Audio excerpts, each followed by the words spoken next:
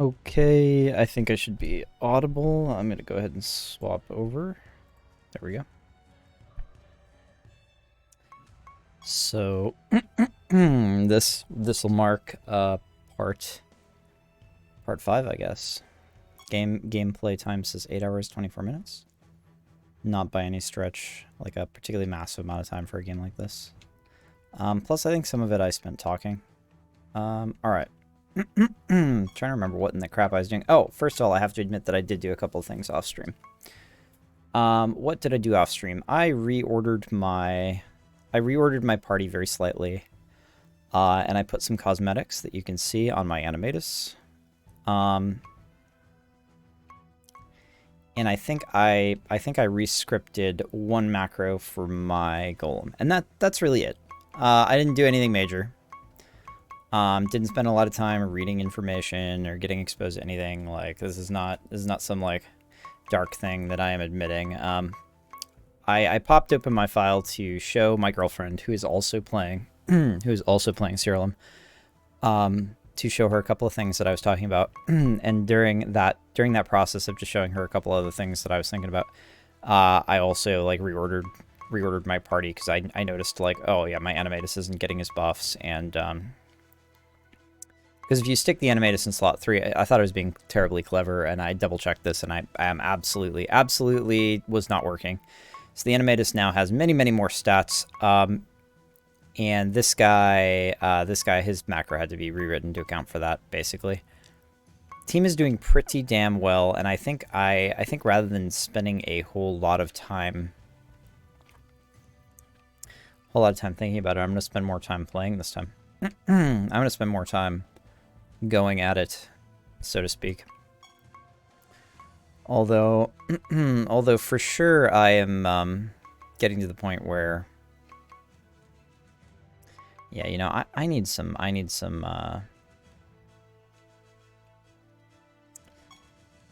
more material. Actually, the resources in this game, it's very possible to dump a crap ton of resources without noticing it. Like, you end up spending out pretty hard if you just start upgrading without paying attention.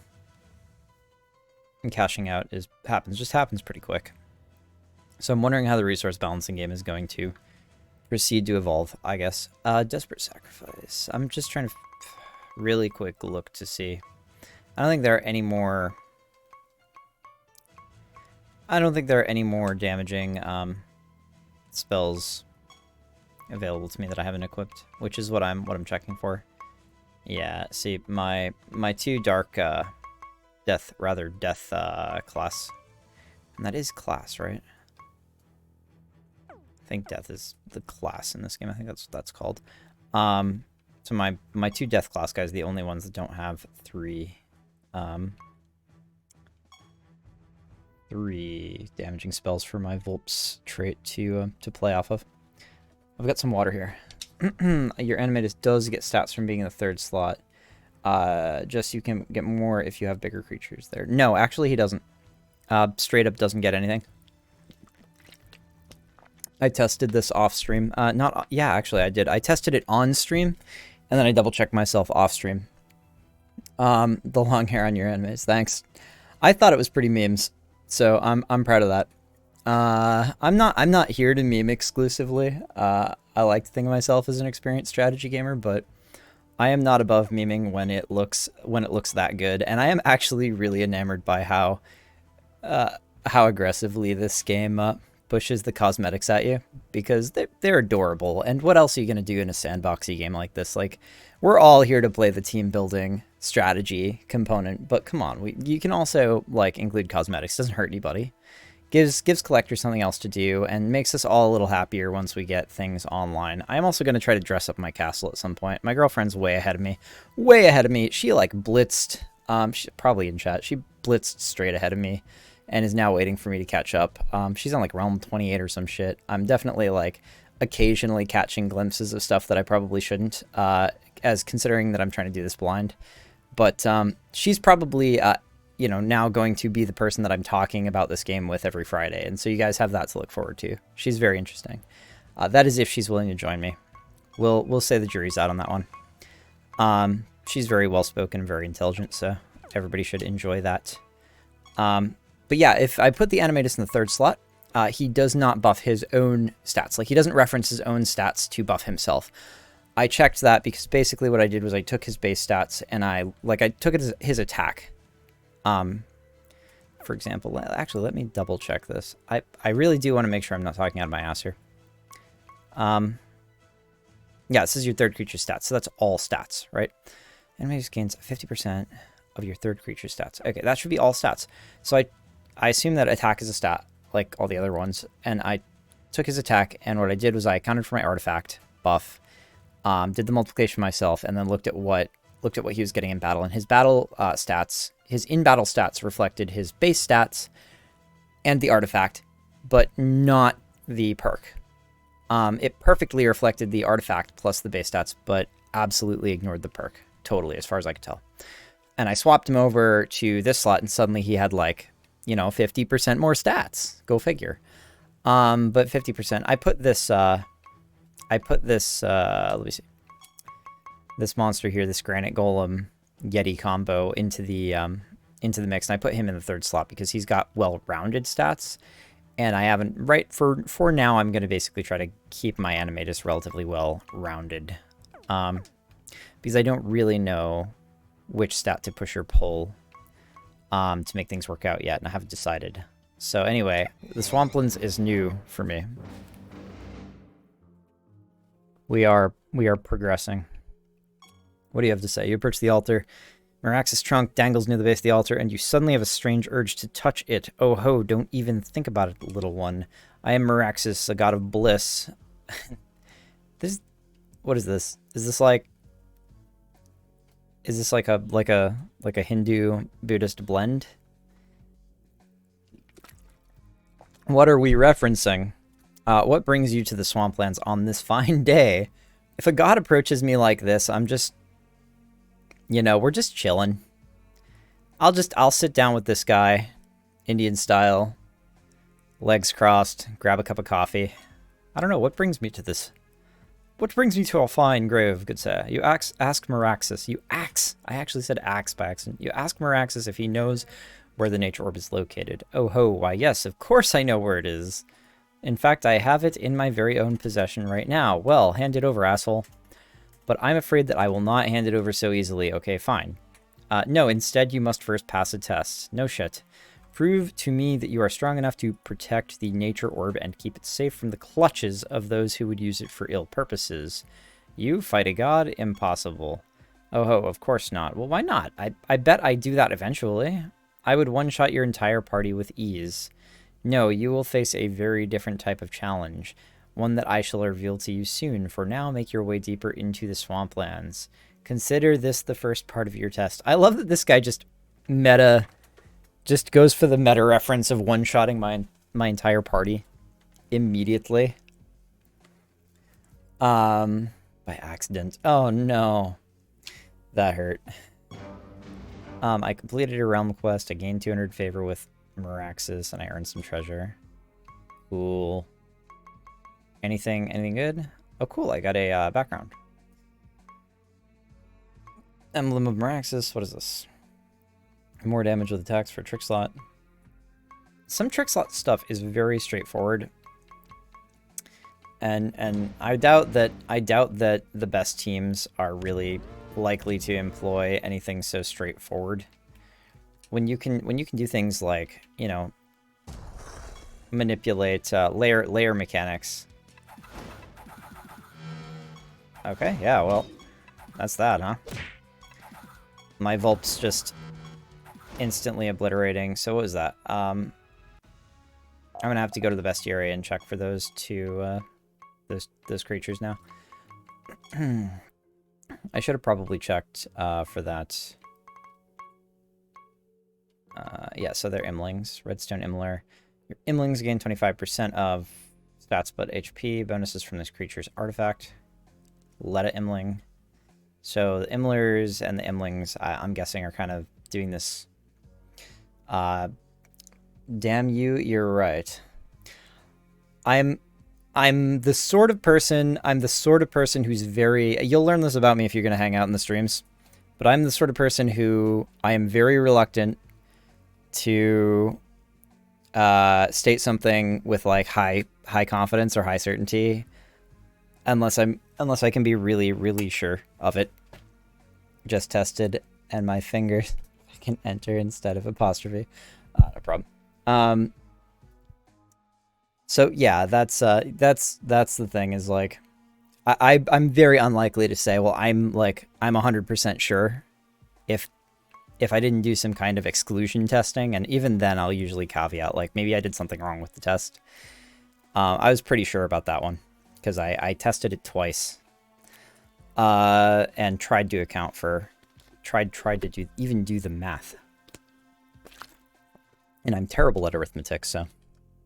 When I'm doing the math for something, you know I've gone all in. Anyway, when your Imlers are damaged, they recover 20% health. This trait does not stack. Must be really interesting. I bet you can get some interesting combinations of Imler, Imlings.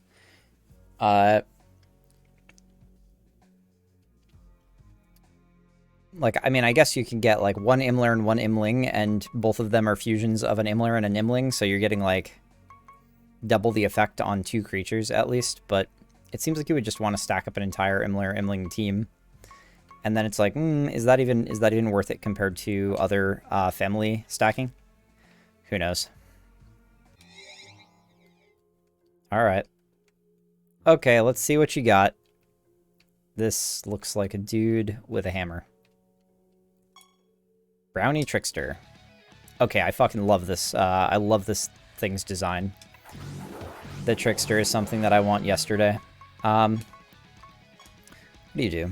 After this creature attacks, the target has a 100% chance, and the enemies adjacent to the target have a 50% chance to be afflicted with Confused. And Confused gives them like a 50% chance to... So you can actually confuse 3 targets at once on a good roll, which is really nice. And each of those targets then has a 50% chance to, like, target a friend or something like that. Eurolos creatures, so you are a Eurolos creature, nature. Cast a spell, your Eurolos creature gain 35 intelligence. This trait does not stack. Okay. Above 90% health. This is a storm. Storm is apparently a family. It has 50% more attack, int, defense, and speed. So how do we keep things at perfect HP, I guess is the question. Reminds me of another interaction, and I guess I kind of understand why it works. Just doesn't feel like it matches up with how broken most of the other things in the game get. Yeah, I was surprised as well that it failed to reference itself. Not that I have any idea of what's in this game and therefore, like, no priors on what to expect, but I anticipate that things are going to get broken, and I actually would have expected that animated thing to work. That's why I thought I was being so terribly clever for so long. Now I feel a little stupid, honestly, for being optimistic about the mechanic. After your Eurolos creatures take damage from an attack or spell, your Eurolos creatures gain 5% defense. So, I mean, I'm guessing there's self-damage you can do to proc that. After your Eurolos creatures manually cast a spell, gain 35% intelligence. You know what's funny? You could potentially, like, combine this Spellslinger trait, escalation, with, like, the Vulp's trait of casting stuff at the start of combat, and create a team that, like, buffs their own intelligence by, like, I don't know, double minimum at the start of the combat. Or likely. This creature's attack deals 75. Actually, there's definitely even spell gems that automatically oh, it says manually. Well. Alright. What are you? You're a pill whiz. You're a druggie. This creature's attacks deal 75% more damage and inflict bleeding. So kind of like the Gimp Mummy, but bleeding rather than poison. And you look like a different kind of storm. Well, this creature's above 90% health. It has repelling and immune. So that's going to be an ongoing theme, is like, I have nearly perfect health, and I have some awesome stuff. Repelling is like what? less damage or chance to not be hit, and immune is like can't be affected by debuffs, I think. I can't see them here. Okay.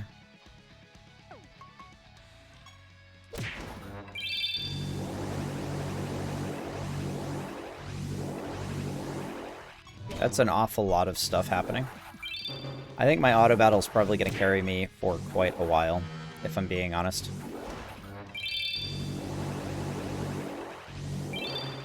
Without any kind of modification to my auto combat setup at the moment, I think this is probably going to carry me for a little bit. I've been kind of staying on top of mechanics and stuff, so. Confusion. Each enemy has 50% chance to be afflicted with confusion. It's an interesting way to balance that. It's like not, like, you know, I could just fizzle. Delivery disaster. Pizza for my castle. Don't need it. Debilitating blast. Enemies take a small amount of damage for each debuff they have. That's the sort of thing that Adam would have been interested in. My collaborative, my collaborator, Adam, who was on for the last stream, he had some life stuff come up. And so he's actually got a dip on this project, which opens up a spot for, I'm actually going to have probably my girlfriend continue to play this in parallel with me, and we'll just do like we were going to do. But Adam's going to take care of, you know, some stuff. So, super respectable. He told me as soon as he could. So, no hard feelings. Let me see. Your creatures gain their lowest stat equal to 100% of the target's poisoned potency.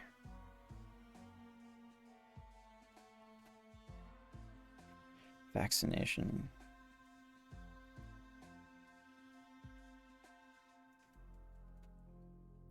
Okay, so all your creatures gain stats equal to how poisoned the enemy is. I don't know what that means because I'm not sure what potency references there. So it's like poisoned potency. Is that just like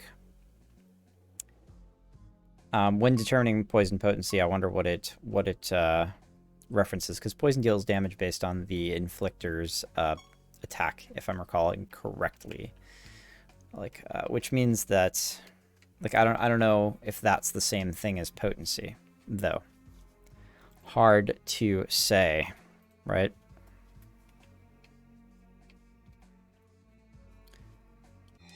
For me, anyway. I don't want to make any assumptions. Inscription, Unbound Combustion, I'm guessing? Yeah, there we go. Unbound Combustion at the Enchanter. It's an enchantment, so it's a spell. You can tack it onto a spell. Target takes a small amount of damage. 100% of the damage is based on caster's maximum health instead of intelligence. Oh, no, it's a gem. Okay, it's not an enchantment, it's a gem. Damage. 100% of the damage is based on the caster's maximum health instead of intelligence. Oh, okay. This is just a nuke that's based on your health. What's funny is that this... What kind of gem is this? It looks like red. I'm wondering if I could put that on my Colossus. I doubt it. I doubt it. I think he's magic class now because of how I fused him up.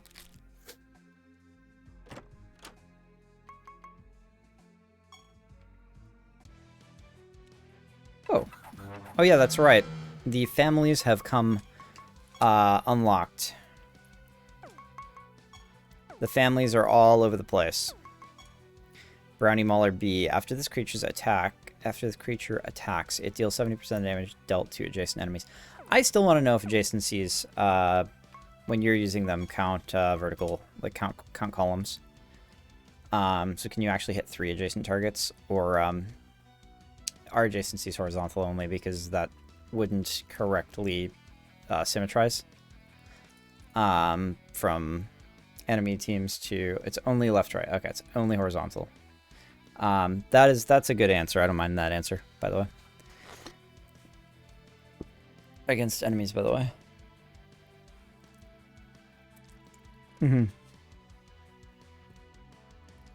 That was my intuition, because it would not properly symmetrize, and it seems to me like basically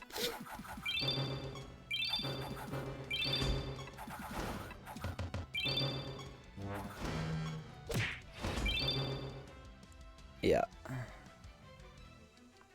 Just like that.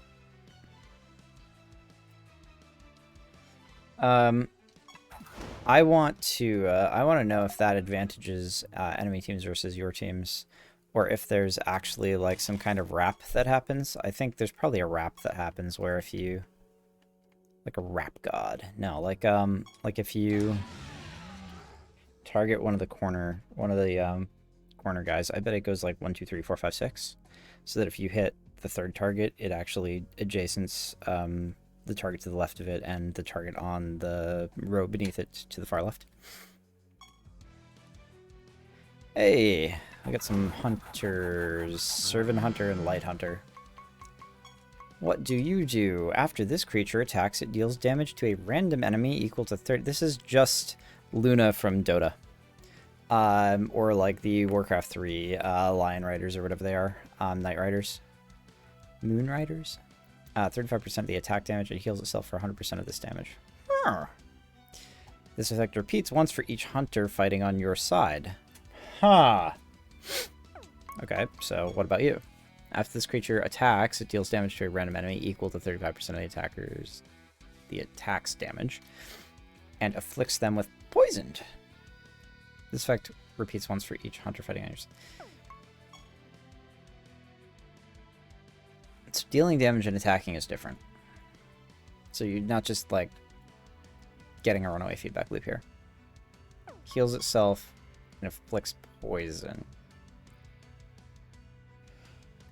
What's funny about this is you're not actually quite even getting 100% of the original attack, are you? Random enemy equal to 35% and afflicts them with poisons. Yeah, so like the initial guy that you are attacking doesn't necessarily get poisoned, and you're only getting 35% of the initial attack damage. And the poison that it's afflicting, it's going to be based on your attack stat, right? Not the not the afflicting hit, I'm guessing, so. No idea what's going on. Just use one, smack them, and watch, I guess, yeah. That's pretty much the test there.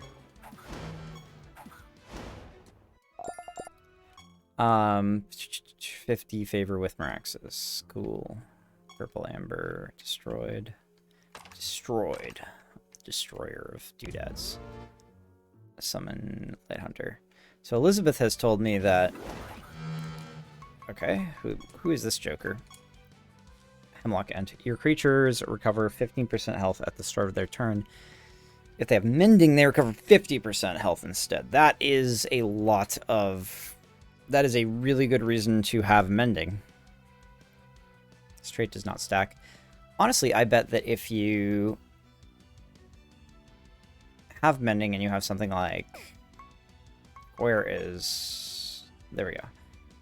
Leeching. This creature always receives 100% more healing from all sources. So I bet that this recovery from Mending counts as healing, and I bet that if you have Mending and you have that guy on your team, that guy receives... This guy probably receives 100% more of the 50%. Excuse me. Which would mean that he just gains 100% health per turn, right? You can really make some powerful recovery. Combined against with spirits and that sort of thing. What in the world? How did he damage me so much? It's just... What is going on? Oh. I haven't touched that guy yet. That makes sense. Okay, macro.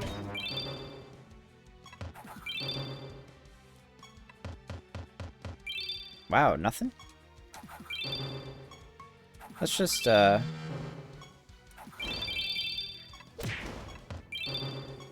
we go.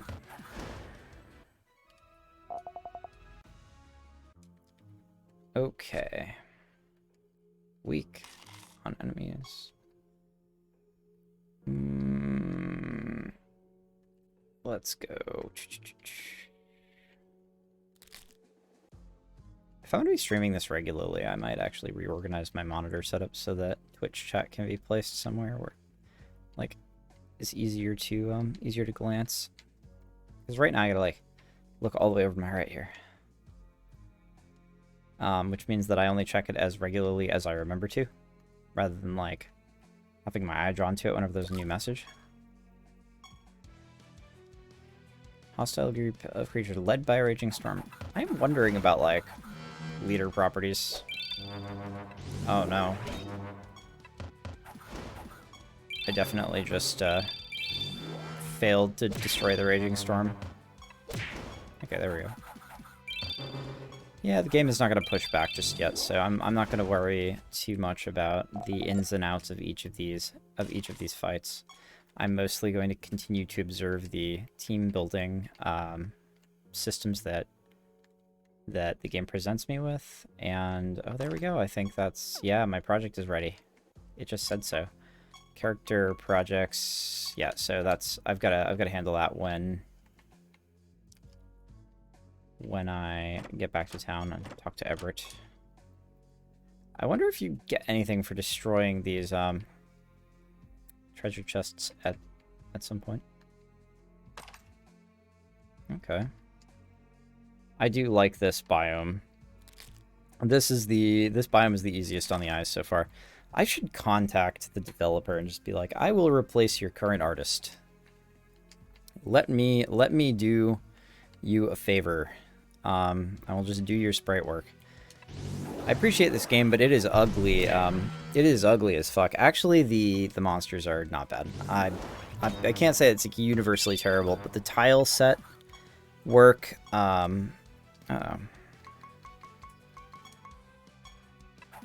The tile set work is garbage. You're running around the realm. It just looks atrocious. And I'm probably never going to stop saying that.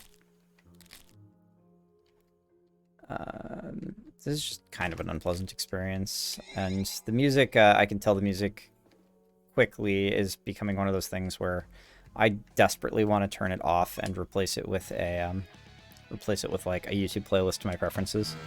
Hey, we have a second version of the Virum, whatever these are called. Pillwiz. I knew it was 2 syllables at least. After an enemy takes damage from bleeding, your creatures recover health. So these guys are all about the bleeding, it seems like. Your creatures, and that's the Pillwizes, are all about bleeding. Your creatures recover health equal to 50% of the damage taken. Sorry, damage dealt.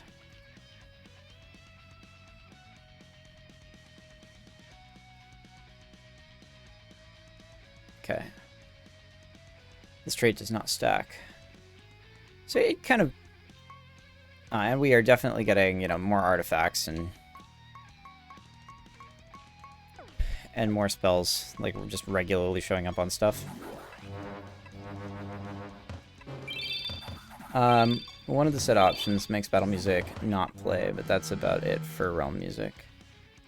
Change plenty of things, including notifications. Can also change some things to speed up combat, but I don't think you really need that stuff yet. Really?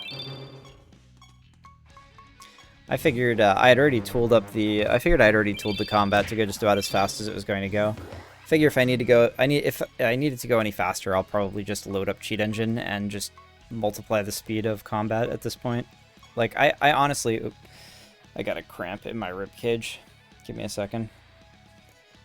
I got these really weird cramps in my rib cage, and they're like debilitatingly painful, so I just gotta lift my arm and hold out for a second. Anyway, animators cannot attack while is inflicted with scorn. I'll just have it provoke. So that nothing else dies, because my animatus is huge, so...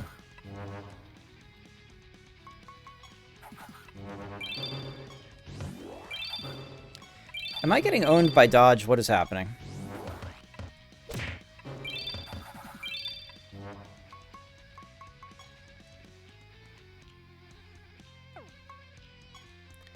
Oh. I'm not one-shotting things, and therefore...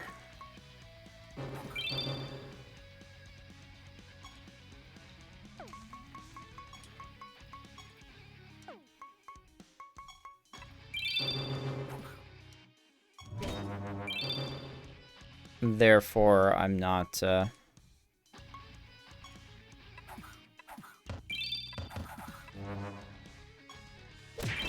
killing things fast enough.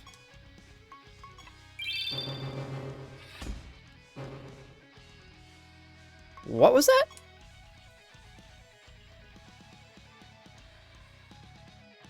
All of the creatures on the battlefield will take 20% more damage than normal because they are getting tired. All of the creatures. That's not just them.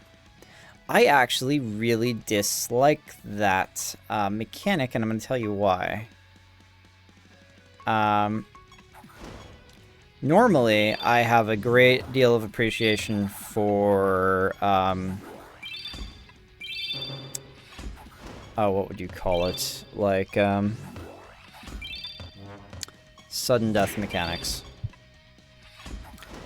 Where things could get tedious, right? Normally, very much appreciate the sort of sudden death mechanic to prevent, like, boring strategies from becoming predominant. Next decoration, Starry Night. Life Rippler creatures deal more damage too and takes less damage from life creatures. Great. Normally I have a great deal of appreciation for that sort of mechanic. The problem here is that, what is it? Shell and dodge circumnavigate that mechanic in a really brutal way. And so I hope that, I guess my hope here is that it's not just that straightforward where that just doesn't ramp. Like, I hope that... Okay, I think there's one more Imling here. There are plenty of cases in the game where without fatigue, the fight literally couldn't end or would take so long that you'll just end yourself. I'll hold out to see that. This trait does not stack. Imlings are damaged, they recover 2% health. Yeah, okay, I have seen that before. I'm gonna hold out on, I believe you. Like, my intuition is to believe you on this, because you seem to be relatively knowledgeable about the game in most of the ways that matter, but, like... what I want to say is that... that particular variant of sudden death buff creates a centralizing pressure around mechanics like...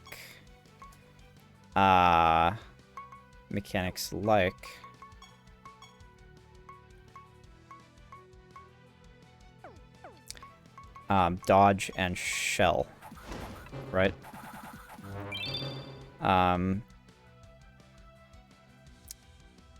Dodge, shell, anything else that allows you to forego taking damage at all. I have several such builds. Unless you make a dumb enough build where fatigue wouldn't matter anyway. Well, that's sort of what I'm saying, is that it seems to me like that is unfortunately favorable to certain mechanics. I do not like it when games centralize or favor a particular mechanic. Oh, they finally got one. Where games have a system that is, let's say, universal, because that's a fundamental, that's a foundational aspect to the battle system. It's not like contextual. It's not just this realm, I'm guessing. For example, it's every battle always. Every team has to deal with it. Hey, that's pretty cool. It's my monk robe. Yeah, so that mechanic seems like it's system level. It's a universal, and it universally favors mechanics that don't actually have to deal with taking damage. Like anything where you literally circumvent damage rather than mitigating it. It crushes it. If that just scales to the moon and that just goes like every so often, you just 20% more or however much it decides to scale. And what that means is that in every battle, there's always a centralizing reason to stack shell and to stack dodge, or whatever the equivalent of the flat dodge stacking buff is. And I don't like that, because I think that the mitigation mechanics and the flat circumventing damage mechanics are competing with each other in a way that allows you to balance them against one another. But if you insert a mechanic like that, it's like, well, okay, the mitigation mechanics are literally just worse. It doesn't matter how much, like 50% less you're taking if eventually the game causes you to take 300 million% more through like exponential stacking or whatever. No matter what form of defense the enemy has, there's a way to deal with it, and no matter the damage, there's a defensive measure. I buy that, right? But that means that in every battle you are forced to deal with this particular kind of damage amplification. I hope that I'm making myself clear. I don't like that it exists everywhere. I don't like that it's a universal. It's not that I don't like the mechanic at all. And I kind of wish what happened, I kind of wish what they did instead was, rather than having it be 20%, because what they're trying to do is they're trying to say, okay, you have to finish the battle. Everything's taking 20% more. Here's some time pressure to get you to finish the battle. And I wish that there were a variable kinds. I'm hoping that there will be variable kinds of hurry up and get it done. So if it just layers on damage, that's universally favorable to some kinds of mechanics and unfavorable to others. And that's the inherent thing that I'm not a fan of with regards to that. So hopefully that's clear enough an explanation as to why I said those things. Anyway, I get to, yes, there we go. So we're going to go ahead and increase maximum projects. That has to be the next one for sure. What do we have? What do we have here? Black's castle expansion. That's nice. We're going to have to do that. Greatly increase the size of your castle. I like it. I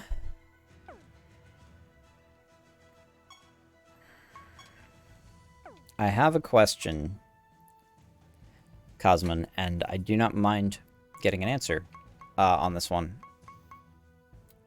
Does my menagerie have some kind of arbitrary limit? Like, other than, you know, the memory limit of a list. So, like, is there some kind of practical limit to the number of creatures my menagerie can hold? Is it like, you know, if I have 99 creatures, am I suddenly not going to be able to have any more in there? Oh ho, not bad at all. Continue deeper yet into the swamplands. Your true test waits just a bit further. If you say so, dude. Okay.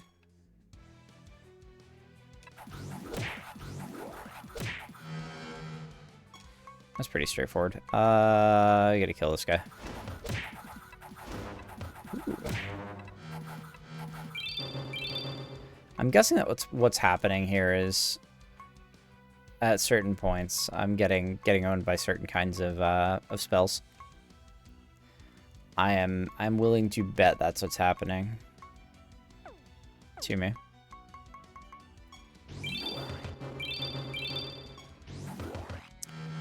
And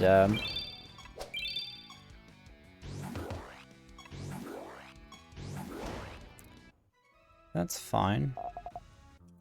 Eventually, if the game starts pushing back really hard, I'm gonna have to start inspecting monster spells before I allow the auto battle to go off. But under ideal circumstances, I will be able to construct a team that can deal with most threats without manual intervention. Caliban subdued. That might be cool. I assume that's just a layered tile background. No hard limit I'm aware of, just gradually slows save time, and there are autosaves in a few places. Defense builds work just fine. Sorry, I'm going back up. Defense builds work just fine, they just don't grind as fast, like in every game I've ever played, unless you're using certain defense-based builds or certain spells. There's actually a lot of options, I guess. I'm not saying they won't work. I'm saying that that system favors certain kinds of defenses over others, and it's present in every battle. And I don't think, I feel like that's a priori, like prima facie statement. I think it's internally consistent. Ipso facto, maybe. I think is the word for that. Like having 90 plus, yeah, slow it by a few seconds. Yeah, that's not bad. I don't mind. I think Elizabeth was pointing out that I should probably be summoning. I should probably be summoning all my creatures as I get them, so that I have one copy in the menagerie. And then I can get another copy, because your mana hits full and then it just it doesn't go over full, seemingly, like your mana for a particular creature. So I don't summon unless I need something, unless it's one of the rare ones. See, I don't think I mind, like, because then you just fish around in your menagerie if you need something, right?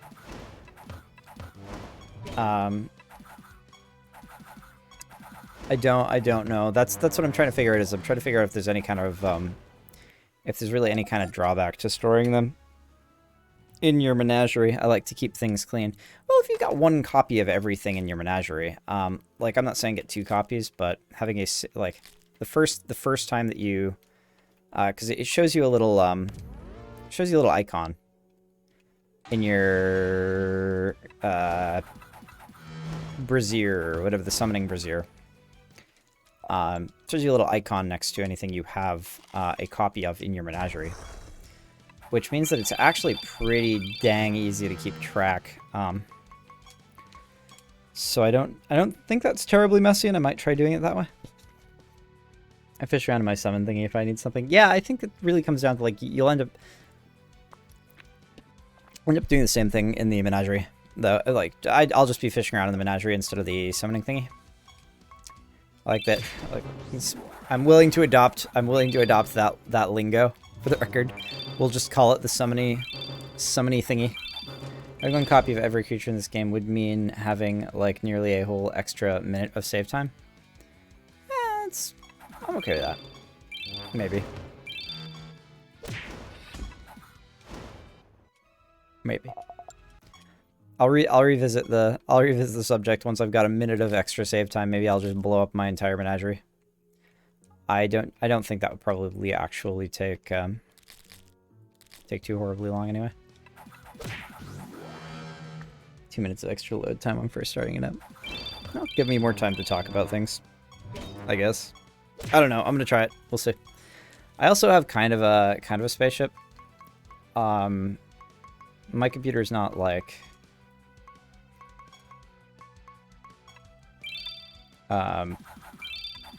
I guess it's not space opera tier for, like, the here and now, but it's a pretty damn solid machine, so maybe that'll help. I tend to just release ones I'm bored of that aren't my main grind build, and even move on to another build. Yeah, I'm expecting. You were the player that answered that you were on, like, Realm 3000, right? I'm expecting to get there in short order. So I expect that I will be, like, in the same boat pretty quickly. Creature, and that's, I mean, I've got this on camera now, me stating this. So if I have to eat my words and I'm being terribly overconfident now, then I will absolutely have to eat that on stream, which is fine. But this is a sort of game that, yeah, I'm very comfortable in this sort of game, so we shall see. I think that I will probably end up chewing through the content pretty quickly. I'm enjoying myself. Definitely enjoying myself. This game basically forces you to operate on the sort of level that I like to operate on, which is, ooh, how fascinating. All right, what is going on here? I want to know. Okay. Oh, this is great.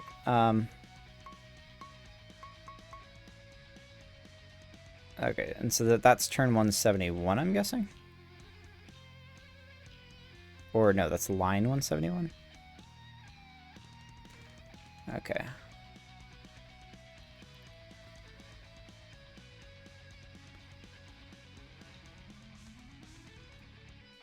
Motivation. Oh, okay, and that's them losing losing attack. That's my animatus.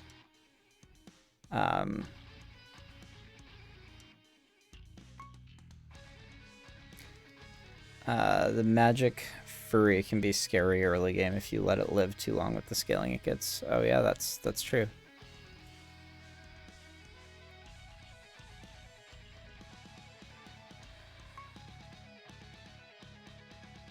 Ah, well, why don't we just hit him then? Uh-oh.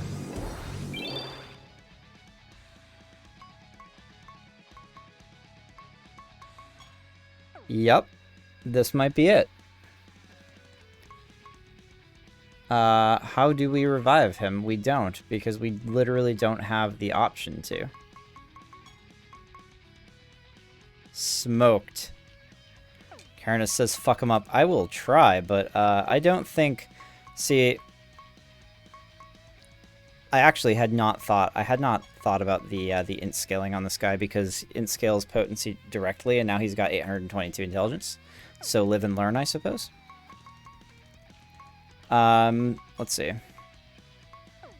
This guy's gonna get a turn, basically, no matter what. My Koloss Firebrand's going next, so my Koloss Firebrand can try to attack the other guy. I don't think I have any tool to deal with this, is the real deal here.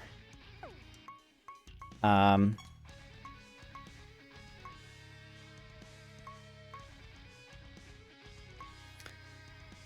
think I have to heal... No, there's no debuff on him. Ooh, yeah, that's bad. I think I lose. I am very certain. Pretty darn close to certain. This guy's gonna cast. Oh, he did not do the thing. How much health does this guy have? 933. Why do you have 933 health? How did that happen?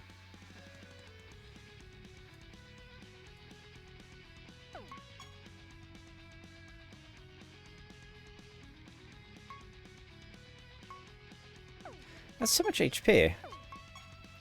These guys have so much HP. And this guy only has 344. He's got like a whole bunch of health stuff. Is this like asymmetrical? Is this real? Are they just getting extra health? Let me see.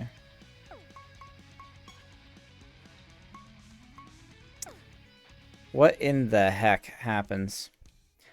I haven't kept any rose spells to date because I have not needed them. I think this is me. This is probably me dying here. Each time the caster has defended and provoked in the current battle. Well, that would be 0. Caster has defended and provoked. Small amounts of damage. Yeah, there's no way. I mean, this guy has to attack, but it's not going to. It's not going to do a whole lot. Is the truth of it. This guy heals pretty much every turn for a good amount, but attacking him is going to equal to its current health minus the target's current health. See, like, I don't know how these guys got so much health. Is the like, even this Siralim Spellslinger that doesn't have a health, does not have a health, increasing personality. Is there a spell that they have? Cruelty of the Wild, Morph Nature, Summon Spiderlings. Empower, maybe? Not knowing what the spells do, like, off the top of my head. Chrysalis Muster. See, I don't know. Unfortunately, I don't think I have any choice here. I think I just have to attack that guy. Yeah, look at that. No way. Yep. Yeah, that is definitely me dead. Yep. There we go. Game is pushed back. So your party was wiped out. When this happens, your fortunes are set to 0. Don't worry, though, it happens to everyone, but it might be useful for you to analyze what happened in that fight. Done! To view a full copy of your last battle history, press B to open the menu. Last battle history, yep. Got it. Battle history. Okay. It's cool that it actually just saves that there. That is a really nice touch. All right. Well, I am definitely going to build in reses to my team very shortly. However, I actually don't think that I need to... I don't think I need to change anything at the moment to continue doing what I'm doing. I think primarily the mistake there was just take out the Urlos early, whenever possible. And actually, I can probably check for and let me check again, like 244. So there must have been a spell. There was a spell happening last fight. I recommend just a generous enchanted res on whoever. We'll see. There was definitely a spell happening last fight that ramped slowly, and I did not bother taking the creatures out in the right order. Which is... So, see here, we'll just take out this Uralos instantly. Now we will... So what's this guy doing? Doesn't this guy want to cast?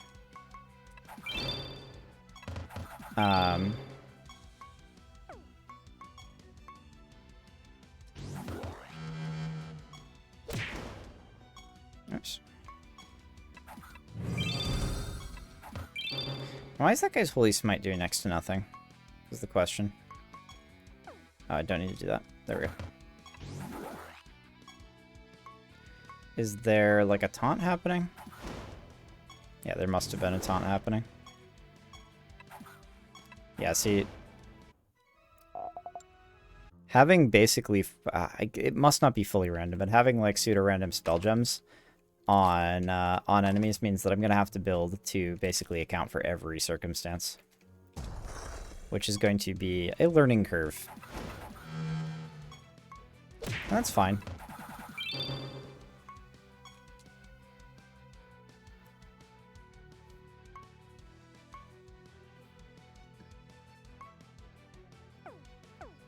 Okay. Oh, and, hello, Kiernis, by the way.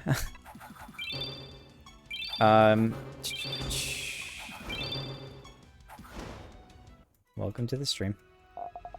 This is pretty interesting. It's definitely interesting having to deal with... Oh yeah, blind confused me the first time I came up against it. Yeah. So stuff like this. Obviously kind of important to take these guys out.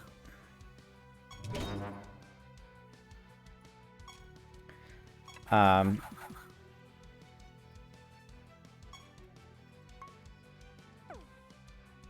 don't know why this guy's attacking. Like, as his... Seemingly as his default. Macro did not match any criteria. Aren't you supposed to cast? Okay. Yeah, I want to know what's up with NT McGee here. Ancient Spirit Ent. After your creatures are healed... Yeah, no. What am I looking at? I'm looking at intelligence. So why in the heck is that Ent doing so little damage? That's what I want to know.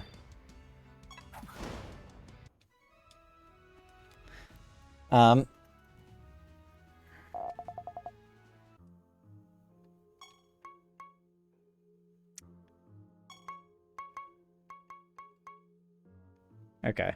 Yeah, your staff is not nearly what the other guys is, basically. Afflict enemies with feared 1 damage. Okay. Well, we suffered our first death, yo. We'll figure it out. Gotta keep a weather eye out for runaway Uh-oh. That was a dodge. Oh, it's this guy. This guy's casting for some reason. Now let's look at this guy. 232 intelligence. This is the leeching healing Ada, so the snake plus the volts. And level 17 with 232 attack. Doesn't seem bad, honestly. Like, the attack here doesn't seem terrible. Has plenty of int on the artifact. And Annex. And I'm trying to remember what Annex does. I thought it was good at the time, though. But this thing does not seem to be doing, like, basically hardly any damage. Small amount of damage, the cast recovers a small amount of health. Target takes a small amount of damage. Well, like, let's just see, what does a small amount of damage look like? That was actually pretty good. And I thought Cloud Beam was... I mean, Cloud Beam, it's low potency is the problem. It's, like, got a low potency scaler, but... So it needs some kind of flat damage on it. I suppose I should probably just not have it casting Cloud Beam as its slot 1 for now. Yeah, okay. I think that was the major issue. I feel like I've figured it out to some extent. Alright, perfect. Yeah, so let's go ahead.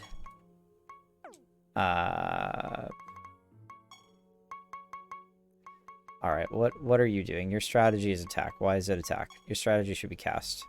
That's much better, just to begin with. And then, yeah, you have spells, that's good. And...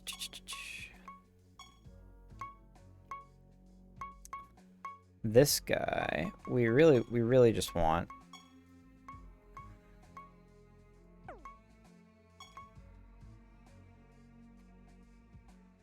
Okay. That's interesting. So I wonder if you can get two uses out of like a So I wonder if I okay. I definitely want to target this guy first. So that was a decent amount of damage, but not really enough to like. Okay, that's nice.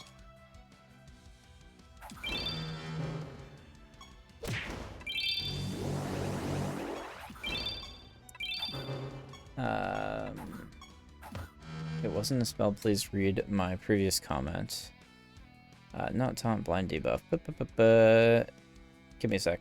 I will always troll back up through chat eventually. But my chat, like I said, my chat's way over on the other screen, and it makes it kind of difficult. I'm looking to probably set up something where I have chat underneath of my main monitor somehow. Just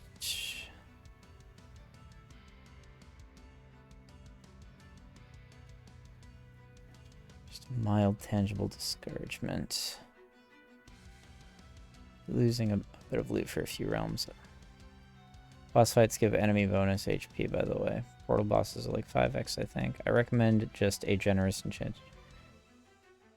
Wait. Not taunt blind debuff?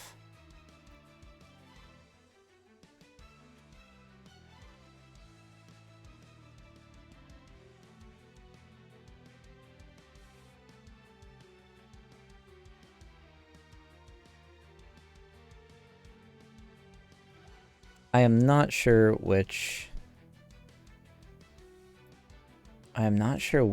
previous comment you're referring to, unfortunately. The thing you hadn't read was the boss battles thing. Oh, so you're saying that the reason that they had so much health was because they were in a boss. Were they one of the ones in like the miniature dungeon room? Are those count as bosses? The extent that they get a bunch of extra HP, is what you're saying? Like these guys will have more... Yeah, those are sort of mini bosses. Okay. So these guys will have more health.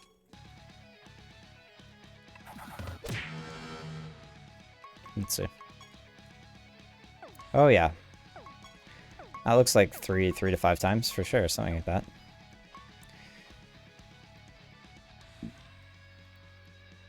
Regarding blind, your guys were attacking someone other than your target because they had the blind debuff, not because of the taunt at that time. Okay. Fair enough. I think the multiplier gets bigger with depth very slowly. Okay. That works.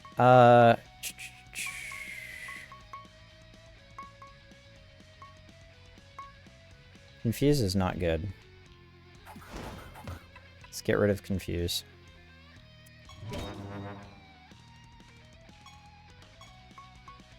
And now I guess we try to get rid of...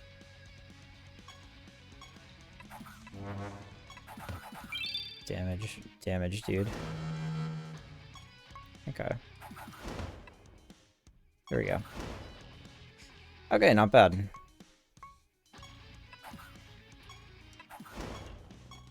There we go. We have no... This guy's not doing his thing because he's out of shock. Yeah, I need to get something with a higher number of charges than shock for him. If I'm going to be trying to auto battle here. Defavor of Miraxis, the God of Bliss. Cool.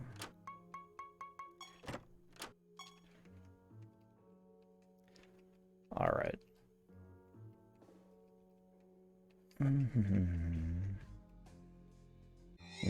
Nothing yet. On these doodads, I guess I need more favor. I should honestly probably double back and get all of the new monsters for all the different family types at this point. Creature's a chance to gain worded when it deals damage. Bad. Huh.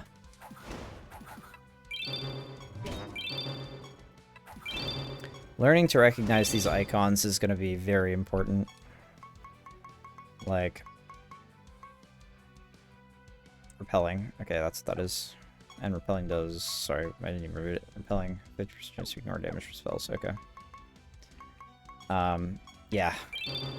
Learning to recognize these combat icons is going to make the... It's like a really high return value for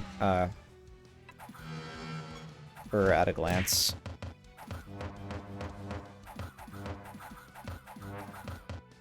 These guys can really do some work, I guess. Oops. Did not want to do that. That's okay. I don't think these guys are gonna take me down. Mostly because they're losing a massive amount of attack every turn. Okay. Pass on extra target. That's gotta be like always useful, I'm guessing.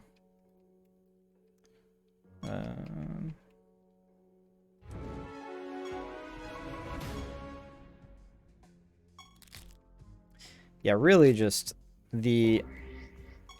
Channel the demonic part of the statue that summons a family of powerful adversaries to attack you and your creatures. Fascinating. Pandemonium King. Excuse me? Okay, you're only level 17, though. I like hunters. I wouldn't call them meta exactly, but I like their style. Yeah, they seem like stuff that would be powerful to string together. Well, this is interesting. At the end of this creature's turn, it casts 3 random chaos spells. Random chaos spells probably means that it doesn't actually, like... it doesn't actually reference your own spell list. Like your own spell book, which is crazy. It attacks each enemy for 200% normal damage. Excuse me? It's lazy, so it's got an incredibly low attack stat, but that's really funny. Looks like it has a low attack stat, though, like, generally speaking. It's just got a really low attack stat. But man, combine that with something with, like, a really good kind of attack applicator. I bet you can like apply poison and stuff that way. And I wonder if, for example, I mean, I also wonder if I'm going to be getting full mana for that kill. That would be cool. Okay. I'm going to take those out just because I'm not entirely sure what they do, but I am also, you know, reasonably wary of this fucking Uralos now. Granted, you know, outside of a situation where it's got like 4 times the health it normally has, it seems a little easier to handle. Pandemonium, King, and Queen have been slain. What does that mean? Here's Pandemonium, King, rank F. Okay. Summon ready. Yeah, so I'm not summon ready. Oh well.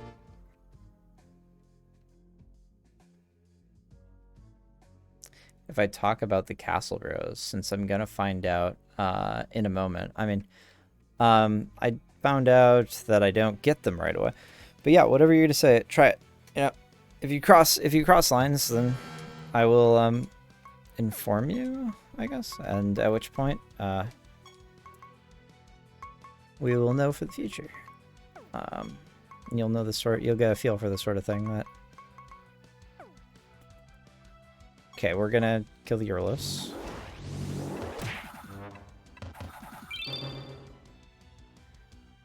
We are going to try to kill the other Uralos. Macro for some freeze. Love it when I get that much freeze every time. That's really nice.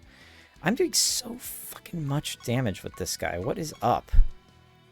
332 int. Does it really make that big of a difference? What's the I'll have to look at the potency. I'm quickly getting a feel for like the way that potency works together with the int stat, or whatever stat that you are using, your potency coefficient.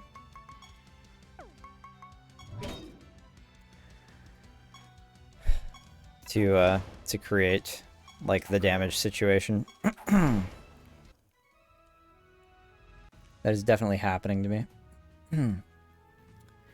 Perhaps I should just say to look at them in your bestiary first. Alright, yeah, let me do that. 0%. No materials exist.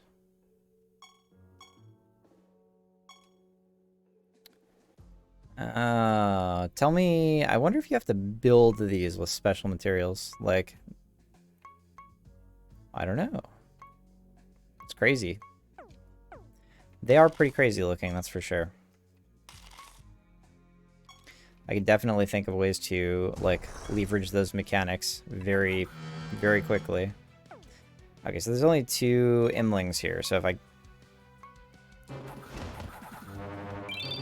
I'm getting the feeling that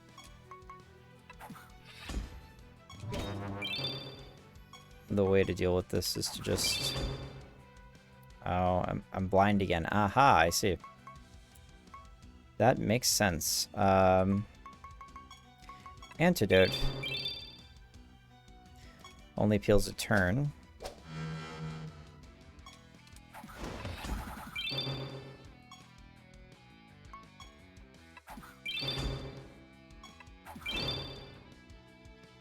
Rapid Dementia strat is working pretty good.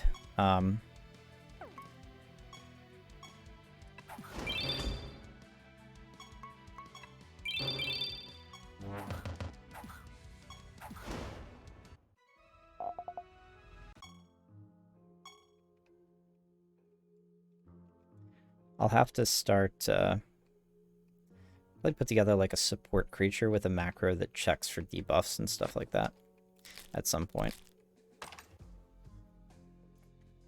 I'm slowly I've got several ideas percolating in my head for ways to leverage this whole Animatus thing. I chose the Animatus specialization and I am not backing down from that challenge. We will make an Animatus to remember, shall we say.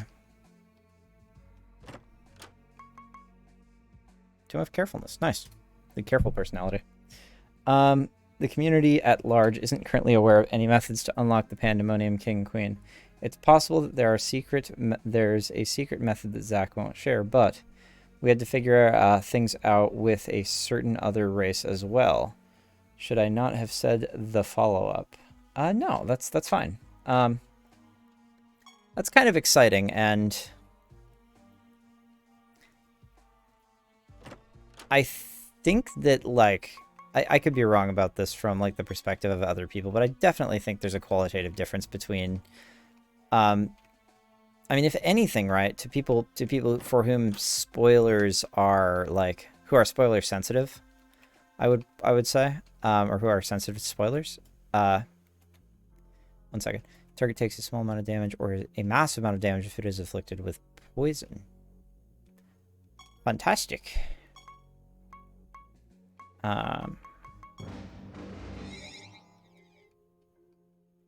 There's Eurolos, bro. We're gonna see if he trashes us again.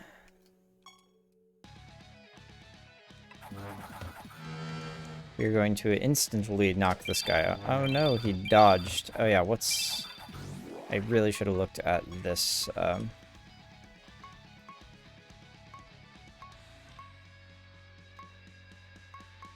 What is the status? Resistant. Resistant to stone? Is that? Just resistant to stone? He just dodged because he's awesome. Well, fuck. Let's see.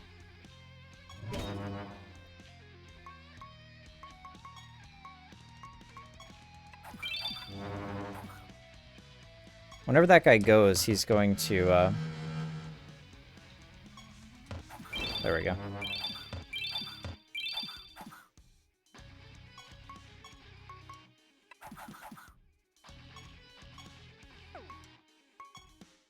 We have some debuffs.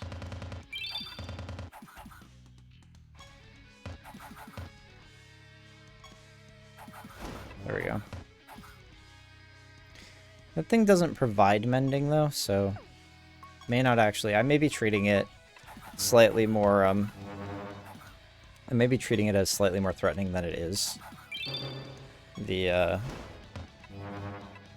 Hemlock Ant.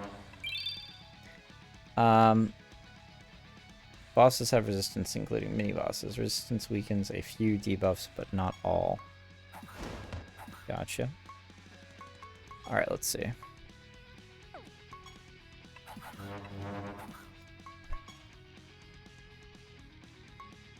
I think most spells have some kind of conditional, and so I can probably start to leverage, I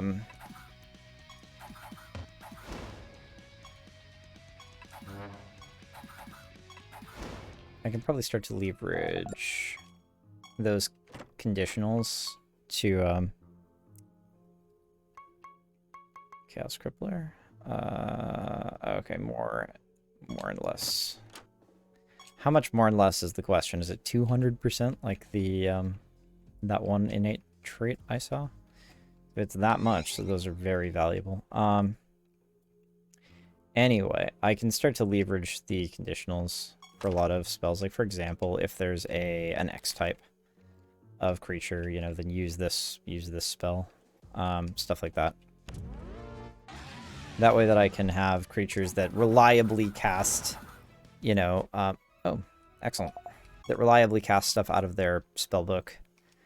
More stuff than just the top spell gem. I think I'm all set with this. Pretty sure. Got the candle.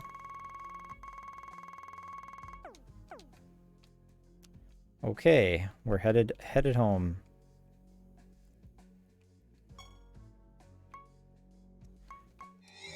The codex tells you how much small, moderate, and large are. Yes, no, I know, I've already read that. The potency list. I don't have to wonder about it. It's a multiplier based on int, and, you know, you can change the multiplier. I haven't memorized the amounts yet, though. I thought it's different for, like, healing than it is for For damage, I thought. I can check it real quick. Let me see. Codex, game information, spell gems. Potency. Yeah, healing stats. Healing stats and damage all have something different, so. Yeah. And they're all intelligence by default. Wait.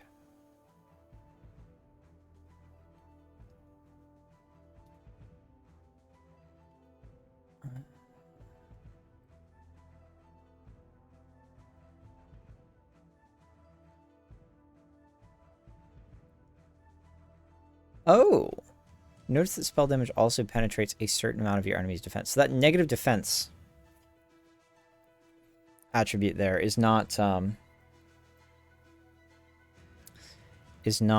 like the formula. It's not like minus defense. It's like it penetrates 40% of defenses. That's crazy.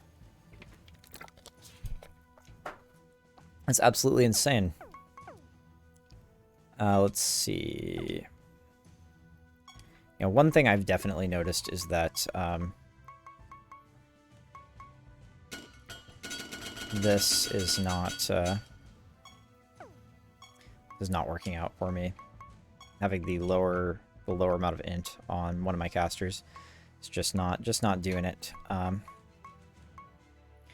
Int defense, it's just not as much as I actually haven't checked this. I want to check this real quick. Yeah, so the mono stats are obviously bigger. That is a really straightforward way of balancing it, but makes a lot of sense.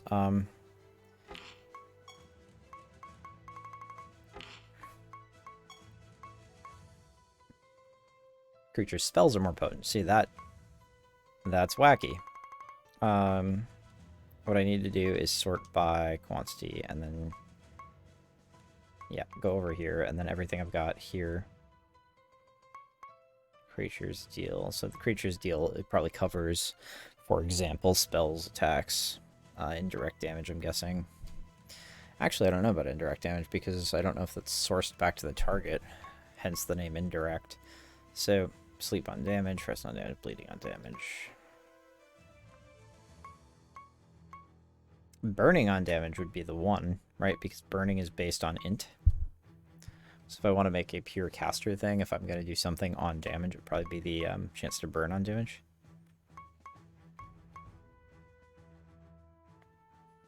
To gain Berserk.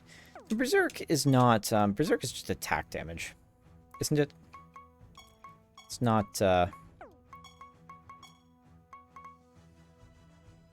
it's all fucking damage. There we go. I mean... Jeesh. Rebirth on damage is actually creatures a chance to gain. So I could get my guy one.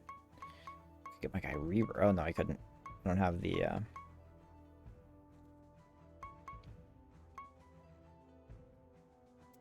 additional spell gem slots. That might actually become useful at some point soon. Frozen on damage. Frozen on damage is good.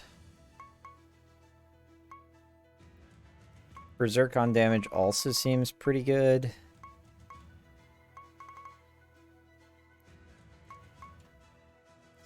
Stone on damage is potentially pretty good. A stone I don't think I've looked at yet.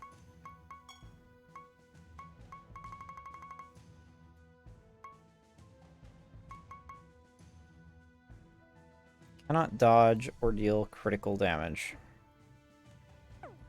Okay, I mean, that's actually kind of less good than I was expecting. It sort of feels like freeze is... It would be freeze or, freeze or berserk. It's like what I'm tempted to do. To be honest. I think cursed hits them when they hit. So if they do a damaging action, they take damage, basically.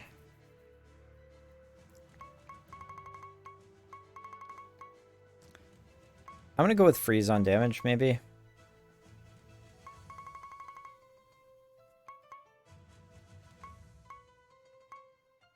Sleep actually might be even better. Yeah, we're gonna go sleep. Sleep on damage. Because I want to save freeze on damage, just in case I find a better situation to use that in.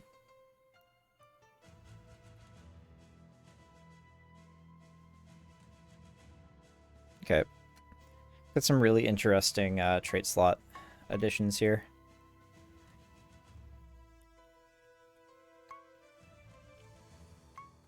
Oh, this is the one I was talking about earlier, Elizabeth, if you're in chat. So this is, after this creature is attacked, it sets the enemy's stat equal to its lowest stat. Pretty crazy.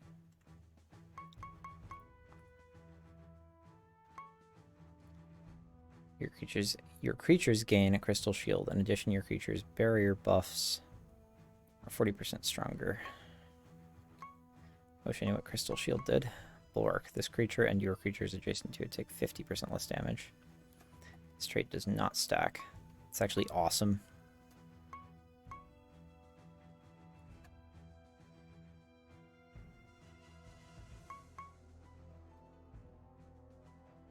I'm wondering how careful to be with this. Because, like, these seem actually awesome. Like, these seem like they're kind of hard to come by. And this creature attacks and casts 3 additional times. This creature takes damage at ascent to the bottom of the timeline, so potentially could never get to move. They won't be later on, but for now they are.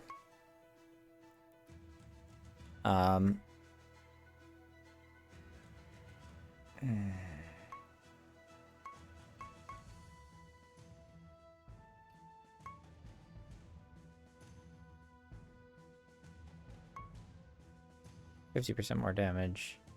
Already come by, I mean. Yeah, that's what I figured. Deals 50% more damage for each buff each enemy has. That is... There's a lot of shit here, man.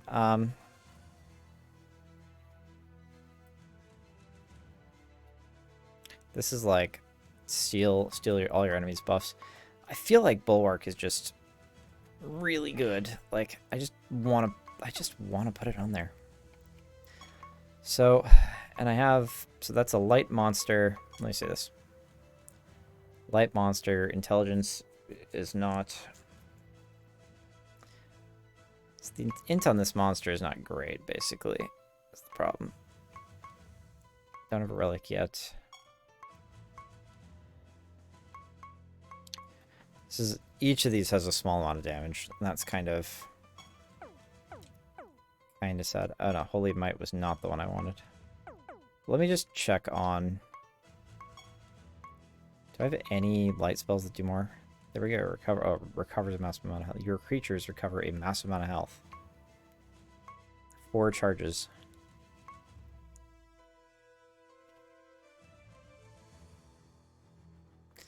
Now you would figure that this would do exactly as much. I'm having a problem with this. Because Cloud Beam does not seem to do as much damage as like Holy Smite or Chastise. But it should. Like, according to what I know about this game's damage calculation, just doesn't seem to be doing that much. So maybe I'm just missing something. Target recovers a small amount of health, massive amount of as mending, more life, gain a large amount of maximum health. Okay, I am pretty sure that I saw Morph Life in the spell gems, listed in the spell gems of the creatures in that boss combat. For the record, I think that they may have been using this. So they had a lot of health. I'm pretty sure I saw Morph Life in there. I didn't know at the time, though. I thought I saw Morph something anyway. Maybe it wasn't Life. And I'm getting rused. They had Morph Nature? Okay. I am absolutely absolutely sure that I'm able to get rused by that. Memory modification's a real thing. Your creatures gain a large amount of maximum health. Their class becomes Life until the end of battle. Okay. Caster's debuffs are removed. and it gains Shelled. The spell cannot be cast manually, but has a 100% chance to cast when this creature takes damage that exceeds 25% of its maximum health. I mean, that just seems very good. Creatures all gain Savage and Agile. Savage is crit and something else. Agile's chance to dodge. Serendipity seems good.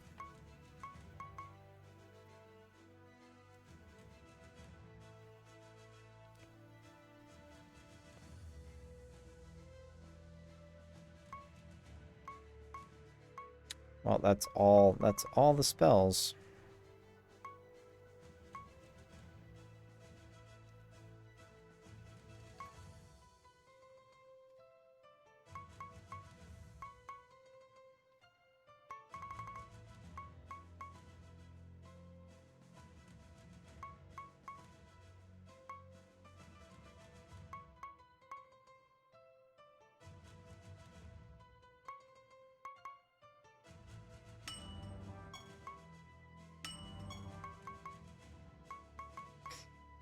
Alright, let's see if we can do something interesting. Instead of these spells, you are going to have other spells. You are going to have...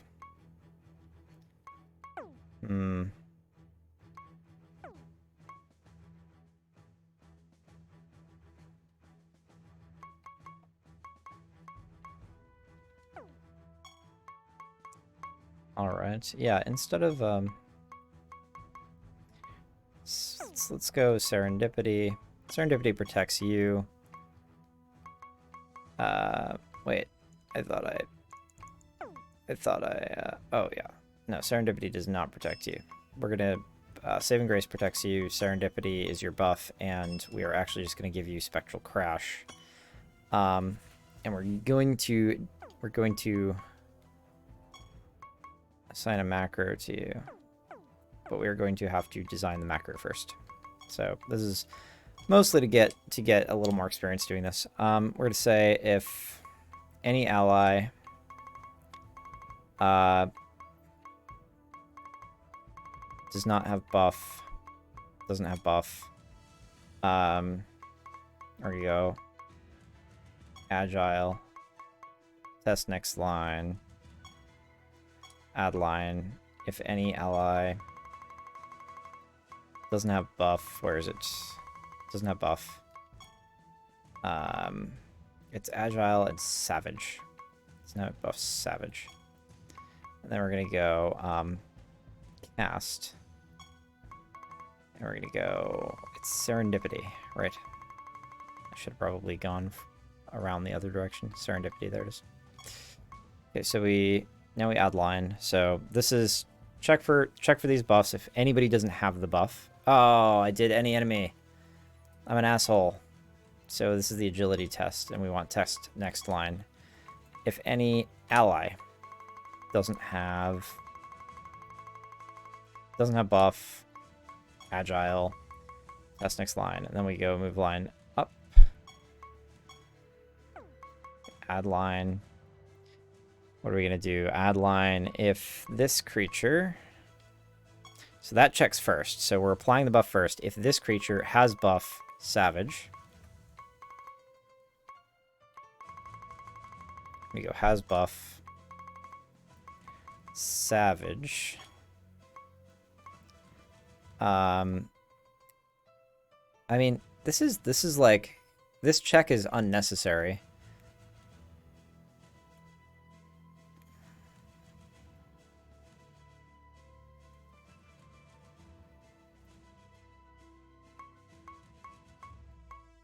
We're going to add a test next line here. I think that's actually superfluous because the first check checks for that.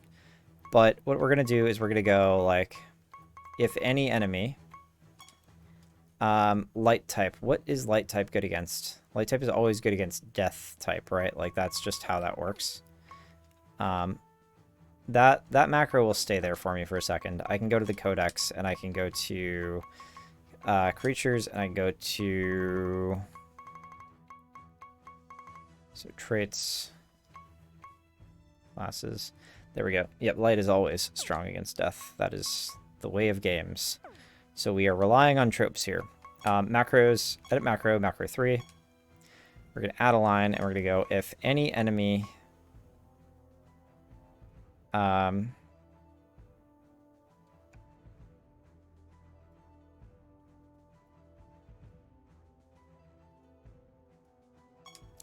So we can do an if else by just returning negative here. Like, by just returning null here, I think. So what we do is we go, if any enemy has...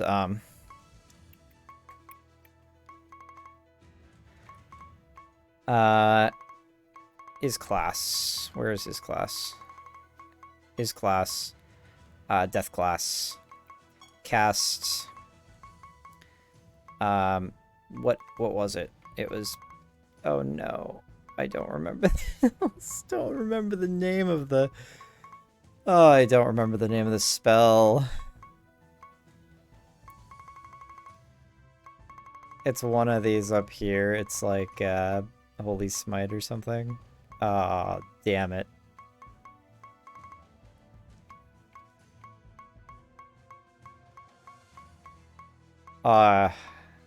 Implosion. Maybe it's implosion or something. I just have to check the spell. I'm sad. You guys are going to see me be very stupid very often. That is just how this stream is going to work.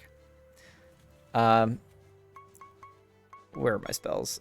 Spectral Crash. There we go. So we're going to go back to the Spectral Crash. Back to the macro, and we're going to go add line. If any enemy is class death, then cast Spectral Crash. Where is it? There we go. Cast Spectral Crash on that creature. Perfect. If any enemy is death class, cast Spectral Crash on that creature. And then we add a line and we go, if any enemy has the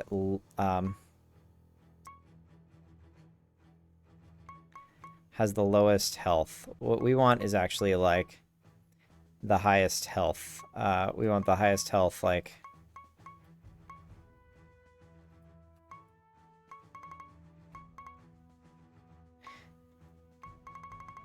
I want to know if that's highest health has among enemies. I'll feel so betrayed if it's not.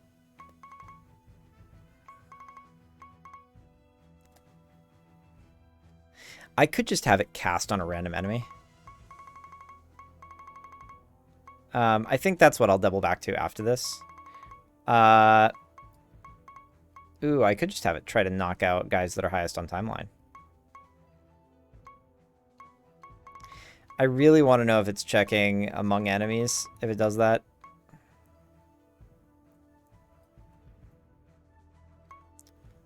We'll just actually have it check for the lowest health and try to knock enemies out, I think. Maybe. Or we can have it try to pick off. We'll just do lowest health. We'll do cast Spectral Crash on that enemy, on that creature. There we go. And then we will add a line and we'll just go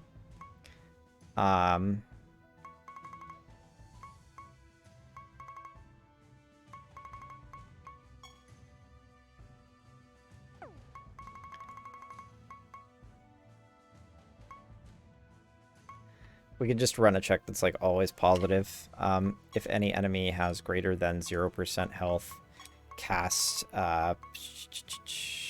Spectral Crash on a random enemy. That's just the way that you set that up, I think. So first it checks for Agile on any ally, then it checks for Savage. And if those both come back true, it casts Serendipity, which puts those on. And then if this creature has Savage, which is really feels like an unnecessary line, we just go, if any enemy is death class, cast Spectral Crash on that creature. Because if any enemy has lowest health, cast Spectral Crash on that creature. So we check for a death class first. you know, try to get that elemental advantage. Check for the lowest health and try to kill shot, and then we check for and then if all of those come back negative, we just check for, you know, if the combat's not over, basically. We cast Spectral Crash on a random enemy, and that should cover. The behavior should be intelligent to the extent that I need it to be at the moment.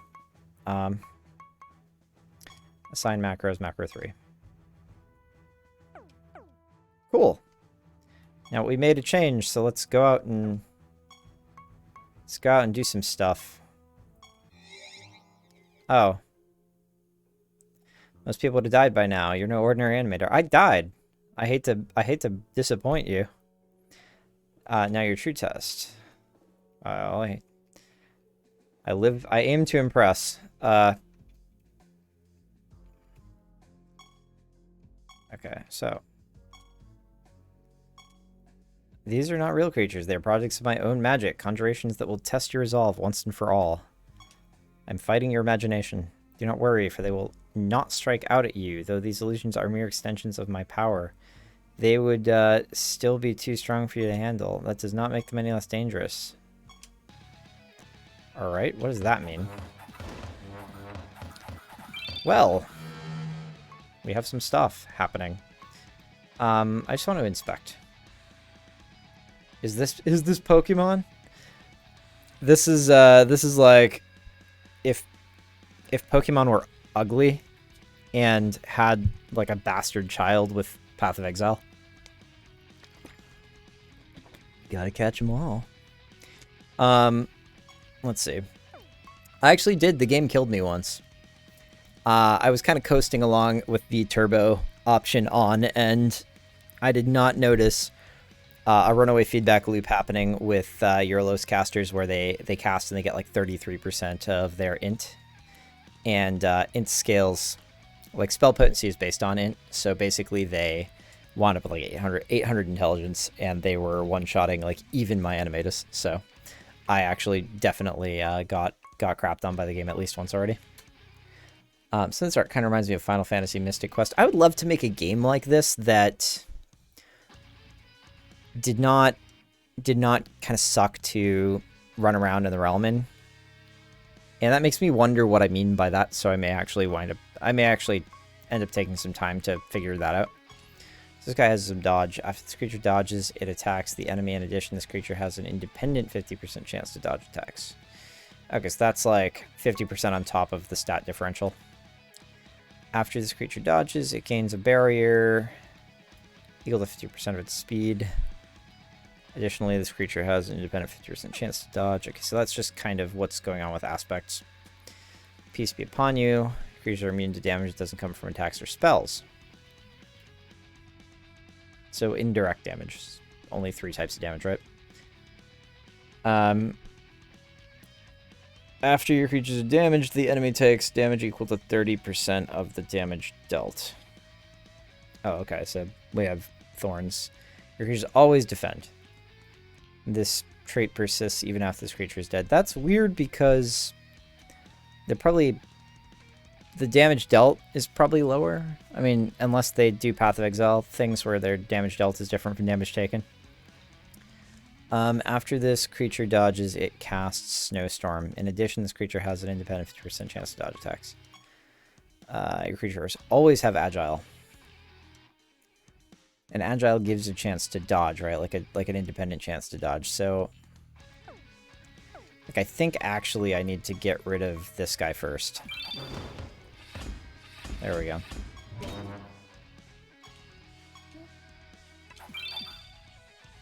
Okay, I didn't quite do it. Well,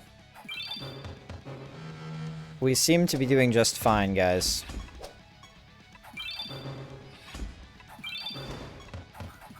Wait a second.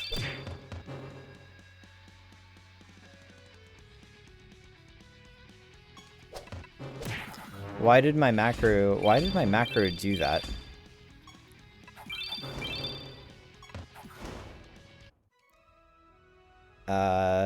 I didn't have Savage.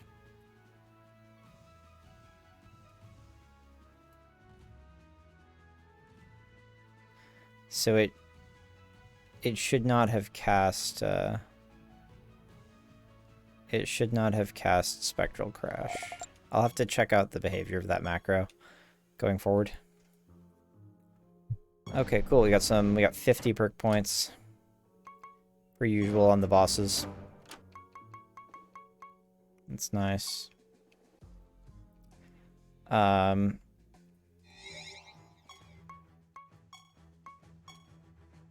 have 140 perk points now, which means we get another one of these giant 100 perk point perks, which is very nice. Not using spells with my Animatus yet, although I wonder if he can just cast Rabid Dementia on himself instead of attacking straight up.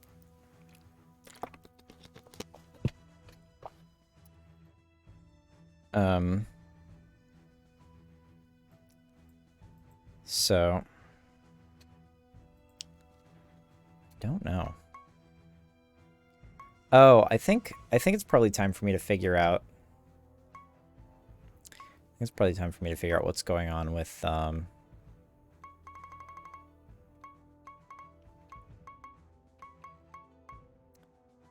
endowment here. Copy of the second creature in your party. In addition, its race changes to that creature's race. I kind of want to know. So, specifically what I want to know here. And I will find out, like, very quickly after assigning this perk is... I mean, this creature has 2 traits. Now, do I get both traits if I fuse with a copy of that creature? It's my Animatus. Does it work? Does it work nicely? Like, is it polite about that, I guess, is the question. So, copy my second creature. My second creature right now has at least 1 trait that will not stack, and that makes me want very badly to switch the places of my creature before I do this. I think we want to do like that. Doesn't affect anything except for this, as far as I'm aware. So we do want 1 endowment here. And I'm pretty sure that what happens is that I should get this guy. Deals additional damage. Yeah, I should get Division of Mortality, and I should get Blood Weapon. So that should just make for a stronger Animatus. I think I'm actually going to go back at this point. So I want to see if that works. How are we doing on our project? Oversized chocolate bar. I love how seriously this game takes itself. Well, anyway, we are not done with the project, so we have got to go talk to Everett first. Whatever. Everett's jackass. Nobody cares. Fantastic. I see that you've secured the nature orb. Was Miraxus not a gracious host? In truth, he is my favorite of the gods. You've been acquiring... I wonder who wrote this. I mean, it's all one guy, right, Zach? I guess? I don't know. Does he have a writer? You've been acquiring these nether orbs faster than I ever thought possible. Thanks. Stroke my ego. Similarly, your own power is growing at such a rapid pace that I can scarcely recognize you from only a few days ago. That said, perhaps it's time for you to explore other mediums of power. Have you ever considered changing your specialization? Well, now you can. You too can explore your identity today. I feel like this is a pitch we've heard before. I've added several new projects to the list so that you can choose a new one anytime you want. You must travel. You must next travel to the Refuge of the Magi. I read Refuse in my periphery at first. The Refuse of the Magi. Gotta go sort through that shit. Zont, the god of wisdom, will surely be happy to assist you, much like Miraxus. He takes great interest in humans, and I have no doubt that he will aid our efforts to claim the sorcery orb. Okay, so yeah, that's what I thought. Great. And there are some that were not here before, which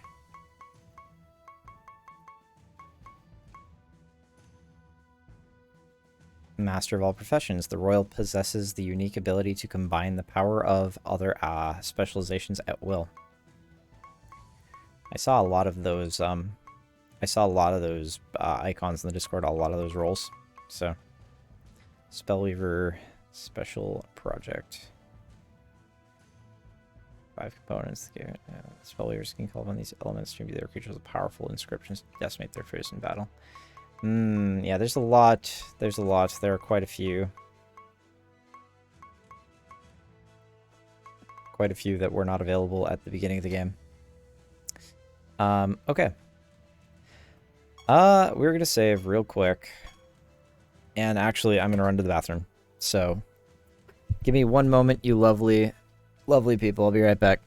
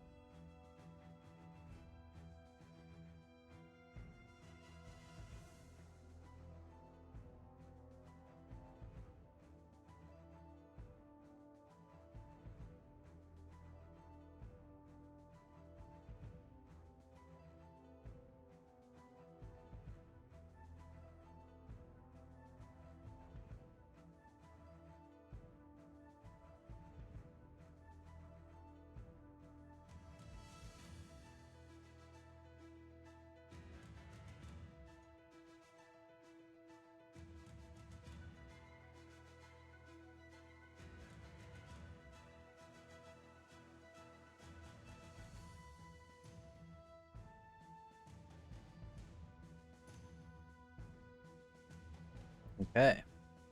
I've returned. Let's see. Can definitely feel the game creeping up on me.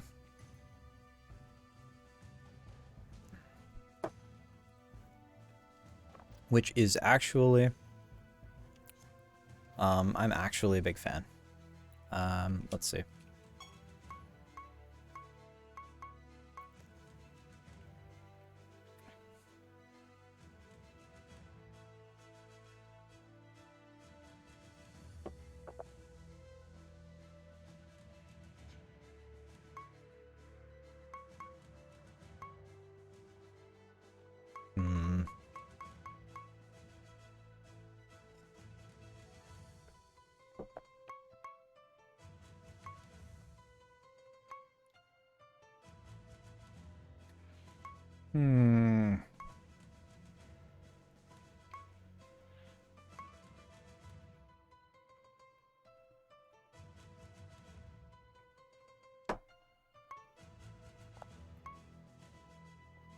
I also grabbed myself a smoothie while I was away. Did I actually put that trait in? I did, right? Yeah, it's got bulwark. So, ancient spirit.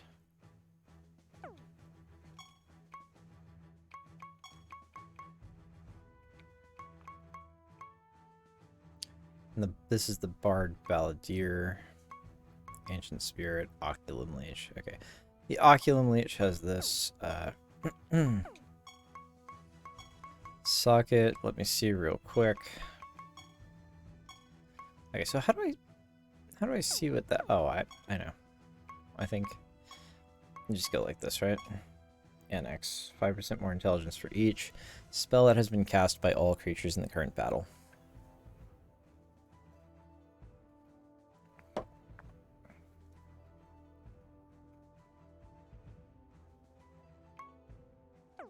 Now, almost certainly that should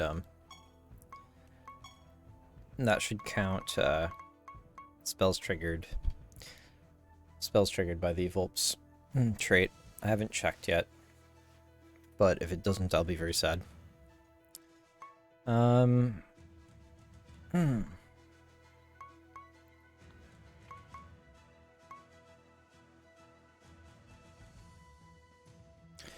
Your creatures are resurrected with 100% health, then this creature is killed. Okay, so what I've been thinking about is figuring out some way to use the Unicorn Vivifier along with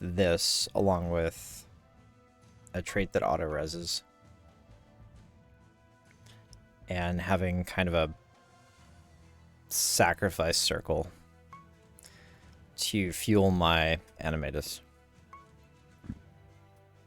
But I haven't seen all the pieces quite yet.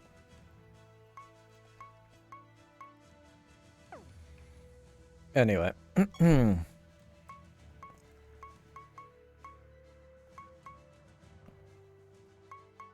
think we're going to dip back down one level. And we are going to start farming. We are going to see if we can get all the new creatures that are now available to us, because new types of the same families are available. There we go. Oh dear. That was very exciting. First 3 non-ethereal damaging spell gems have a 20% chance to be cast automatically. Sorry, I already knew that one. This is the healing spell gems have a 50% chance to be cast automatically. Creatures attacks deal 50% of their damage using defense instead of attack. This trait does not stack. That's awesome. This is a counterattacker. If this creature is attacked, it attacks the enemy.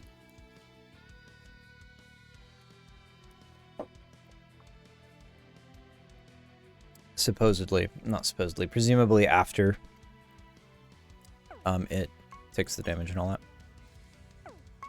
Okay, so that's the list of new creatures this time. I already had the beginning of the battle thing happen, so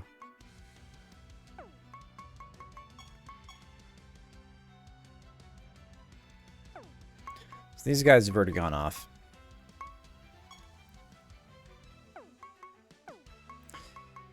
I'm not sure if that Bard Balladeer is even...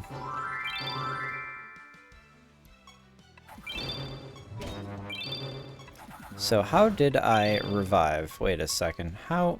What?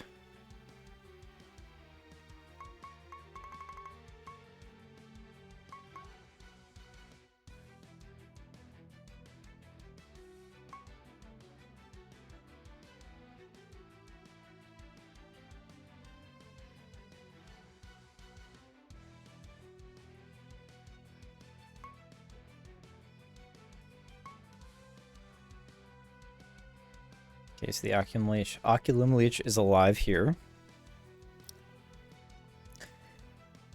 Where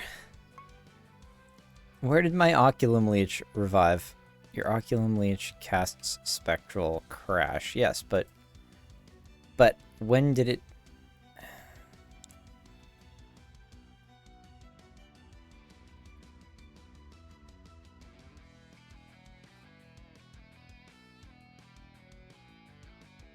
How did it come back to life?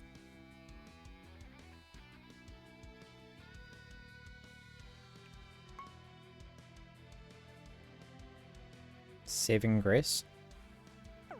Wait a second.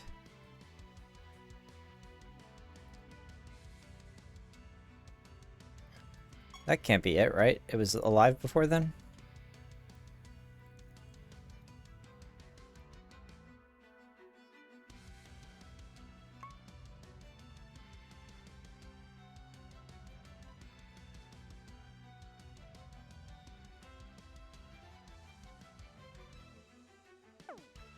It must have somehow gotten rebirth.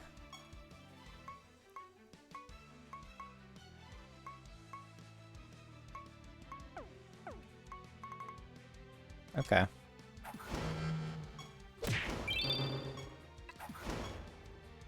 Oh, wait. It's very important that I...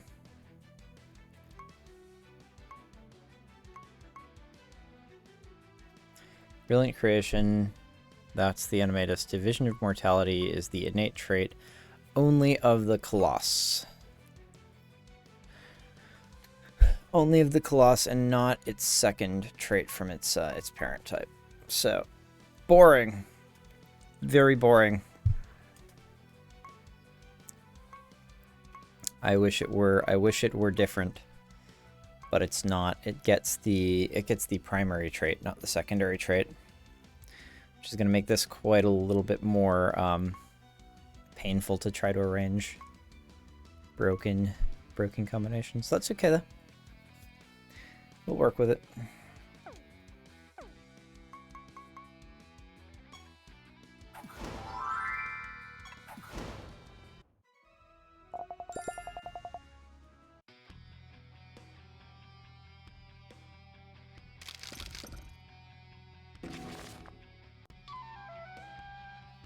For now, it's still the... What is that?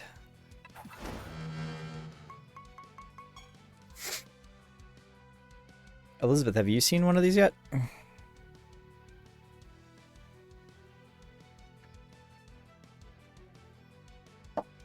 can only cast spells once at a time. Okay, so... Wow. How did it manage that? What straight up killed my...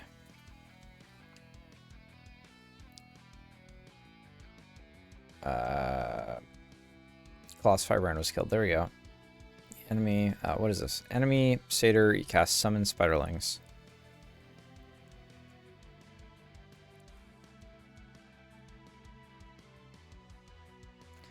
Wait a second. Okay, so... is the readout from the first turn down? Like, is that what happens? Like, is that how this reads? That would be garbage. Yeah, because it looks like the first turn was my animatus up there casting Nightmare, which was it going off at the beginning of combat due to the Vulp's trait. And then all the way down here. So what happens is that the enemy Satyr C casts Scourge Life. Scourge Life did 544 damage to my Colossus. Okay, well, I'm gonna have to figure out what that's all about. Okay, do we have spell gems? No, it's reference list. Spells. This is probably only spells I've seen, I'm guessing. Yeah. Which means... Okay, so... But it's not spells I've seen. It's only spells I have. I don't know if I like that. So Scourge Life is just not here. So I was hit by something. And I don't know what it does, and I can't check.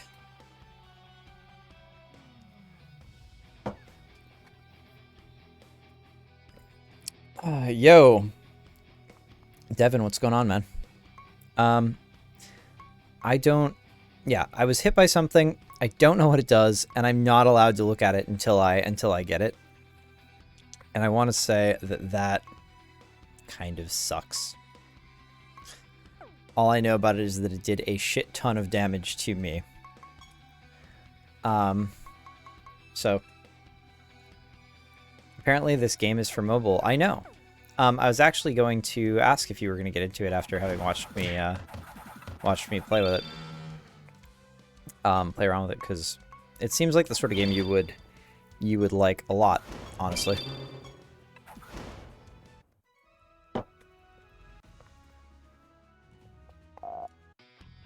But I am gonna. Cool. You can stop by and chat me up about it. Or hit me up on Facebook or something. But it does seem like the sort of it does seem like the sort of game that you would get a kick out of. Oh, it's a treasure golem. Friendly, cheerful treasure golem. Oh no, this looks like something where there's no way I'm gonna kill this. 2,570 health, yeah. Yeah, for sure, no way. I guess we'll try. Oh, what? That looked like a lot of damage. How much damage was that? Yeah. Okay, so that was a crit for 1,000. So actually, if I can do that again... the sound effects are terrible. They're so bad. Oh my god. Anyway. Not the treasure golem. Just finished Baldur's Gate 2. How was that? Have a good time? Hey, I got it. I killed the treasure golem. It's just a bunch of currency is what it looks like. Oh, it's got a shit ton of items. Nice. Very good. Awesome. I remember you liked Baldur's Gate 1 a lot. I have never played Baldur's Gate still. Actually, I think I tried once. It might have actually been with you like a million billion years ago.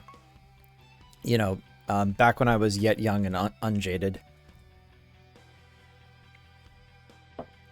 Bright-eyed and bushy-tailed, and thought that the world would be a fun place to spend the rest of my life in. Not that I don't think that now, I guess. Hadn't played them until now. Really? I could have sworn that... I can't remember who it was then. Inscription, Dark Enchantment. Target gains Arcane. Gems of Dark Enchantment. Cool. Arcane's just like... you get the next spell you cast, the charge is free. I get the feeling that Arcane is actually going to be really useful eventually, because you just don't... I mean, if you want to set up, if you want a really, really powerful setup, it seems like you're going to be dealing with a spell that maybe has like team-wide effects, but a low charge count. Being able to circumvent low charge count balance seems really, really powerful, just inherently. Hey, we got Mimic. We got Mimic knowledge points. That's awesome. I didn't know that was even possible, but I guess you can find any knowledge. You can find knowledge points, I guess. Treasure golem slumps back to the ground with each ragged, shuddering breath it takes. You realize that it will suffer a long, painful death. Oh no! In a guilt-inspired attempt to end its suffering, you draw a dagger from your satchel and plummet it into where you believe the treasure golem's heart might be.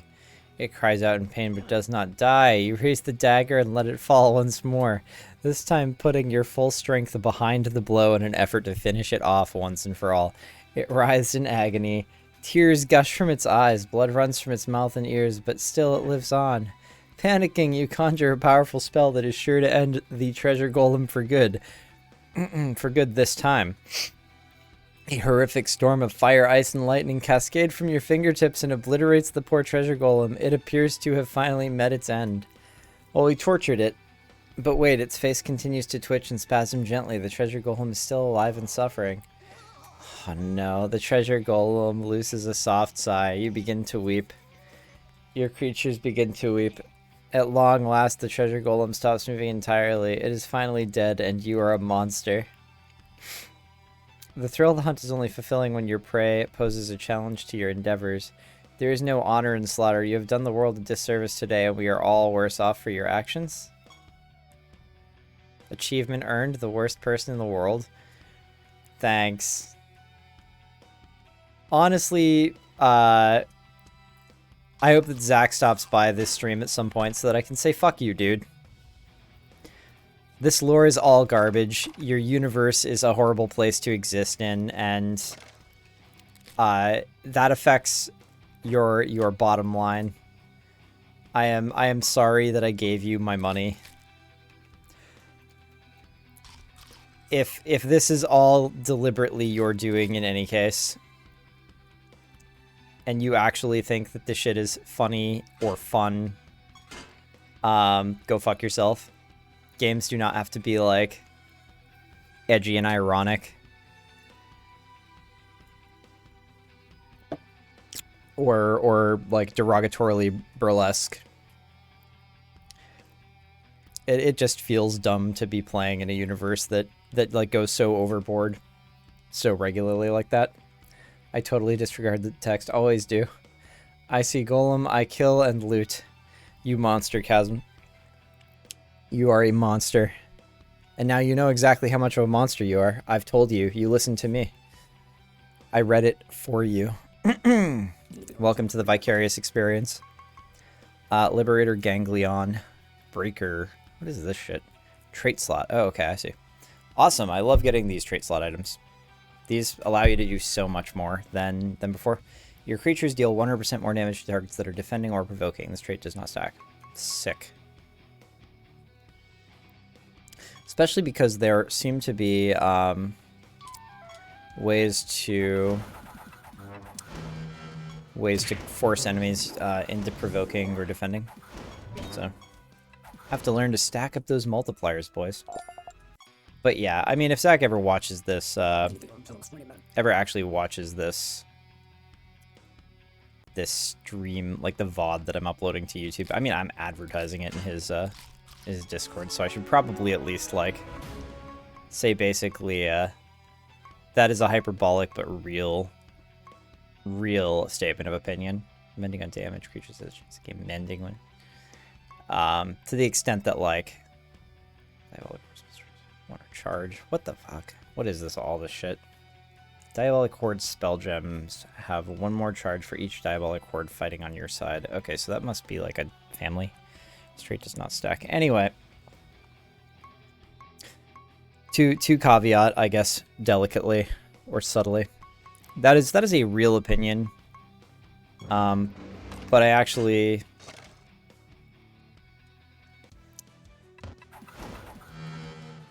think that it's just a horrible fad, and for some reason people actually think that it's a good idea to just make their games like broadcast this derisive, ironic, contemptuous and ironic vibes, and it's actually no fun as a player. Nobody who appreciates narrative enjoys it, and nobody who doesn't appreciate narrative enjoys being made fun of for playing the games that they play. And so, like, if you're making games and you're doing that, I think basically there's no excuse for you. This is interesting. At the start of your creature's turns, they gain 1 stack of dire wolves. This trait does not stack. Okay. Yeah, I think there's really no excuse for that sort of thing. You're not serving anybody. I mean,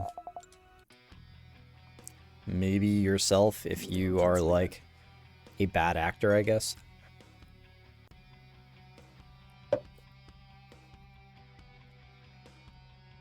But I find that hard to believe, and I don't like making, bad faith assumptions about people's intentions. I think it's just that people aren't really thinking about it. And I also feel like it's a knee-jerk response to, like, game critics, is because you just don't, like, people are so critical of narrative in video games that I think, like, a lot of game devs retreat to a place where they're like, the game is making fun of itself so that you can't make fun of it, or, like, in order to try to head off criticism that it hasn't received yet. I read all the gods' comments on killing them just to see what they said differently. You just spoiled the god killing thing, but that's actually okay, because I mean, I knew it. I knew that was coming up. I said as much in my last stream. But after I knew all the different comments, I continued to grind as well. I found the heroes are actually monsters, haha, trend funny. for 1 or 2 shows, but absolutely none of the full-on trend. I have a dark sense of humor, but not really into things that tell you you're a monster. I'll decide whether I'm going to am a monster for myself. But yeah, I mean, number one, it railroads you into one certain kind of role-playing, which is not fun, and it's especially unfun when it's such a low-effort, tongue-in-cheek kind of gimmick, right? That's what it is it's a gimmick. It's kitsch. It's overdone. It's overplayed. It's everywhere nowadays. It's not hipster. It's not beatnik. You're not doing anything cool. You're just kind of bleeding like the rest of the dev sheeple. Unfortunately. Strike out, strike away from the pack. Make a game that takes itself seriously. People like it better. Just go look at Monster Sanctuary. Game is fucking terrible writing, in my opinion. And the setting is really, honestly, not that good. But it takes itself seriously. You know, like Pokemon. It's like everybody knows that Team Rocket is not, like, in real life, we wouldn't take Team Rocket seriously. They're a bunch of doofuses that continue to, like, foil their own plans. It's a farce. It's a ridiculous, fiasco, like, every time they show up. But, in universe, they are still treated as the bad guys. Nobody knows that they're not the bad guys. They're actually out here doing bad stuff or whatever. The fact they are ridiculous to us from the, from the perspective, from our perspective as players outside of the game, outside of the game world, outside of that verisimilitude, doesn't matter to the people in the game. The world can take itself seriously. It's not hard. You can swap personalities. That's cool. Yes, you can. You get, like, books that swap the personalities. You get +% chance to see treasure golems as favor rewards up in realms, so that's not a spoiler. Yeah, here's...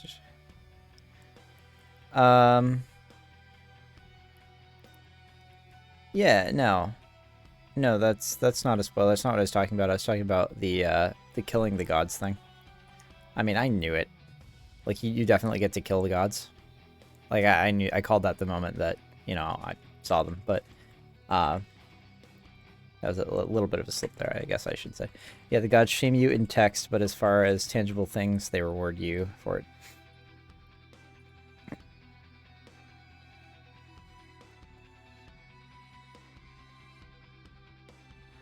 Like, you monster, I'll help with that, though. Oh. Okay, so I still don't know. Okay, fair enough. All the gods' comments on killing them. Oh, okay. I understand. You even used the correct grammar and I just misread it. That's completely on me, dude. Chastising you for no reason at all. Anyway. Book of Lust. Sorry. Book of Lust. Lust. So this is a trait. At the start of battle, this creature gains copies of up to 3 of the enemy's non-ethereal spell gems. Does this happen before or after the... before or after the Vulp's start of battle trigger? I'm going to have to figure out if these go off in an order. Allows you to craft gems of fulmination. Description: target takes a small amount of damage multiplied by battle fatigue. What? That's crazy. That's the first one I've seen interface directly with battle fatigue. I didn't even know battle fatigue existed until a little while ago. Okay. I should probably keep trucking along. I'm definitely playing pretty slowly, honestly. This item can be taken to the enchanter. Add the following property: chance to cast twice. Ooh, that's some big mega sauce right there. Depends on the chance, I guess. Costume Black Pyromancer. Yes! I get to become Darth Vader. Gonna be a Sith Lord. Probably Darth Vader is not even a Sith Lord. Probably I know nothing about Star Wars and should not be referencing it as though I do know something. Okay. You dug up buried treasure. Slate of protection. You also got some jasper in there.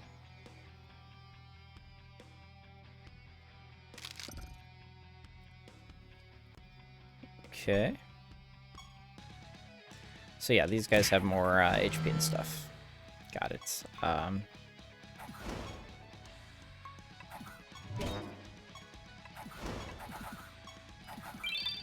So yeah, my Oculum macro is working really, really well. Really, really well. I like it. I don't know what caused it to mess up that one time, but it does seem to be that it is working fine now. Ooh, sunset clouds for my background. Okay, we might have to stop and do that after this. Extracted Shadow, another trait slot. The Shadows. After this creature is killed for the first time in battle, it is resurrected with 100% health, and your creatures gain 25% attack and intelligence. That's fantastic. And that actually might...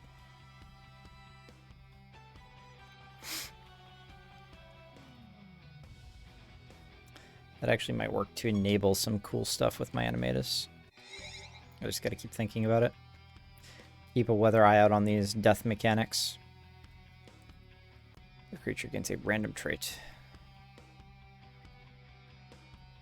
Okay. The whole random trait thing is crazy because that's so many traits though. There seem to be no end of traits.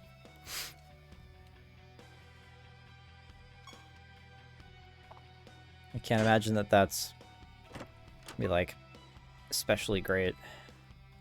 But maybe if you can cast it like 5 million times instantly and gain every trait in the game. Although, because they seem to be good, although it feels like maybe some traits would be not good to have at certain moments. Creature has a chance to afflict enemies with burning when it deals damage to them with attacks or spells. That's awesome. That's awesome for casters, specifically because burning damage based on the int stat. So, okay, is this? Pretty sure that this. Okay. Oh, that macro is not working because I'm out of shock. Always. Okay. I keep reading Amber as armor and thinking I need to read it again. It's like bold amber. I was like, bold armor, what is that? Another trait. Death Bite. At the end of each ally's turn, this creature attacks a random enemy for 30% normal damage.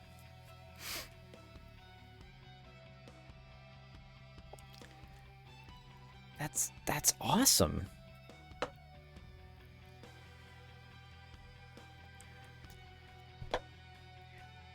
That's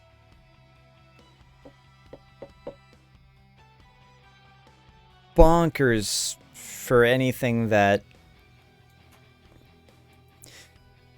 The end of each ally's turn. That's crazy. That's super enabling for stuff where, like, right now I've got a artifact trait on my Animatus that says that it reduces... I have to actually check this now. Okay, it's at the start of this creature's turn. Imagine if this was on attack, though. There are traits that happen on attack. So... Oh, we got Autumn background as well. Man, I don't know. Automatically grants 100 knowledge points about Pandemonium King creatures when you pick this up. Okay. But as we have seen, I do not have the capacity to get that guy. So that's kind of unfortunate. I would like knowledge of a creature that I do have the capacity to get. Please, thank you. Anyway.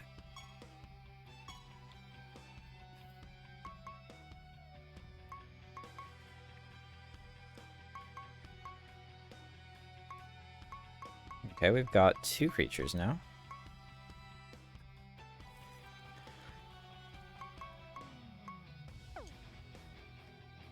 We'll see. We'll see how it's going. I don't want to start a new project. I want to check on my projects. Okay, yeah, there we go. So pretty soon we should be having some, should be able to get some new projects going on.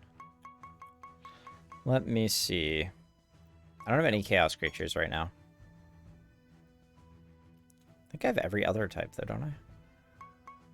Maybe, you know, 1, 2, 3, 4. Yeah, isn't there? There's only 5 types, right? So chaos is the one type I don't have here. Do not have chaos covered.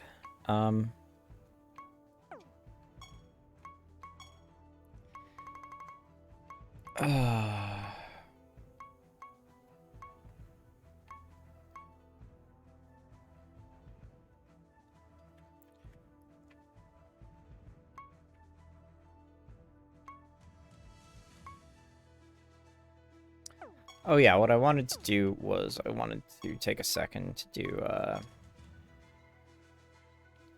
speed to open decorations menu. Yeah, there we go. Set background style. We actually have quite a few fun ones. That looks way worse tiled than I thought that it was going to. I actually like this one best. Blue light. Wall style. Don't have any wall styles yet.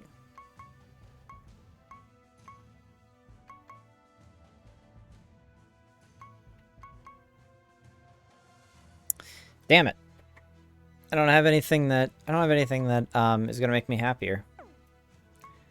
Set background style. Set music. Let's see if there's something less offensive than that insane default track. Okay, the Frostbite Caverns are, like, considerably better instantly. Training mode, kinda?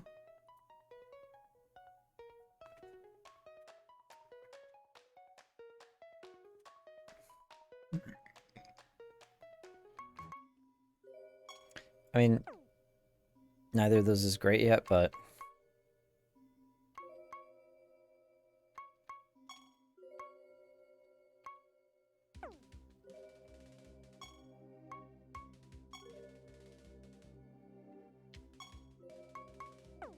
Okay.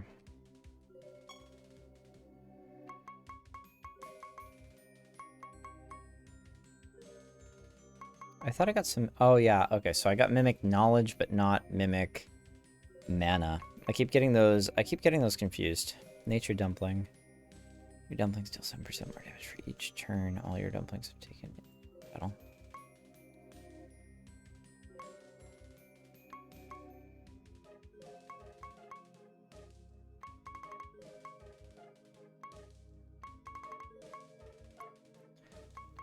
Okay, we're just going to try to keep these in mind going forward. I'm going to comb back at depth 18 and kind of do one of each to try to get a better spread of the monster, the new family, new race types or whatever.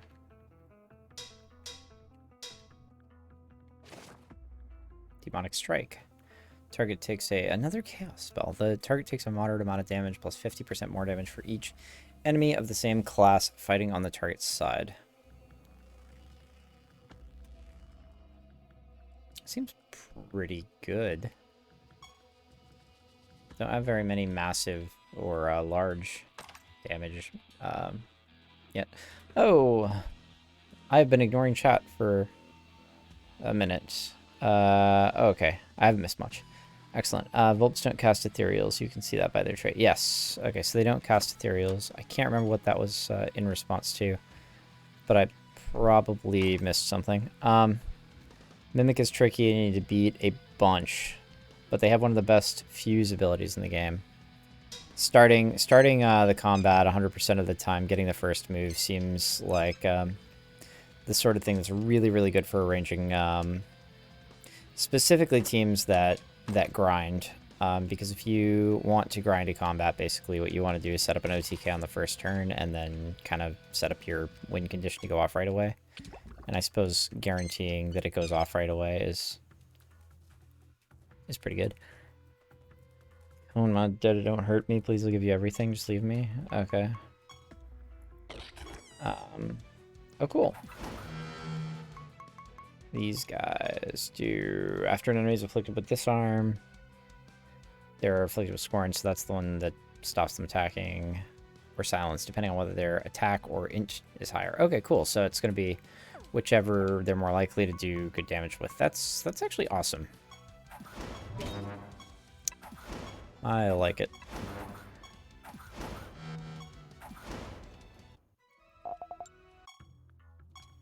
Okay.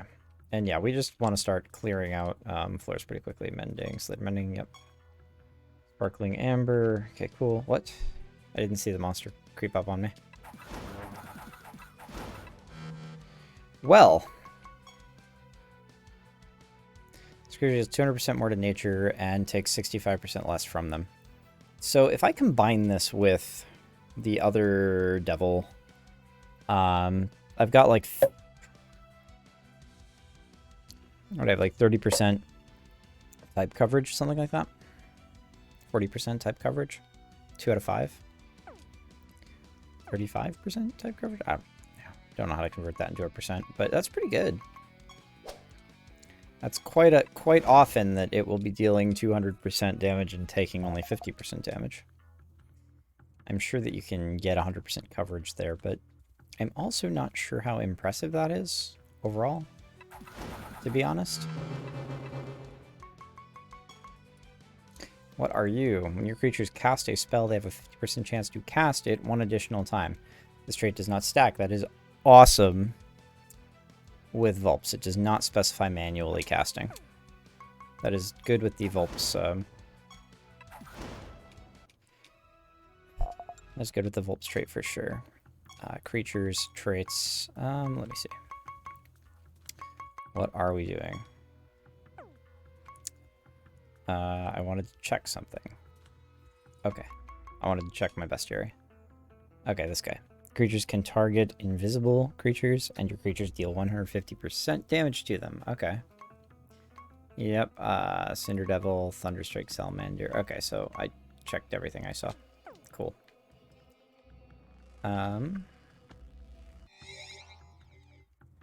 Okay.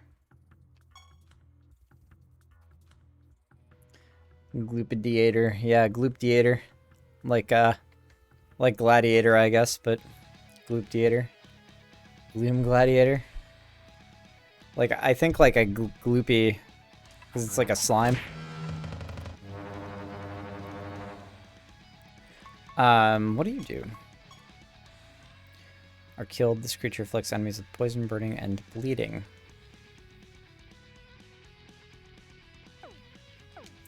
More on-death triggers. Potentially good stuff.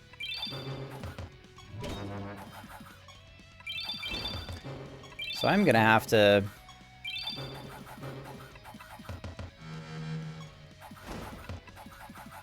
I just want to keep it going. I don't think I lose this. There we go. I'm definitely gonna have to set up a macro for my ancient spirit there. That includes like peeling debuffs if I have... If anybody has a debuff. Yeah, Gloopdiator. Like a gloopy gladiator. Inscription Extinguish. Kills the target if it has less than 33% health. How many charges does that have? I think it's probably good to have at least one guy set up where, like, he just casts that. He checks for anything below 33% health and just casts that anytime there's something below 33% health. Probably good.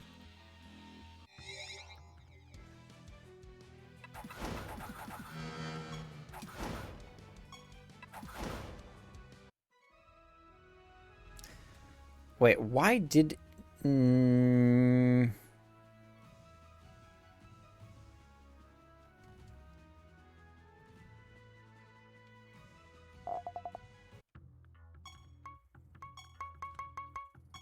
Why didn't you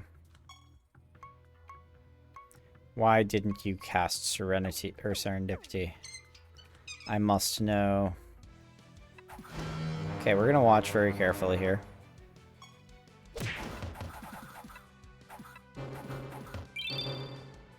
Okay, so Oculum Leech is going. So... Ah! I know why. I literally never set their strategy to do anything but cast Spectral Crush. How was I getting those other buffs then? It must have just been that at one point I got a bunch of buffs from Mending or something. That must have been. That must have been what happened. This game definitely has, like, in a good way, has the potential to make you feel dumb pretty regularly. Creatures, you manage strategy. Macro. I assigned it the macro, but I did not change its strategy to actually macro. Ha ha, joke's on me.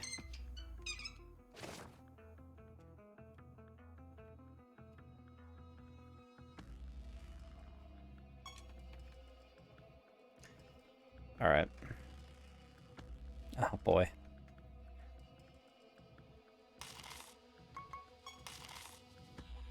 Okay. Well, we're getting there. We're getting to the point where... Okay, these again. We're getting to the point where things are feeling... the game is opening up a bit. Things are feeling pretty good. I've got quite a lot of these trait inducing, like trait slot items. Trait slot mats, I guess. After an ally attacks, this creature deals damage to enemies equal to 25% of its speed.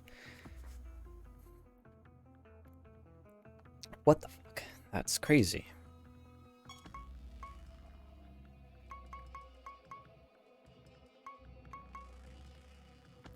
Mass Mutilation, another chaos spell. By the look of it, all creatures attack themselves for 25% normal damage. There we go. This is the one we were waiting for. We now have self-damage online. All creatures attack themselves for 25% normal damage. The spell can only be cast once at a time. This item is automatically consumed when you pick it up. You know what? This spell can only be cast once at a time makes it even better for self-damage if you want to make sure that your team doesn't like recursively kill itself somehow. But it's also worse for other things. Crazy. That's really good. That's a lot of archetype shenanigans just came online with that spell. Like I've been keeping a weather eye out for that sort of thing.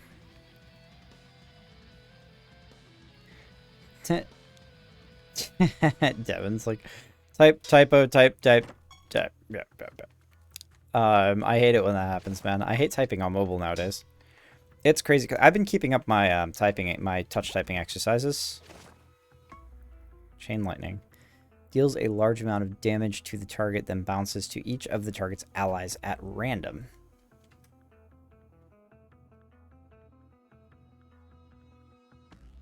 The damage is reduced by 15% for each bounce. Oh, that's fucking awesome. There we go.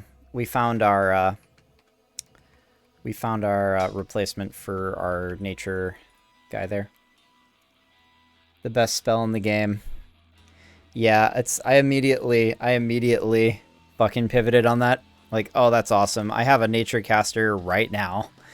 I am way ahead of you. I'm actually not. You're way ahead of me on pretty much everything involving this game, but I definitely got there. It's a large amount of damage that just fucking kills everybody. It only does 15% less per target. That's fucking bonkers. And if it doesn't reference the original damage, if it only references the damage where it's at, then that 15% that it is reduced is actually trivial if you've got enough like int, if you're ahead of curve enough, you know. So.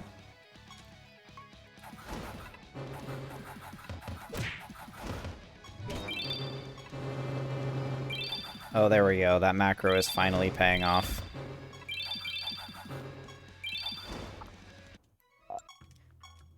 Awesome. Oh, definitely skipped one of those chests by accident.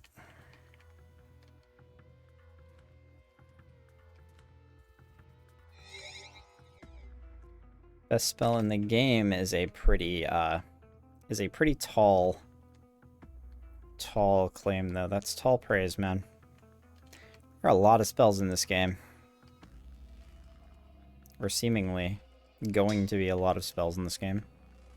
And even so far, like, even among all the spells I've seen, I'm not entirely convinced. It's definitely contextual, I want to say. For pure damage, yeah, no, I follow.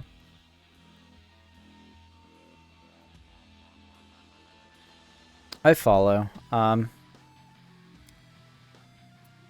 not trying to twist your words. Automatically grant. I don't know from Imling. Okay, sleep barrier. Sometimes I just gotta read aloud for a second to catch up to where I am, like just to give my dumb brain a minute to figure out what in the fuck I'm still even playing. Like, where am I? Who am I? What's going on? All right. There we go. Cool. Ah. Mad Scientist Hair Red.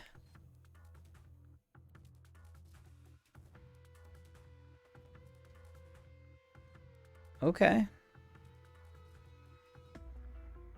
I guess you just put 2 of those on somebody and flip. That is kind of how that would look.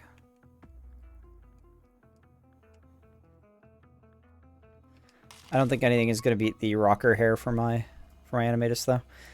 Well, I mean, I'm probably speaking too soon, but Supplicant Sacrifice. Caster is killed and your creatures gain 3 random minions. So it is automatically consumed when you pick it up. I'm thinking there's going to be a lot of that stuff, and that the dying team meme is not even a meme so much as an extremely well supported archetype, which is fine. I'm just gonna have to figure out where exactly to, like, where the levers are. Gambler's Hive Floor. Okay.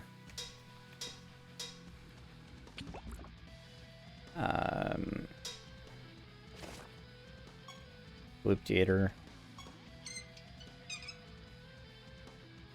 Seems like you probably get most of the new monsters on one run back through each biome. Like, I don't know if I've missed any. Looks like there's something down there. What is that? What is that? Buried treasure. Thanks. Venodon emblems, just 1. Slasher Poison. Trait slot. This creature's attack deals 75% more damage and afflicts the target with bomb.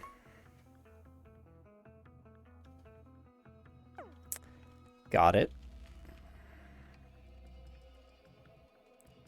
Where was the portal? Crap. There it is.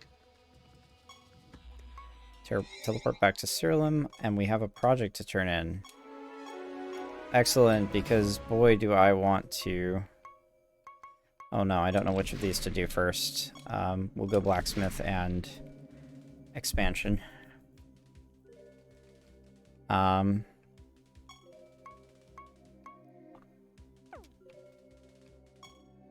Okay, I remember what we wanted to do.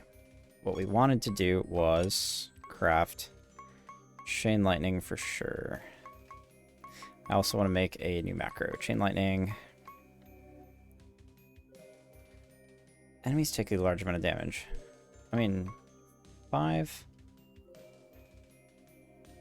5? Do I even really want to, like... Oh, geez. We're gonna have to figure out if it's possible to get me some kind of, like...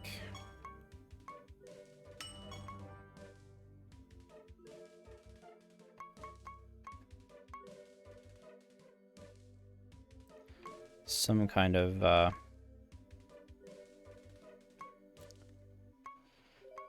charge efficiency engine going on here if I want you guys to be doing stuff with these kinds of spells, because really low charges. Anyway. Let's upgrade. 'Cause I haven't done a lot of that. Go Chain Lightning. Okay. Still have plenty of... Okay, I see. They just get bigger. They just get bigger when you use them. We're going to sort by class. I keep rolling over it. There we go.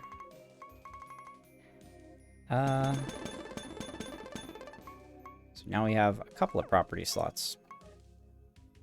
And let's see what we can do with them.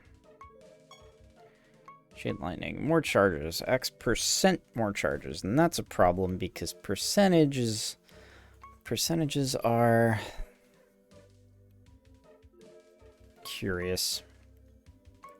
Defense penetration. Ooh, yeah, that's right. We have the procs. We have these procs. Chance to cast after defending, you know, healing, provoking. Crap. That's really important. Cast on extra target. Is this actually going to work properly where I get 2 chains happening? Or is it only going to double the first part of the cast is the important question there. Chance to cast twice. Now that probably doubles both sides of the effect.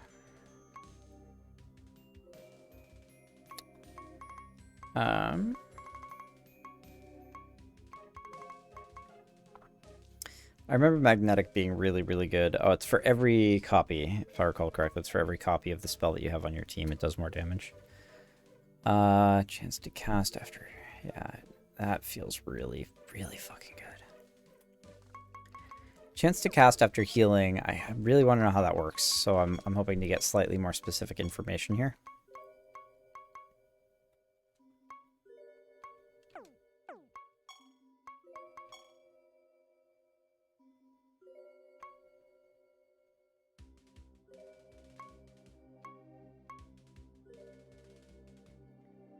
After it heals a creature. Okay.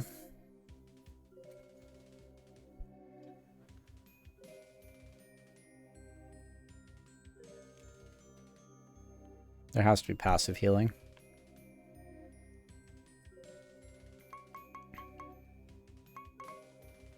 Does Magnetic do what I thought? For each creature, yes. Does exactly what I thought it did. Gem class is changed. Oh! Orm got a vanity, huh?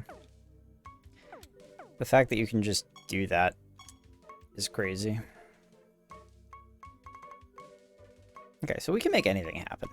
The game is opening up so broadly that it's like, well, I get to do whatever I want at some point. Let's figure out how to get to some point, huh?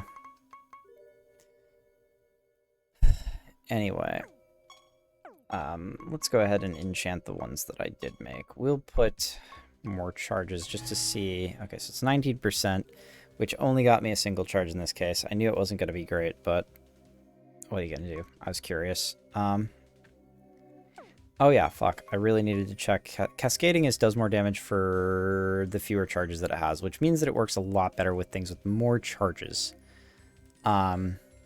So it's not, that's not the thing that I want on it. Did you try out Magnetic and Generous yet? I looked at Magnetic. I haven't tried it out. It looks like it's got amazing scaling because you basically just, if everybody's got something, it's 90% more damage, right?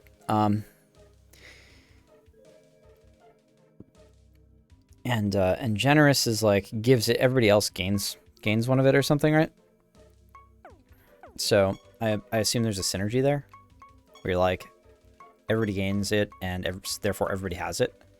Because I think gain at the start of combat or whatever does not reference your... I could be wrong about this. Doesn't reference your spell slots, so it just shoves one, right? An ethereal copy of a spell gem. So, yeah, it can get really nuts. Material for this property can eventually be purchased from Azurol. Okay,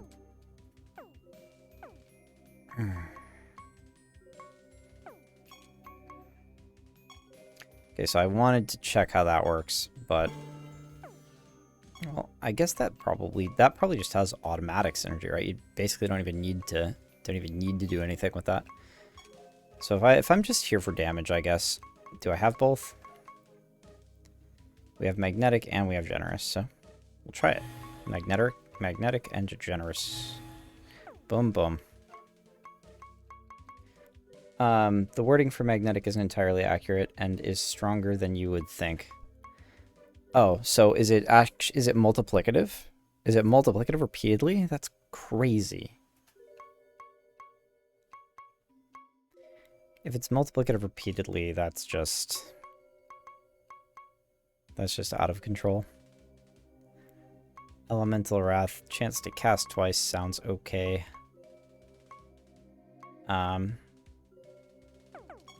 What is singular? Codex, reference list, spell gem properties, singular. Potency is increased by 30% for each empty spell slot this creature has. When you're receiving copies, does it get rid of empty spell slots if you happen to have empty spell slots? That's something that's kind of important to know. Like, do the copies just go into your spell list, or do they eat up empty spell slots if you happen to have them? That is really fucking important. Enemies take a large amount of damage. So what do we want on this? Defense penetration and chance to cast twice. We're just gonna do it. Boop. And chance to cast twice. Boop. Don't care. Wow, 85%. What the fuck? Excuse me? If I had known that, this would have been a different story. Is that just what that is? Singular doesn't care about ethereals. Only the actual slots. Excellent. Freely supplement your spell list with it. That's cool. So it'll just go in. Dang, that's pretty rad. Yeah. So anyway, we have to at this point go creatures. This nature guy is getting an overhaul, like a big overhaul. We're just gonna go chain lightning and elemental wrath for you. And now I have to remind myself. Codex reference list. No. Game information, creatures, classes. There we go. Nature beats light. Okay. So we need to make a macro. And it needs to be if any creature, if any ally has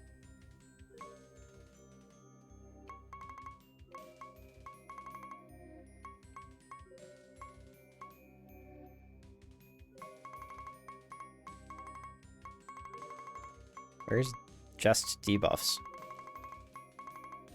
Doesn't have debuff, has buff, has debuff, has debuff. Can we go with any? Can I get an any here, please? Good God. What is this shit? Oh, there we go. Has X debuffs. Okay, has greater than 0 debuffs. Cast antidote. Add line. And then, so first it checks for debuffs and casts antidote. If that comes back negative and we're not casting antidote, what are we doing? We are doing, if any enemy is class life,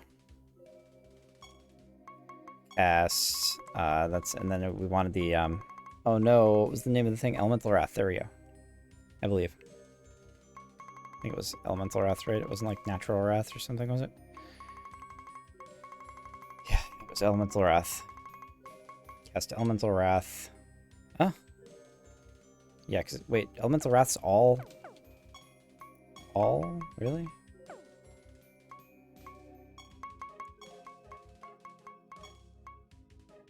Yeah, check that out.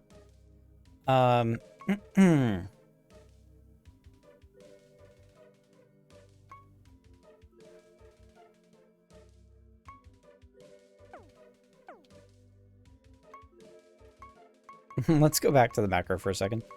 Let's see if we can edit macro 4, remove line, but add line. If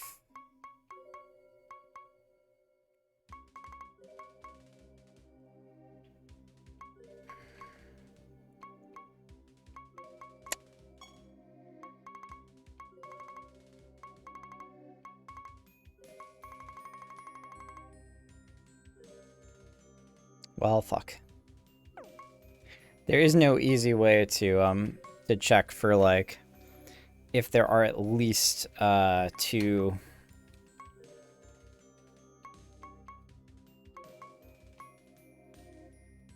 there are at least 2 of a certain class among enemies, doesn't look like.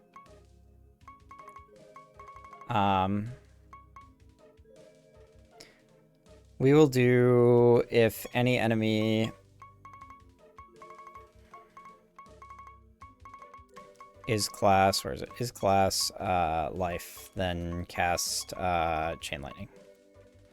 Where's Chain Lightning? On that enemy, that creature, yes. And then we can do if all enemies.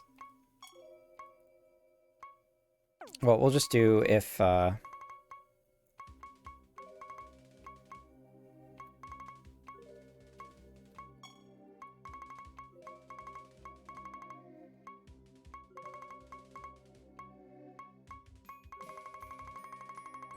no way to check the number of creatures, huh? Really?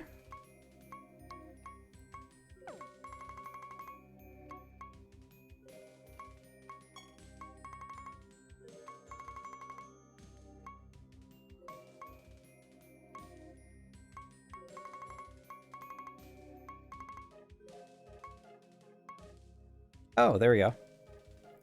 Has X enemies. That actually works, so if this creature has X enemies. That is exactly what we should do. If this creature has greater than 5 enemies, so that's if it's 6 only. Let's go greater than 4 enemies. We can cast Nature's Wrath or Elemental Wrath. Cool, and then otherwise, if that doesn't come back, we go, if this creature has greater than 0% health,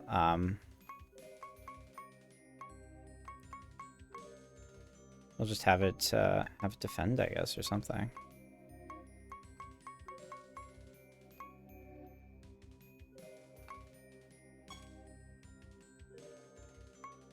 So if none of those conditions are met, if it doesn't want to cast a spell because there's no, like, life class mob and there aren't enough to justify Elemental Wrath, then we'll just have it defend. Cool. That should work. I think. Alright, so now what we do is we go ahead and set this creature up. I'm mostly doing this just to get practice, by the way, guys. I know that this is not especially fast right now. Strategy macro, assign macro, macro 4. So we'll cast Antidote or Chain Lightning, Elemental Wrath. If enemy is life class, any enemy's life class, cast Chain Lightning on it. If this creature has greater than 4 enemies, cast Elemental Wrath. If this creature has greater than 0% health, defend. Cool, that should work. This is fun for me. I don't understand macros, so it is neat to see this. I am a fledgling programmer, but I am fairly good with like logical flowcharts. So this actually is a good way for me to like exercise my brain at the same time as like I think I'm kind of given to messing with systems like this. Also, for fuck's sake, man, I've been waiting for something like this for a long time. So we got a helmet here, and this guy also has a helmet. I actually want to see about, like upgrading what I got for these guys. Okay, that thing has an empty trait slot, which could probably be remedied pretty quickly. That, and the Wimp Whacker on the Bard Balladeer also has an empty trait slot. Pretty important stuff. Yeah, we have quite a few. We have quite a few things that we can do here. So, for our Granite Golem, we still have an empty trick slot, and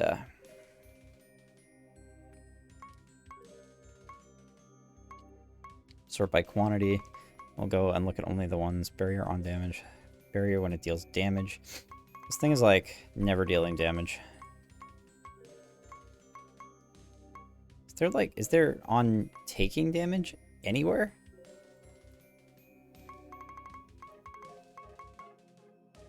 Life strength. Creature deals more damage to and takes less damage from life creatures.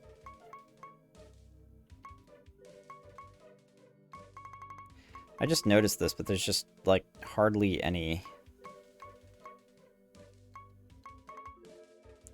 Like, the on-damage condition is so proliferous, and, like, nothing else. Pretty much. So I'm wondering if... there's anything even worth putting on here, basically.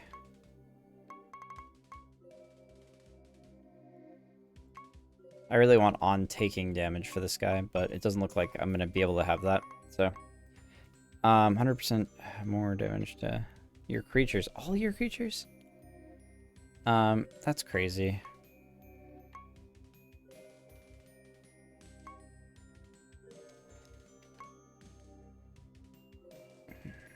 Natural beauty. At the start of battle, your creatures gain crystal shield. Yeah. Okay, what is... I want to know what crystal shield is. I hope it's something that casts on its own. Lust.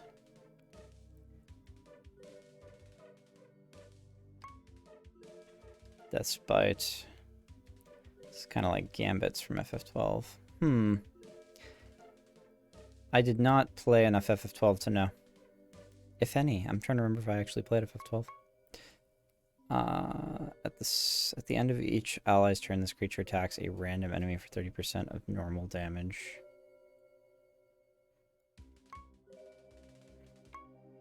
I feel like this is the thing to put on the Colossus Firebrand, but I'm not actually not gonna proliferate that to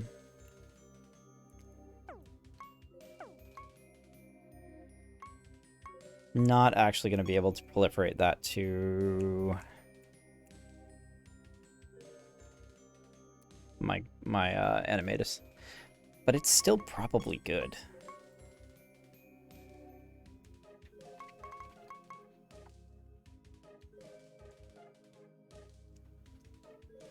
Equal to its lowest stat. The problem with that, honestly, that would be a really good trait for this guy to have, considering he's provoking all the time.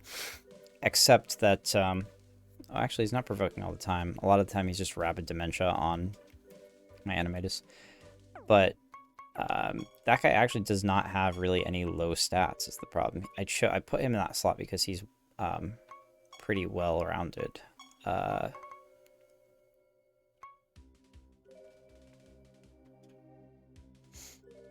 Just 50% more for each buff. Each enemy attacks. After an ally attacks, creature's damage equals 20% speed.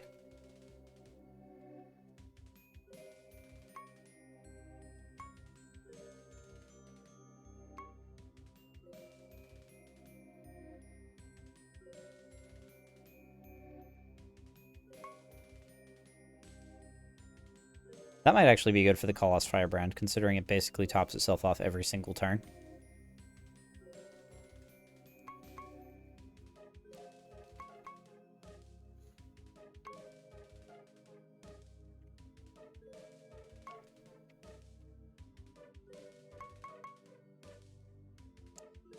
I might just put Natural Beauty on here to figure out what Crystal Shield does.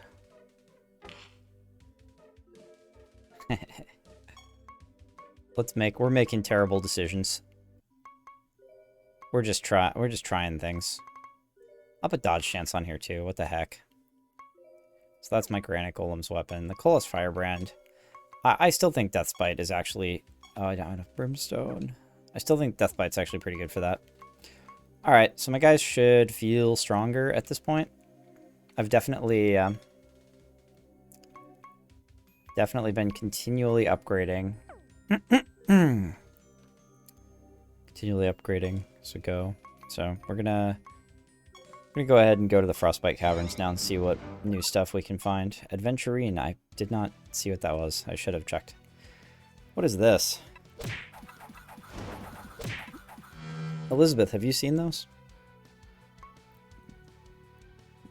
Not these mushroom gargantuan guys. I know you've seen these. The spirits, yeah. Defer pain. When this creature takes damage, 90% of the damage is delayed until the start of its next turn. I want to know when that happens, because that is monstrously good if, Okay. Cool. That is monstrously good if mending happens before the damage is dealt at the beginning of the turn. You know?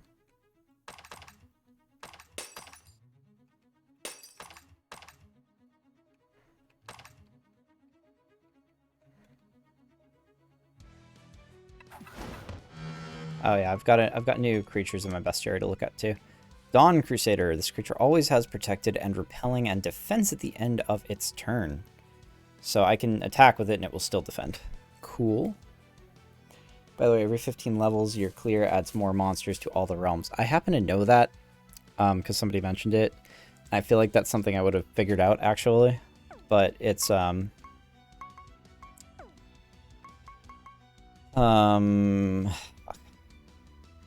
remember what I was going to say. That's actually why I'm going back to each of the realms. It's because it feels like it looks like it's one per family. Like it looks like each family gets a new, and I know family is the wrong word here. Each race gets a new creature. So I'm trying to go back and like fill out, since I hit floor 16 or whatever, 15, and I want to go fill out my bestiary a little bit so that I know what I'm working with, because dying to Euroloses put me right in my place, and so we are going to go ahead and try to knuckle down and make something good happen here. Let's see. Trick slot. Less damage from all sources. See, that would have been nice to have. That would have been nice to have like 2 seconds ago, when I was trying to figure out like what to socket my trick slot in for... Wow, I like those guys. They look awesome. Enemies take 50% more damage while they are frozen. This trait does not stack. That's awesome. Go Animatus. Guessing the type advantage works on both attacks and spells. Cast Desecrate. Can't cast Desecrate. So you're like...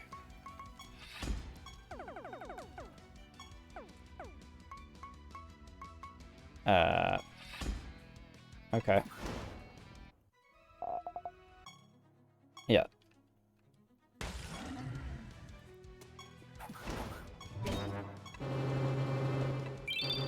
Probably gonna have to take a bathroom break in a second again here. Drinking all this water while I'm on stream, man. Alright, gain 50 favor with Azrael. I'm looking forward to being able to buy some stuff from the gods, right? Oh, there we go. Maybe I will actually get to... Nope, can't see that creature yet. I've got to check it out on the bestiary, I guess. Bestiary right there. Dawn Crusader, Iron Golem. Your golems share their innate traits with each other. That's important. That's cool because I have that one trait slot that says like share your no, I think it's share your class. I bet there's a share your family though. Frozen Spirits. After your creatures are healed, they gain 25% defense. This trait does not stack.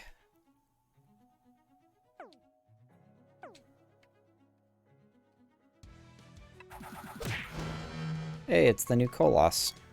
What you do? This creature gains maximum health equal to 35% of its attack, int, defense, and speed. Then these stats are set to their minimum values. There you go. That's the one there that you want to combine that with the trait that says when this guy is attacked, right? Sets the attacker's stat to its minimum equal to its minimum value stat. Okay, these guys have rebirth. Crazy. Luckily, we have our comp seems to be like slightly online. Now that we've got some slightly more intelligent macros happening. Filled our spell slots with stuff that does a little bit more damage and targets a little bit more intelligently and all that, so you know. Comp seems to be doing a little bit better.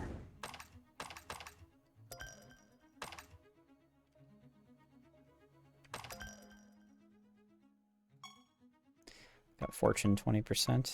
Got some favor. Taunting. When it deals damage. Yeah, again, when it deals damage. What is this cat? This realm is rife with valuable treasure. By the time I return to my kingdom, I'll be rich. Here, I'd like you to share in my wealth. Okay, thanks. Lightning storm, huh? Massive amount of damage, and the caster is afflicted with silence. I bet that's a really good singular spell. Chance to gain splashing when it deals damage with attacks or spells. And splashing seems great, but only a chance means, you know, you gotta have multiple hits or something going on.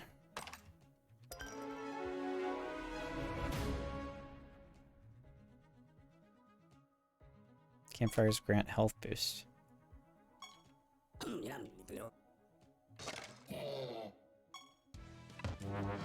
What is that?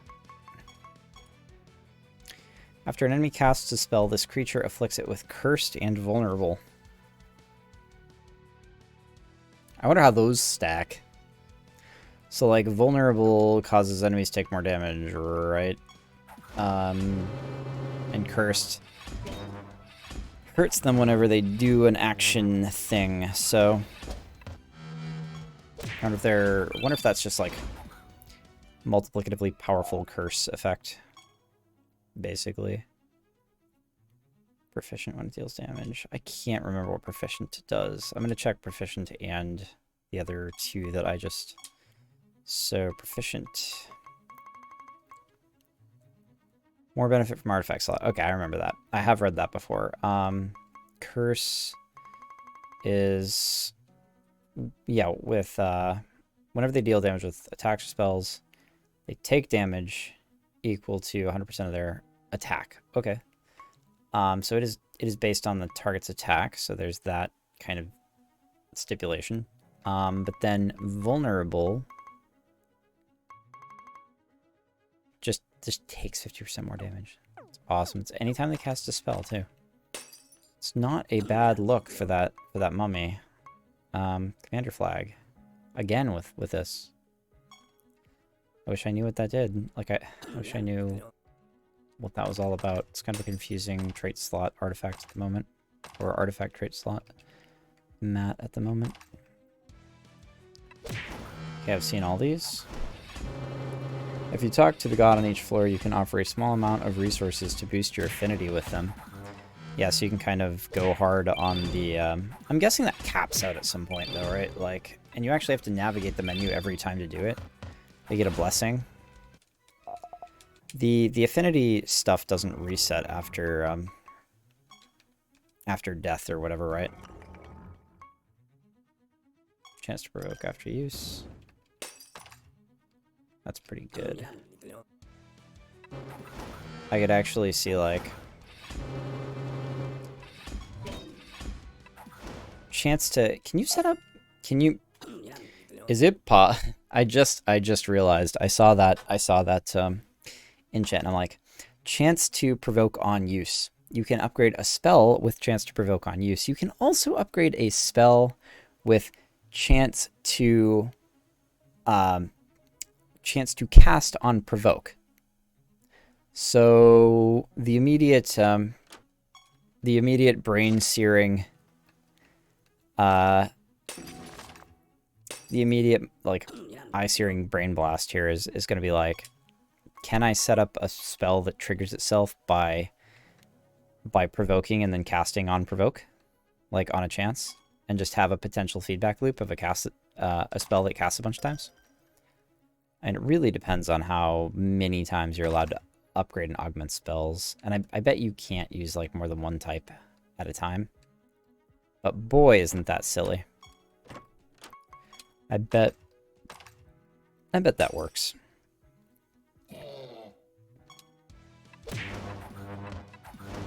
Have effects and SOB effects are a little different. SOB. Fuck, man. Break that down for me. Because, I am not following the acronym right now. It's probably because I'm streaming, and so I only have, like, X% amount of my brain power to devote to, like, parsing chat. But just don't be afraid of being verbose. Tell me what you mean by these things. Because, unfortunately, I didn't follow. Sorry. Shop, I've come to offer my emblems in exchange for items. I wanted to check. Don't have that many yet. Brim Axe is the Brimsmith. Damn, I want those mobs super bad, but the emblems are just not forthcoming.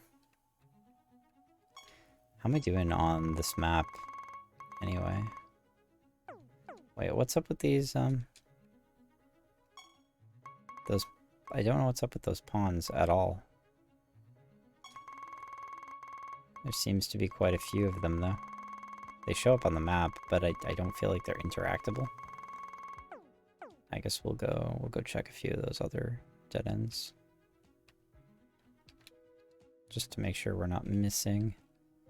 Yeah, no treasure chest there. And wasn't there one? Yeah. Yeah, what the crap? Okay, one more igloo here. You got a trait material called Commander Flag. It says your Diabolic Horde have 10% more HP for each Diabolic Horde. It should actually say at the start of battle, your Diabolic Horde creatures gain 10% HP for each Diabolic Horde. Start of battle effect. Okay, cool. Yes, I understand. These base values and have effects do not. Okay. That's something I could pay attention to in the future, for sure. Gonna teleport back to Siralim real quick. How are we doing on projects? Oh, not bad. Not bad. Our ability to create nonsense is slowly inflating.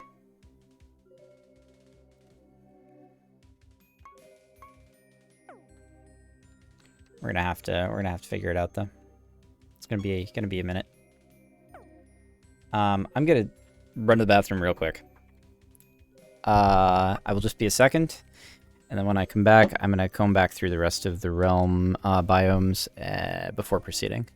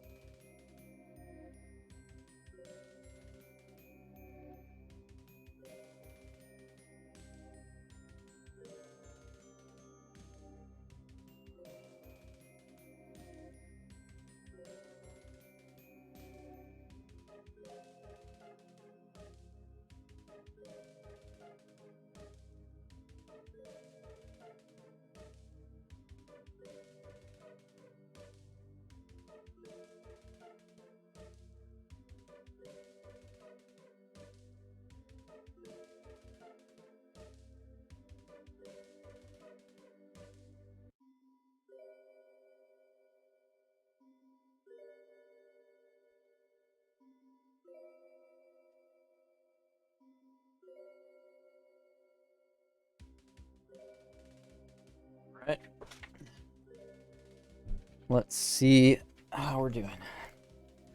Kind of love curse mummies. Enemies taking damage for doing anything is pretty fun. Yeah, I think anything you can cause to trigger, like, passively, in the sense that the trigger is just going to happen, and there's no like serious conditional attached. It's gonna be really, really good. Like no conditional action on your part as the player, I guess, is what I would say. Path of the Damned. Okay.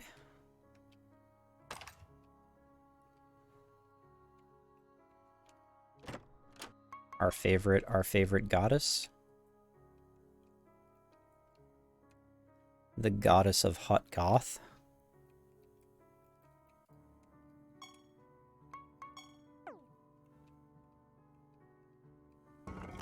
Okay. Sparkling Amber. Cure of Scorning. Yeah, afflict enemies with Scorn, so can't attack. Trying to keep all these different properties, you know, in mind. This guy I want to use eventually. This creature gains 25% of their attack, int, defense, and speed. So like I think basically this is going to be for sure one of the things that I set up very, very quickly. And I'm going to clone my I'm gonna clone that guy onto my Animatus. Yo, Mickey Mouse. What's up? Welcome to the stream. It is the first one that I chose, and I'm very happy about it. The only other one there were a couple I was very interested in, but the only other one that I was immediately interested in, yeah, this is my first playthrough. It is blind, and try not to spoil anything major, although it's not a big deal, and I'm not super, you're not going to hurt me. I'm not going to be upset if you let something slip. I'm very, like, I ramble, and I tend to ask questions, and I keep baiting Cosmin into telling me probably more than I should know. But yeah, I'm trying to do like a blind playthrough, first impressions type of thing. Animatus is excellent. Golem type, archetype. And yeah, it's my first playthrough. Probably going more slowly playing Twitch than I would, you know, like streaming to Twitch than I would if I was alone. But by the way, if anyone knows if there's a corgi skin for the main character, I'd like to know. No spoilers. No, I'm just kidding. Tell the man if there's a corgi skin. I don't care at all about that. Anyway, yeah, I'm thinking I gotta put this guy on my team and then have my Animatus borrow that at some point, and then use like the Maniac Mutant Death on Provoke, and figure out how to just like slaughter everybody on my team. Some kind of like crazy sacrifice thing. Resurrect them all with my Animatus or something like that. Probably put it on a macro. Like if everybody's dead, use the bring everybody back. If everybody's not dead, use the fuck up the enemies, you know? Some kind of macro logic like that. Anywho, Animatus. Oh, no. I need to know what these guys do. I haven't seen them before. Creature shares 5% of their speed with each other. Now, I wonder how that works. This effect does not apply to creatures that have this trait. This trait does not stack. Okay, yeah, but... So is that like...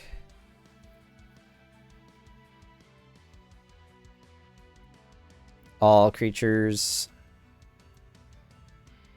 So that would be... total speed of combined 5 creatures times 1, like times 0.05 applied to each non-this trait creature.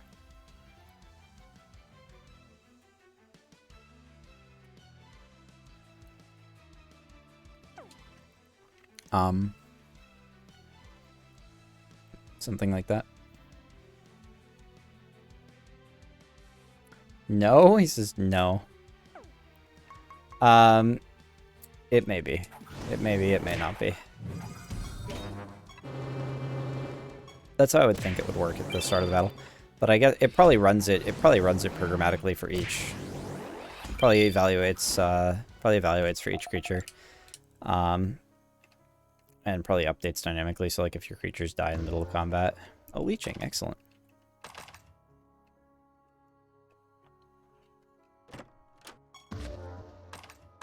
Let's see.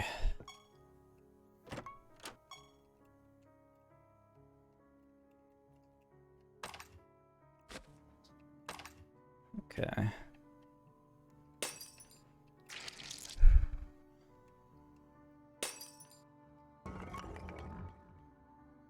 It would have to be, I mean, it's definitely individually, but the thing is the result is the same.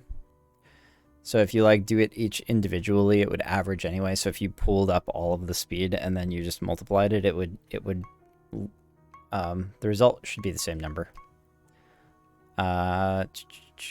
Splashing, you need 3 of these materials, yep. At least I should think so. But I guess it does not say base attributes, which could lead to some funny stuff. What's this guy do? An enemy is afflicted with either weak or vulnerable. This creature afflicts them with whichever of those debuffs the target doesn't already have after an enemy is afflicted.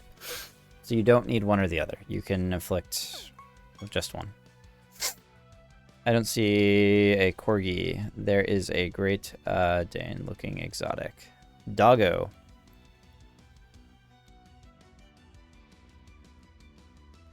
After this creature attacks, it steals 50% of the target's speed. Steals is better than, like, increasing based on whatever. It's 3 feared. And feared prevents stat ups.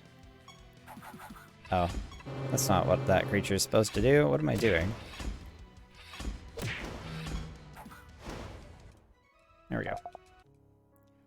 Yeah, Devin, if you jump into this game, I'll be super interested. I would even, like, I don't know if you're camera shy, but I'd get you on to talk about, like, your experience with the game. I really need to look at that creature. That spells if they have 100% more intelligence. Creatures gain Murder of Crows.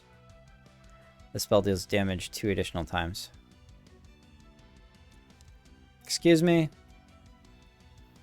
Looks like it gains Ethereal Murder of Crows. I don't know what that does, though. I don't know what that does. Very often this game's doing that to me. Can somebody tell me what does this icon mean? That little exclamation point pound sign @ symbol. It looks like my creature's pissed off. What the fuck?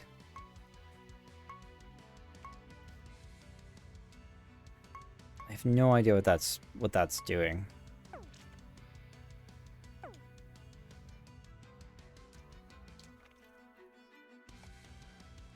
Provoke? Is that just what that is? Oh, okay. Alright, I guess I follow how that would... okay, maybe I'm dumb. You know, every once in a while, maybe I'm just stupid.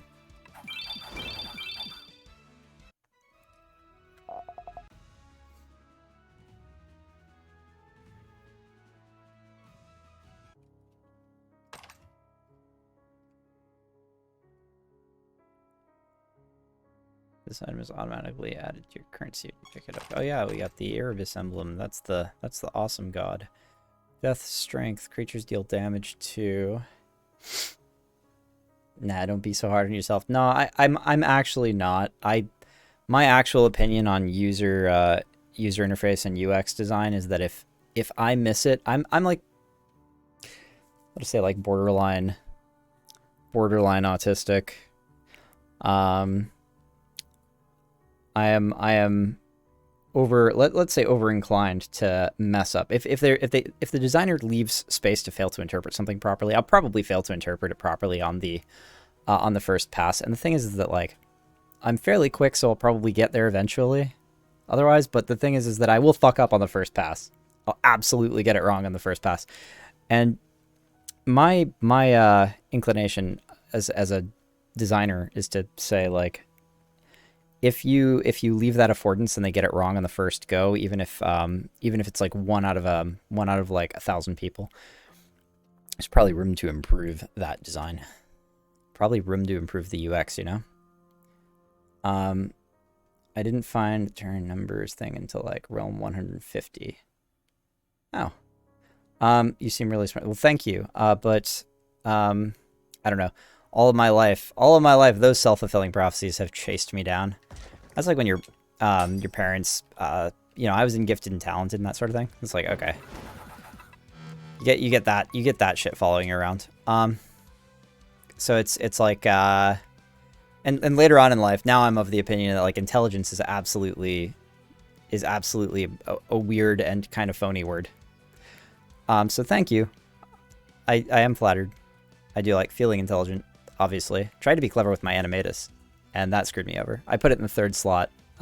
Mickey Mouse, since you probably weren't here for this, I put it in the third slot to try to feed it its own stats.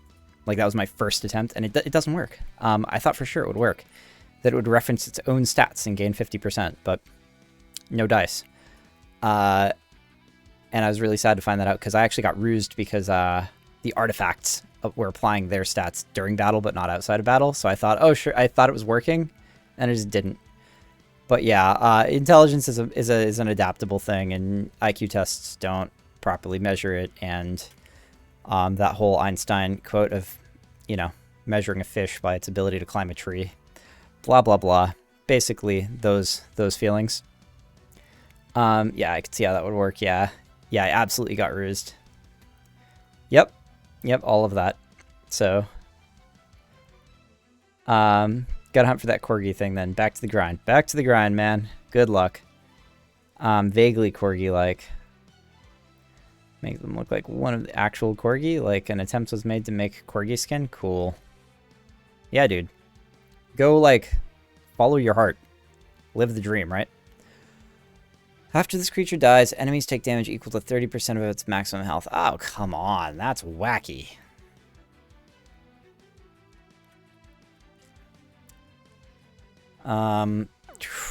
Okay. Well, anyway, let's kill it and take damage equal to 30% of its health. Or I guess not. Not if the battle ends. Ha! Just save you for last, I guess. Feels like it doesn't even trigger if the battle ends. I didn't even see my my monster's health drop. Healths, I guess. Getting white. Well met. I hope this day finds you well. Oh, come on. You can't say it twice. You look like you use a bit of help in your journey. Here, take these. It's dangerous to go it alone. Excellent. There we go. What are you? These skulls were apparently used... Oh, I haven't seen these yet. Haven't... So... Well, I guess there's that. Gotta go to the bestiary and look now. Shadowcaster. Shadow Moth. Haven't looked at this yet. Enemies with fear deal 60% less damage with attacks. This trait does not stack. That's crazy. I don't know exactly how crazy it is, but it feels good. It feels like probably it's not that hard to keep feared on enemies. After this creature gains stats other than maximum health, enemies lose 25% of that amount of the same stat. Oh, that looks really good for what I'm trying to do. This trait does not stack. That looks really good. So that one plus the...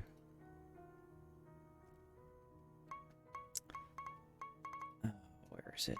Sort by family.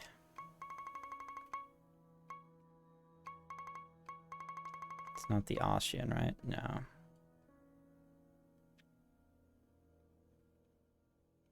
Although that looks real good.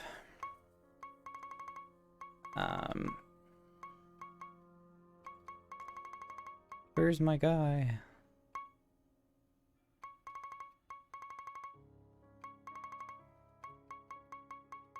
There he is. Terror White. After your creatures die, this creature gains 25% of their everything. So that plus the dude I was just looking at. which I'm never going to be able to find again, right? I wish they had little icons. They kind of do, actually, have little icons. So let's see if I can find it based on that. This? No. Oh, I'm sorting by class, not by family. There we go, race. Race. Gotta learn to call it race if I'm gonna be playing the game. Yo, what are these? Hounds. Gotta learn to parse this a little more quickly because it's going to be a nightmare. Trying to find these later on if... There we go. Oh, I see it. Okay, it's the little zombie holding the baby is actually right in the icon up there. Yeah, the Doomsday Spectre plus the white is going to be crazy. Oh, no, I can't. I can't steal both. I can't put both of these on my Animatus yet. I'm going to need, like, I'm going to need an artifact trait slot version of one of those in order to make that happen. But... we are closing in. We are quickly closing in on what looks like some synergy in the direction that I have been hoping for. I came from the Reddit thread, so I have no context here. Are you a game designer? I am a game designer wannabe, basically. No, I'm a fledgling programmer. I've done some stuff. I'm teaching myself. And if you don't find the core go to your liking, there's maybe a server you can go to, not the main one, the community modding one. Mods support, Zach said, never, because Game Maker disliked them. Generally get a bit of effort to support them. Nice, yeah. I want to work on games. That is the end goal for me. Right now, it's kind of hard to work on personal projects because I need like really extended periods of time where I'm able to focus without interruption, and I'm currently caretaking for my grandfather. And so I get only a few hours a night there, late at night when I am burned out, and I am using this time currently to stream. And caretaking takes a lot out of you, man. But I do want to working in game design would be, that's the end goal for me. I have ability as an artist. I worked as an illustrator for like 5 years. I am actually legit at art. You can see my art. I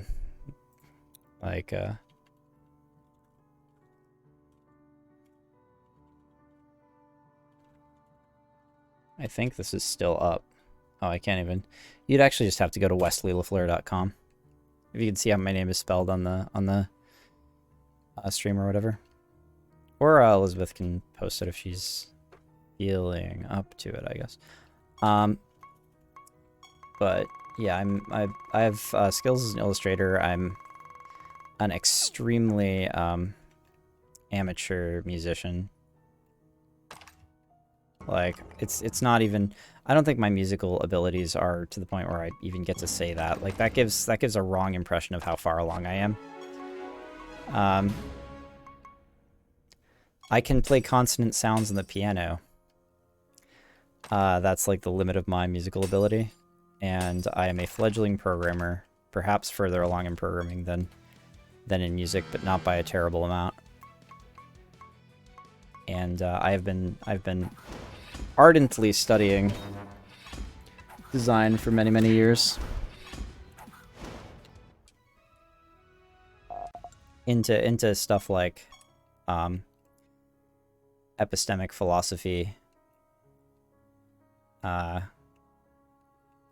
So basically trying really hard to break things apart, deconstruct things in a way that is, you know, useful in terms of understanding the design, trying to put them back together. Have been trying to do stuff like that for years and years, trying to figure out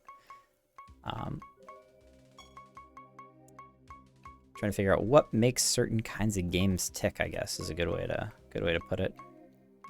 Okay, so I've been to the Swamplands. The Swamplands were the one here, so I don't have to go to them. I can go to the Titan's Wound though. Okay, that's a new giant. What are you doing?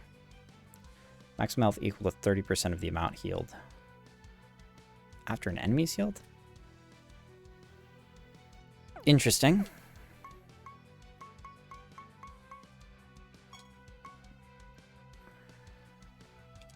We want to take those out before they become a problem.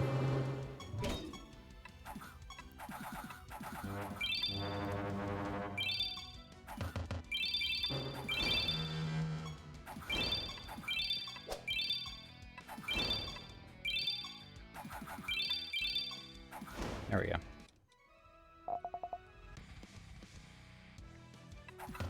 What? I've seen these guys before, but I forget what they do. Attack, yeah, okay. Afflicted with vulnerable on attack. But yeah, I'm not here to... I'm definitely not a game designer. I'm a wannabe dev. That is the title that I must assume until I actually do something worth mentioning. I have done a fair bit of art though, and I'm pretty good at that. So, have not done a whole lot lately though. It is no longer the way that I make my living, and I do not want to go back to having it be the way that I make my living, so... That is something I am going to avoid like the plague.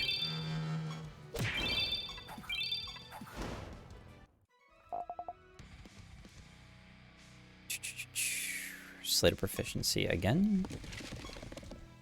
Hey, oh, those are awesome. And it left one alive for me to inspect. Asceticism. After your creatures are resurrected by rebirth, they gain mending, repelling, and shelled. That seems a little underwhelming, honestly. It just feels like there are easier ways to obtain those buffs. Not that that's like necessarily a bad thing. My Animatus gets to maintain its buffs. The buffs persist through death at some point. I didn't even get to see what that was. Creatures, not creatures, bestiary. Vital Clutcher, there it is. After an enemy dodges, this creature afflicts it with stone and snarled. Or snared, not snarled. Snared. Gotta clean my eyes out. Stone is the...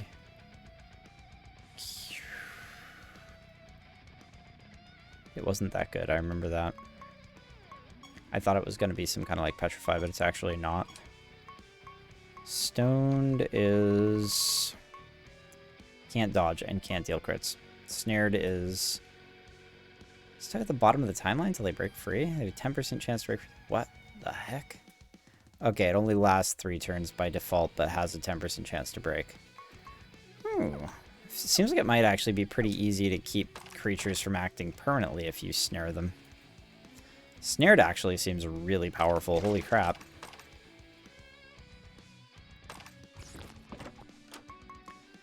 Alright.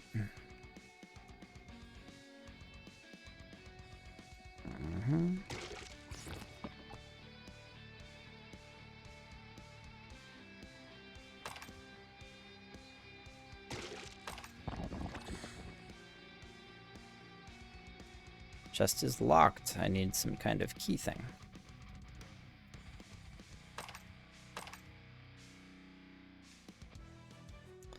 Oh. Okay, I've seen all of these. I don't think I've seen the new Snick. There should be a new Leech, right? I desire to see the new Leech. Did you play the Game Boy Color Dragon Warrior Monsters? I emulated Dragon Warrior Monsters 2. Because Adam, the guy I had on stream last time, he suggested it to me, or he was a big fan and inspired me to play it. And I thought it was interesting. I think it kind of suffers, like, I think the Dragon Warrior Monster series suffers from, like, old game.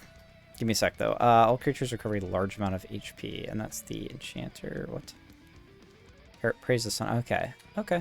And that's all creatures, so enemy creatures included. I feel like Dragon Warrior Monster really suffers super bad from old game. Like, The Monster Tamer kind of turn-based RPG games are games that I've played lately that I've enjoyed, like Monster Sanctuary and Siralim. I think they're doing good. They're tossing out some of the old genre conventions, and I think it's good. Some of those old genre conventions include like having to play the minigame, the sub-menu navigation minigame whenever your creatures take damage, like healing and reviving, things that were effectively non-decisions. And they're taking those and they're getting rid of them, and it's making the whole play experience. That spell is wonderful for blight memes. Praise it. Are we talking evangelism or the one that I just read before? That's the one with the heal all. So, and then blight is a debuff. I'm gonna have to look at it. Allows you to craft gems of evangelism. Mending, agile, and warded. Nice. This is like buff proliferation fodder. Let's go real quick. Codex, reference list, status effects, blight. Okay, there is no blight there. So I don't know what... Oh, no, blighted right up there. Literally start on it. Open your eyes, Wes. Creatures blighted cannot be healed and take damage from healing effects equal to 50% of the effect. Ooh. Cannot be healed and take damage from healing effects equal to 50% of the effect. That is the heal counter. I didn't even know. Didn't even know that existed. I know that I've seen it. I just wasn't paying enough attention for it to really be on my radar. Okay. Yeah, it does seem really good. Agree, but they were my favorite growing up. Yeah, so here's the thing, right? Like, a lot of those games had a really good ambiance, had really good aesthetics and a really cozy vibe. Like, they put you in a world, the story is welcoming, the narrative is, you know, basic but approachable. The universe is cozy. I love that. I love it. You know, this is one of the reasons why the Pokemon games are so great. Like, that's in the sense that they're so huge, right? Like, everybody has had some experience with them, or they're just a mega franchise, is what I'm saying. So, and I think the one of the things that contributes to that is that Pokemon, like I said before, it takes itself seriously, so you don't have to feel like a giant shithead for playing it. You know, if you're in the privacy of your own home, the game's not like making fun of you for playing it, like Siralim, for example. But also,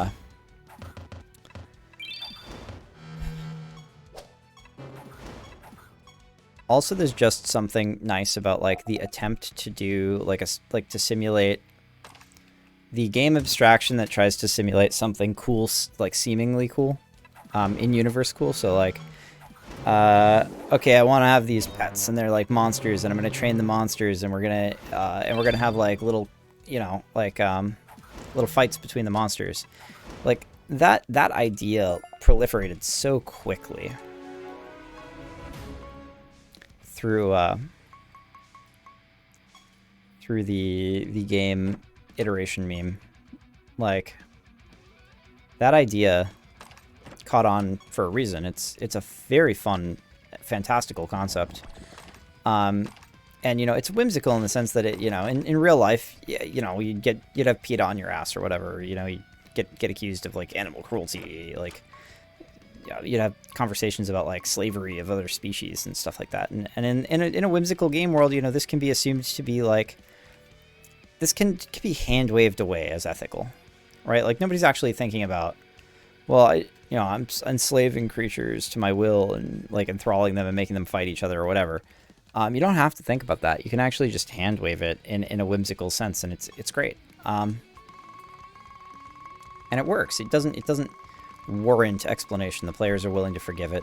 God, I hate this sound effect so much. I may actually just turn off the sound effects eventually. May disable all the sound effects at some point and just start.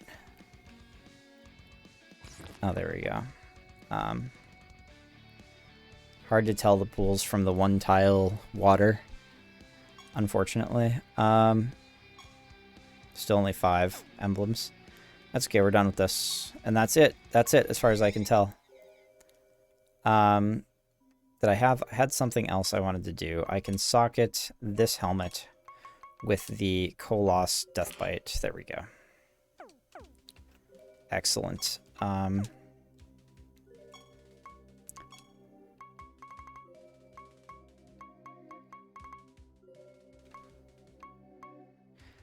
But what I was saying about the Dragon Warrior monster games and the Pokemon games is that they have a lot of cruft, and people forgive it because, I think, largely because of nostalgia.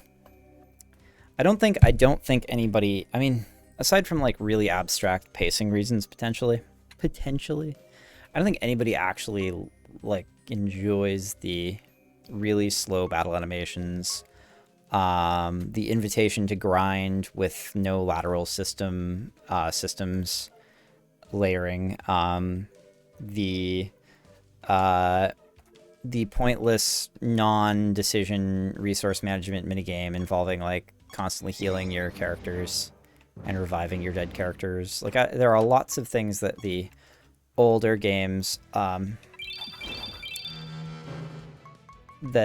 the genre has shed these old shibboleths, these conventions that are no longer important, because people have figured out that, like, okay, well, what players are showing up for, like, you know, players are showing up to Pokemon Dragon Warrior monsters sometimes for like the cozy environment and the lore and the immersion into the world, but also like largely the players who stick around are playing for the systems, and the systems involve kind of like team building, basically layers and layers of team building and theory crafting. And so games like Siralim and Monster Sanctuary are coming along and trying to take like a somewhat more sophisticated stab at, you know, putting that together in a way that, you know, intelligent adults with a lifetime worth of experience playing games in the genre can appreciate at this point, because we're all kind of world weary. We don't want to spend, you know, 14 hours grinding at the default speed of the game. So things like speed options really help. It's like, well, get me to the point where I actually have all the systems unlocked and I can, you know, I can layer them and I can play with them. And so we're trying to figure out, I think, as designers, how to balance that sort of desire to get people to that stage who want to be there, while also sort of paving the road for a smooth transition for new players into the multi-layered complex systems and all the depth the game offers, and also trying not to, and I think, like, you know, some jaded designers are doing this thing now where they have the incredibly, you know, scathing and ironic, vitriolic quest dialogue and self debasing and vitiating lore and narrative and setting. Anyway, the creatures are cool. I don't want to just shit on the game a whole bunch. I am enjoying myself despite those things, which says a lot. It says, like, you know, the systems here are very worth exploring, I think. Anyway, Life Beacon. Atlas Beacon, huh? Looks like a giant moth with like 4 arms. Your chaos creatures and beacon creatures always have animated gem. That's pretty cool. Animated gem. Master casts a spell. This minion casts one of its master spell gems as well. I bet that works really well in combination with Singular. Singular.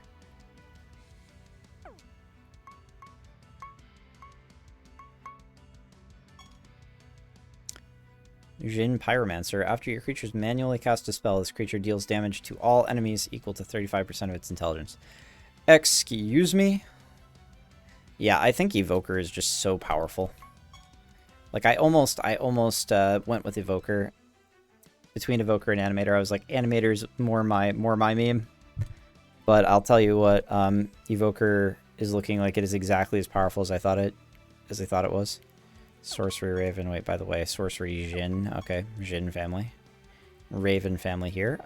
Raven Defiler. Enemies that start battles with 80% health. Oh, that's got to be big memes. There's got to be missing health mechanics where that actually breaks the game almost. For sure. Alright, let's go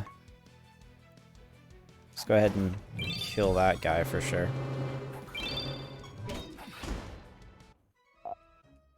I just can't. I should be paying attention, right, to the...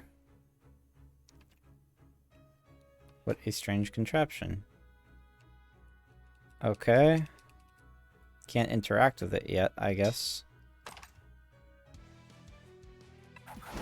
Alright, what is all this shit? Oh, no, I can't see it now. Blade Watcher. This creature deals 50% more damage for each non-ethereal sorcery spell gem it has greater than its target.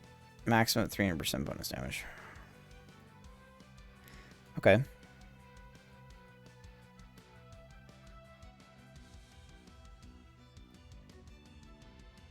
So wait, ethereal spell gems still have their basic tag? Because this is like non-ethereal sorcery. Can you have an ethereal sorcery spell gem, or does ethereal replace the class? I thought it replaced the class. Maybe it doesn't. Maybe it's just an additional tag. Maximum 300% bonus damage. After this creature manually casts a spell, it casts 2 random spells that belong to the same class. Holy fuck.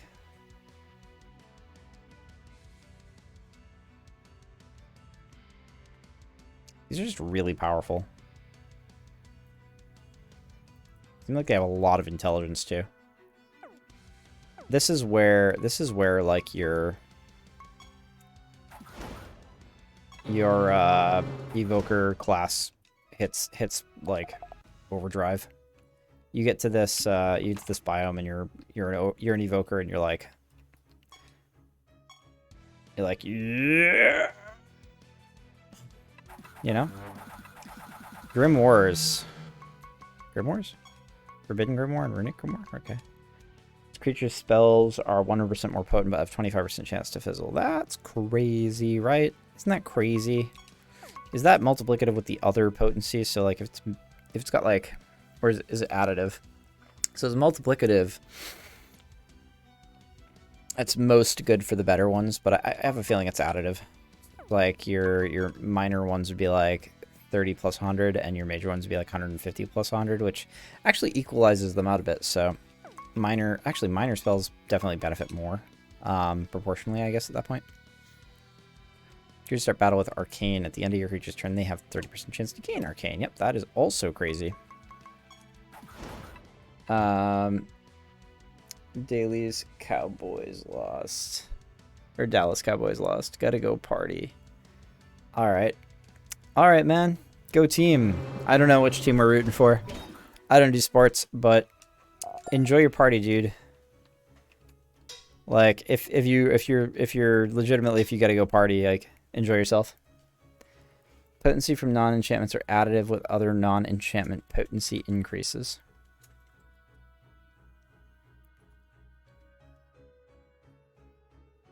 Applies the boost after defense for damage. Very interesting. All right. So probably those books are much better at casting low potency spells than other kinds of monsters.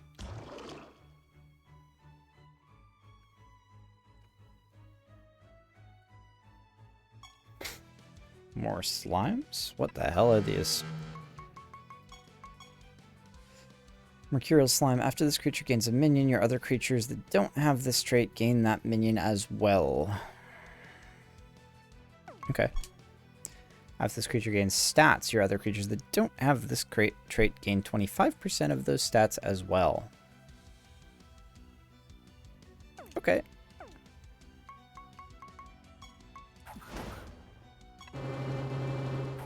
Let's do what we can to get rid of these jokers real quick.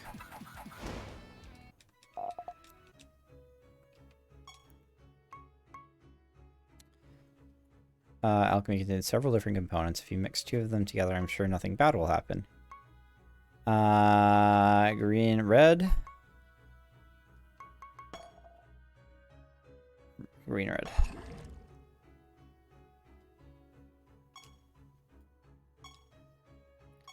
Okay.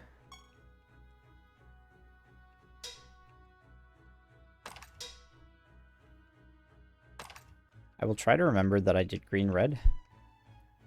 Not on the top of my priority list, but there's green, red, and yellow, and I did green, red. I guess I can try to remember that. Banana, apple. What is that middle guy? Don't kill him. Oh, you're gonna kill him, aren't you? You totally killed him. I actually just cast spells until everything was dead. That's really crazy. All right. Bestiary. Coast Watcher, Glade Watcher, Nephilim Shield Bearer. That's this guy. Nephilim, so like Fallen Angels. For enchantment potency increases like magnetic, it's before defense. Slimes are sharing, is carrying types. They're just neat supports. Yeah, it's interesting because I could strap something. I could see strapping something like that to my Animatus and buffing his stats to buff everybody else's stats. So Nephilim Shield Bearer, stand as one. After your creatures take damage, your other creatures take 25% of this damage as well. Your creatures take 50% less damage. So we're gonna take 50% of the 100%, and then we're going to take that 50%, take a quarter of it, which would be 12.5%? Question mark? I don't know if back of the napkin math works out. I'm real bad at arithmetic. It's like 12.5% times 5.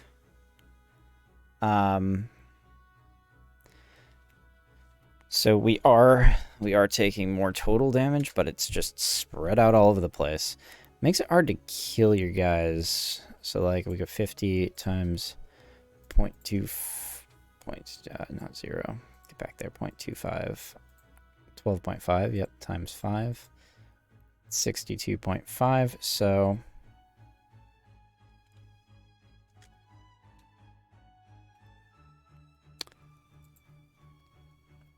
it double dips, so it ends up 6.25. It reads like 112.5. Yeah. Yes, it does.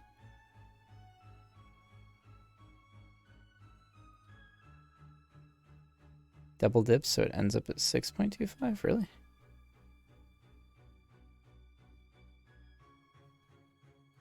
Oh, it double dips? That's crazy. So this monster is actually just broken. So what you're saying is that the initial creature takes 50% less, but then also the damage that this is applying, this applies to its own damage. But it's not recursive, right? So it doesn't just continue to happen. It doesn't reapply its own.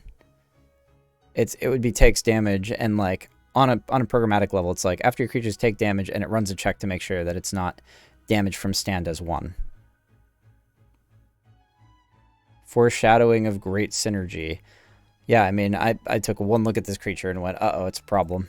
But that's actually, knowing that it double dips is crazy. 100, no, I feel like I understand what you're saying. So it's 100 damage becomes 50, and then the next creature takes 25% of 50, which would be 12.5, but then the 50% kicks in again, so they actually only take 6.25.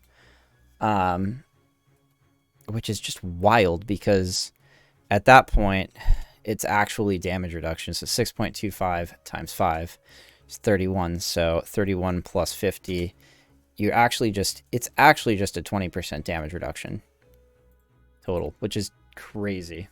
I mean, 19% damage reduction, whatever. That's crazy. That's got to be competitive for the most powerful trait I've seen so far. All that Andy looks cool. It's true. I'm not going to deny that. Again, didn't even get to start the battle. I want to see what the other Nephilim does. After your creatures gain a stat other than health, they grant 25% of the stat to your other creatures as well. Your creatures gain 50% less stats. This trait does not stack. This trait sucks. This trait sucks a lot more than the other traits. like than the other Nephilim trait. For sure.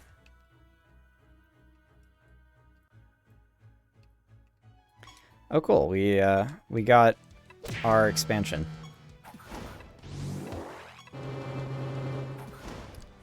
Reduction, and the spread helps deal with big damage spikes. Yeah, no, it's great. It's, like I said, that's got to be competitive with the best traits I've seen so far. Like, if I'm talking about, like, universally useful, like, when I say best trait, I'm not talking, like... so I did yellow, red last time, so I will do red and pink this time. That's about it. Okay. So yellow, red was better. Okay. That one is bad, unless you just want to trigger something on stat gain that isn't more stats. Yeah, that's my impression of the Nephilim Lords is just not as good. After your creatures are attacked, the attacker takes damage equal to 25% of your attacker's speed. This trait does not stack. If you're building like a Terror Hound, type of direwolves scaling thing, I guess that could be useful. Your creatures take 70% less indirect damage. I mean, and there's also the new Bard, the Ballad Bard, that gives you stuff based on... No, the old one. The one that gives you... attack based on speed. So you just stack up speed at that point, and you get counterattacks and you get extra attacks on direwolves, and it could potentially add up to something good if we see like a missing piece type synergy moment. 70% less indirect damage. This trait does not stack. Huh. That seems useful considering how proliferous indirect damage feels. And dangerous. Solid synergy with some other traits you'll see later. Yeah, for sure. For sure. You can probably rely on me to call back to stuff like that. But if you want to direct me to a particular synergy, try my preference on this is that you point me in the direction of like one element. Like if I obviously know about one element in the synergy, rather than like telling me specifically like go look at this and consider it with that. Like instead just point me to the other element and like let me let me connect the dots for myself if at all possible. But I don't mind you pointing me back to something that was like Realm 1, like you just say like, have you thought about X creature lately? I'll go back and like immediately probably connect those dots. Let me be an idiot if I'm gonna be an idiot though. Your creature with that trait is cutting the damage and then applying damage to its allies. Nephilim Shield Bearer is indirect damage, by the way. Huh. That I would have intuited. I'm not entirely sure why. But it's a good reminder that pretty much anything that's like redealing or like applying as a derivative is probably indirect damage in this game.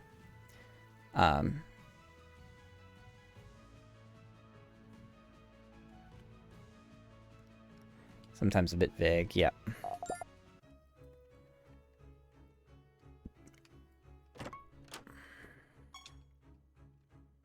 That makes sense. Dealing 70% less of 6.25 is not really as much as I almost don't give a fuck. Defense doesn't reduce indirect damage, though, I take it.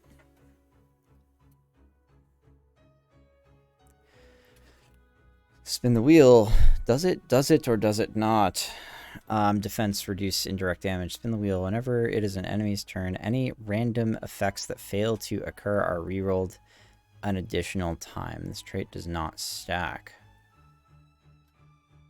That's crazy for like the... Although this has the potential to the greatest potential ever to backfire, it seems really interesting to me for stuff like that one spell that you just put a bunch of in your inventory and then all the enemies cast it and damage themselves. I guess the major problem with that spell is that it probably relies on the enemy's intelligence for potency. Okay, sometimes my brain breaks, you know? But I was just here, I wanted to look at, not these guys, this guy. Your creatures have 35% more intelligence. The straight does not stack. That seems really weak. Just gonna say it right out like that. It's like, you know, there seems to be a lot of ways to get like recurring multiplicative attribute buffs, and so something that just kind of sits there like that and gives you some attributes feels really bad to me. It's like that's just clearly underwhelming compared to a lot of other traits that are like gain 25% every time you do an action, because you can probably make that action happen 300 times in a single turn. This is also an awesome god, though. Just gonna throw that out there. Just in time. So Soul Flayer, can't resist. Find it, kill it, hurry. Struggle against something. Manage to overcome a god. I don't think I can fight anything that can fight a god just yet. So, Inscription Contagion allows you to craft gems of contagion at the enchanter. Enemies are afflicted with a random debuff for each minion removed. That's awesome. I bet there are there negative minions? Are there minions that you can put on enemies that, like, do bad things to enemies? Because if that's true, oh no. Now I've got to go back and get all of the telescopes. Fuck. That definitely happens to me. I don't even know if I'm going to try to be fully thorough about this.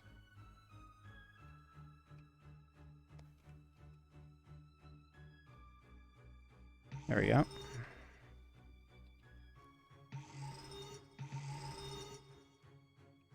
Okay, cool. Teleport back to Siralim and to turn in my project for castle expansion. Your castle's huge now. It is huge. Look at that. Wow. That's gotta be like fucking 7 times the size minimum. Holy shit. Alright, well, yeah. We'll play like home decorator in a little bit once I've got more shit to do with it. Have effect with additive have effects. Artifacts stats are have effects. Stats from have effects are additive with other have effects, and artifact stats are have effects. Okay, so and you were saying have effects are different from start of battle effects. I'm trying to contextualize the difference for myself at the moment. And is start of battle before have? Is that what you were saying? Start of battle applies before have, maybe? I can't remember. Alright, so. Let's see. I need a new project. Enchanter.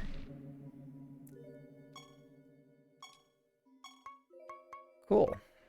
And then I guess I can start unlocking specializations I haven't seen yet. 25% more loot from all sources. That seems good, huh? I'm okay with 25% more loot from all sources. I haven't made a speed artifact yet. I don't feel like I need to retool my... This is probably arrogant, considering I got pounded by Uralos, but a little earlier, but I don't think I need to retool my lineup just yet. I think the lineup is working a lot better than it was before. Like, yeah, what the heck? I can't even manage to make a first turn at this point. I did go back to grind all the different monster types, but I actually haven't done anything with it yet.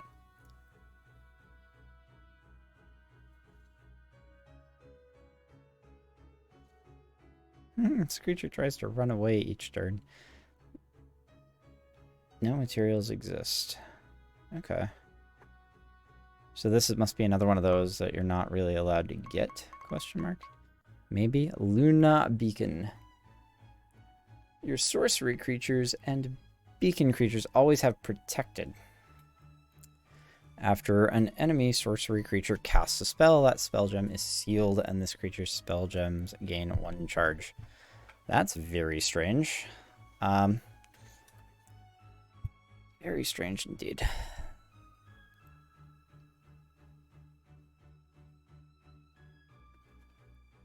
That seems like a very bad trait, I must say. That seems like particularly shitty.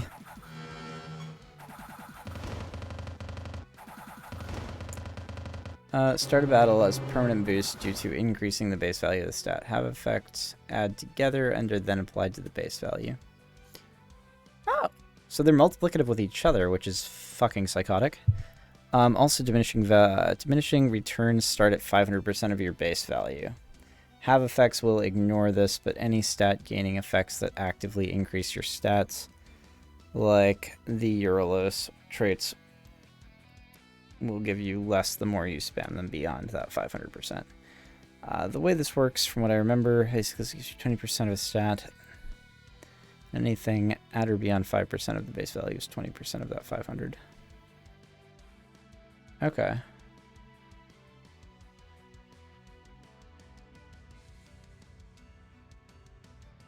Okay, yeah, so it just restricts the exponential curve. Got it. Many things to remember. Wow. Just threw all of the... It just threw all of the stuff at me right at the start of the realm. It's like, here. I am unlikely to encounter a bunch of monsters that I haven't seen yet, so... We are just gonna try. We're just gonna hold our button here. Cosmin, do I currently... This is not spoilery enough for me to care at the moment, but do I have options? Do I have any more options that I haven't toggled yet?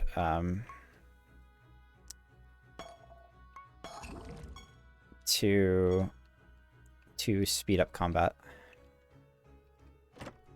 If so, where are they? I do not consider this in any way, shape, or form spoilery. If they turn out to be game mechanics that I have to unlock, I guess just tell me no. I have toggled every menu option, like menu-based option that I can find. But like number displays for damage or stats gained. I'm not really looking at them, so and I'd rather like. And you think that does it make a big difference, really? Potions afflict a random debuff.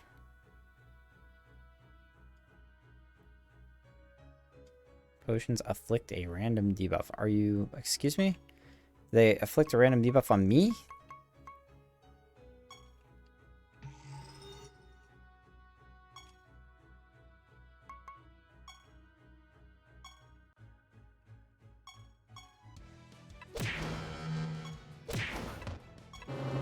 I don't know if those are actually going to make the combat go that much faster. Does it, if I disable them, does it just literally skip over, I guess, battle text?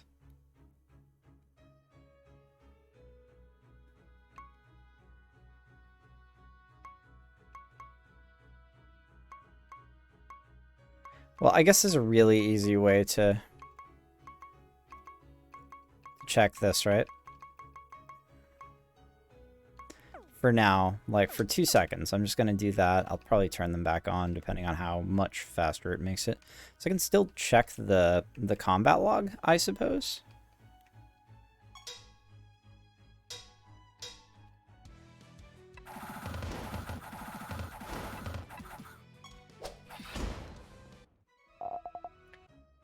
That seemed a little quicker. Gonna have to run that again. With where they're at, that's probably not that much time considering they're dying in seconds anyway. I mean, man, do seconds add up, huh?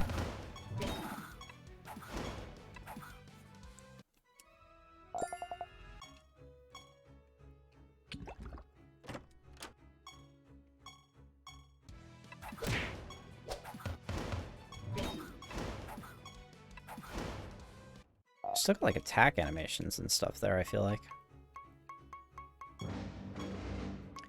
Let me see if...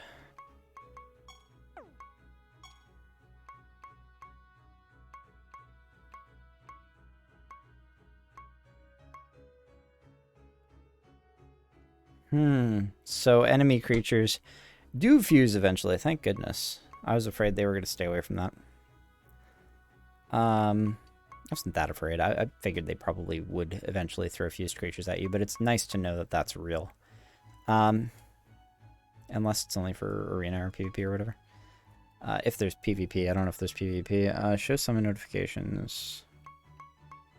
Battle animations. Battle animations is off. Why are they still doing a little like lift and fall thing? Auto interact with objects, hide floating overworld text, game difficulty. I don't need to fuck with game difficulty. Realm instability is what gives them fusions, and you will definitely want that off if you need speed once you're doing realm instability.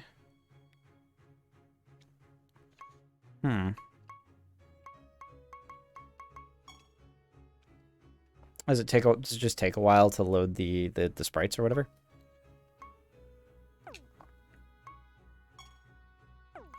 I don't... Okay, I really don't understand. Oops.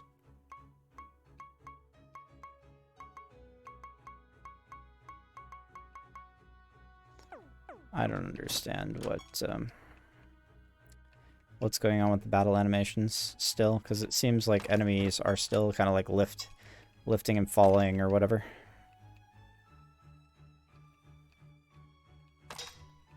I like this whole magic place. This is definitely the god for the evoker specialty, though. Come here and farm for a while and be the world's best evoker. Arcane. See, that gave me arcane. I thought it said like potions now give a random debuff. Did it mean buff? Did I read debuff and it said buff? Pink green. I don't think I've tried yet. Bunch of treasure. So pink green is our best yet. Ritual abomination creatures when you pick this up. Yeah, nice. Pink green.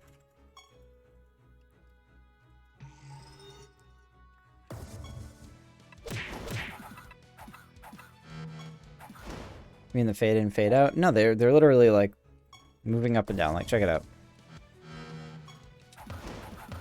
Like, you see how they shake? Number one, they shake when they're hit. Number two, when they attack, like you'll notice if they ever get a turn, which they won't. When they attack, they still have a like a programmatic animation where they lift up a little bit and then move down. That's the attack animation. Yeah, of course it's the attack animation. That's what I'm saying is I have battle animations off, though. You can't turn that off. Well, you can't. That's what I'm saying. I'm very disappointed. I'm like, come on. You have a toggle for battle animations off, and it doesn't turn the attack animation or the taking damage animation off. It should, honestly. Maelstrom. Target is afflicted with confused and feared. Confused and feared. So can't gain stats and also potentially hitting yourself.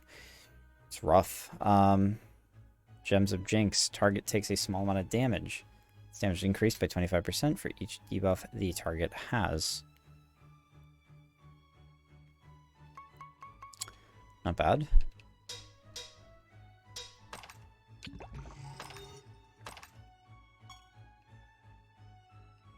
Oh, I missed a chest. I think there was a spell there or something that I should have looked at. Fuck.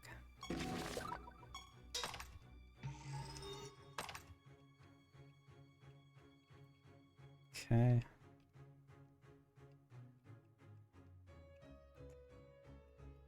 It seems like...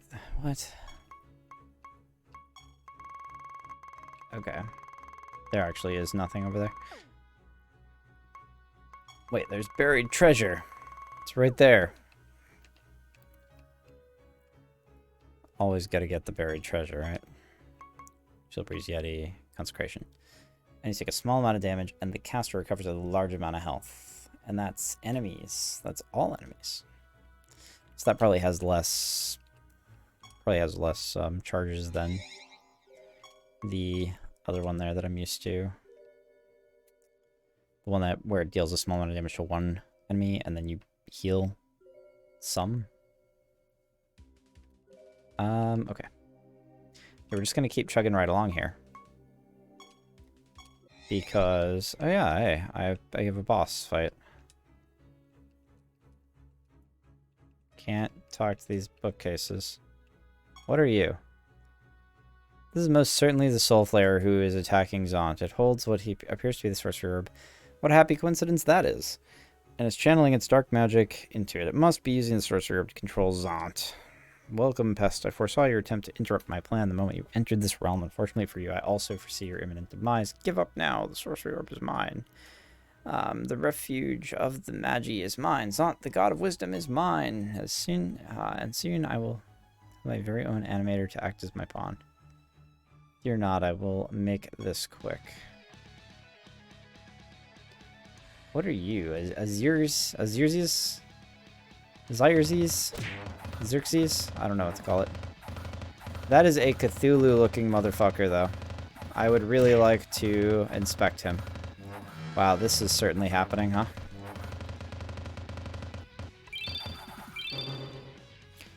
Okay. After an enemy takes an action, they must take that same action for the rest of battle. Did I just screw myself by, like...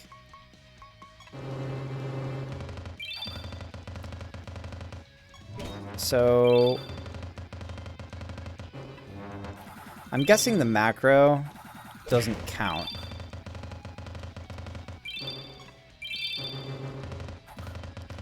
Yeah, I think that means that my my leech is stuck doing the thing forever. And my my Yeti is stuck provoking forever.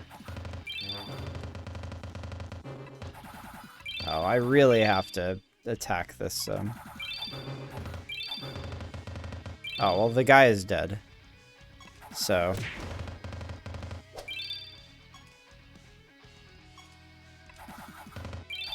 I really want to kill the Nephilim defender. There we go. Yeah, this wasn't bad. I wonder how long it's going to take for this team to wear off.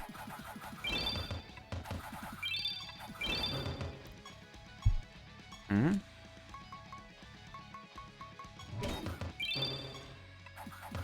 There we go. That wasn't bad. I did not gain that much XP because I went back and went through all the realms. A mere creature would stand no chance at overcoming a god. Not really the Soul Flayers are capable of manipulating the nether orbs in such a way. Xerxes attempted to break my will using the sorcery orb. Had you not intervened, I fear that my mind would have been forever lost. I know already that you have come to the refuge of the Magi to claim the sorcery orb for your own, but by freeing you from this disaster, it is clear that you will handle such a valuable relic responsibly. Yeah! Nothing from this encounter, he should be finding somewhere to hide this thing, not giving away to someone he met just a few minutes ago. Not that you're complaining, of course. Alright, excellent. 50 perk points. That's what I'm talking about. 110 of those things now, so...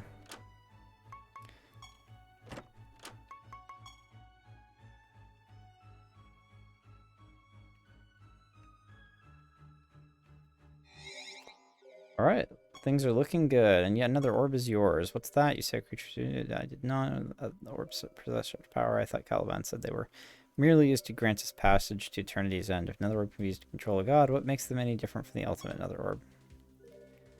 But you must protect nether orbs at all costs. If they were to fall into the wrong hands, there's no telling what could happen, especially since we don't know what these orbs are capable of exactly. Anyway, your next destination is the Great Pandemonium, which is ruled by Vulcanar, the god of fire. Oh boy. So, the burning builds rejoice. I personally don't care much for Volcanar. His arrogance rubs me the wrong way, I suppose.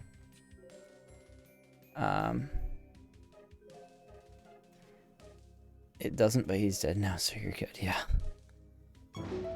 I assume that that is extremely uncooperative with macros, and probably not very good as a...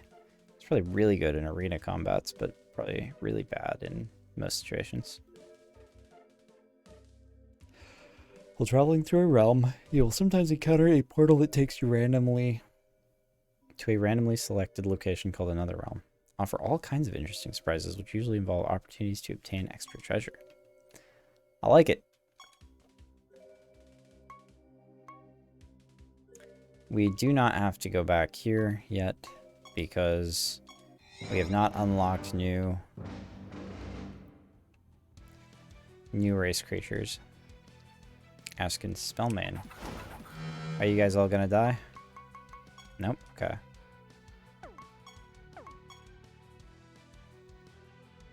Spellman. At the start of the battle, this creature gains Firestorm. After this creature casts this spell, it gains Invisible and 20% Intelligence.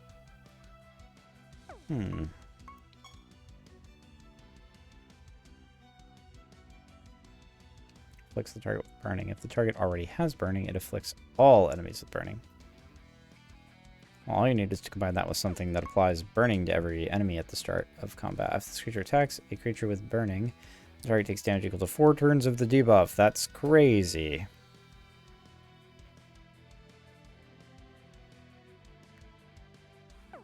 Wait a sec. What I said about this is stupid. Never mind.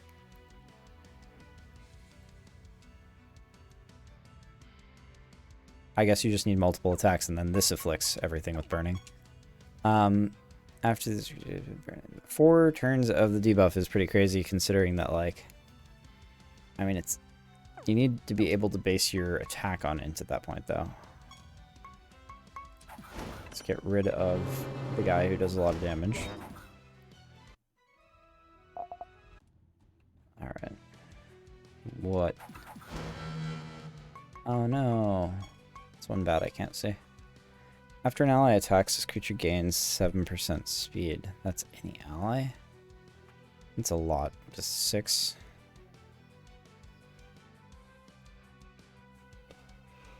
Let me see. 42%? That is not bad. 42% per full rotation. I mean, it seems to me like things are getting very, like, sketchy in terms of your ability to survive any given round, like a full round of combat. At the start of battle, this creature gains Snowstorm. After this creature casts this spell, it gains Invisible and 20% attack. Okay, so these are just different types of the same, like, you gain a thing, you use a thing. Spell mains. And you get a buff. And 20% attack. Where's the other one? So was it 20%? It was 20% intelligence? Okay. So, and this guy, what do you do? This creature can't cast spells manually. Your creatures have 5% more attack, int, speed, defense, or health for each non-ethereal chaos, sorcery, nature, death, or life spell gem in this, or this creature has equipped. This trait does not stack. I wonder how many spell slots you can get. You can get for a creature. Probably a ridiculous number, I'm guessing.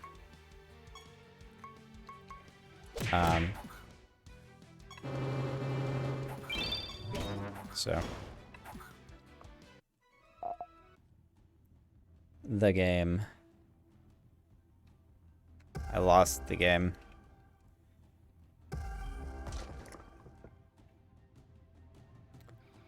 Tells you in the codex it's 18 max. Huh, tells you in the codex.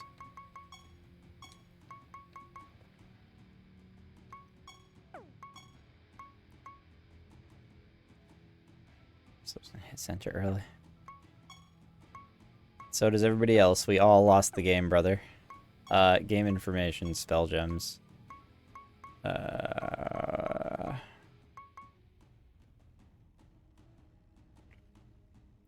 At most, the creature can have 18 spell gems equipped with the help of these bonuses. Actually, I kind of want to look at that one more time.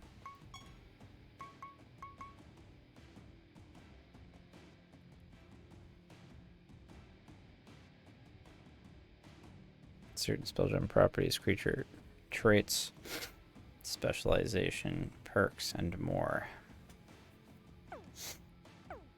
18 is pretty funny. What would that be? 90%. I could have figured that out. I did not have to have a calculator for that one.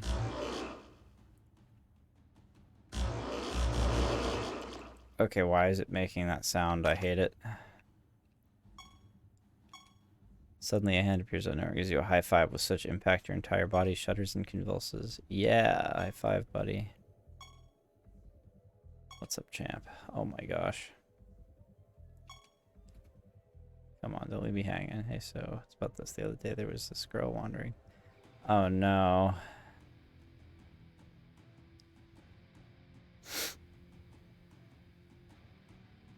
Just another day in my life, you know? It's a good time to ask what the Chaos Orb. Oh yeah.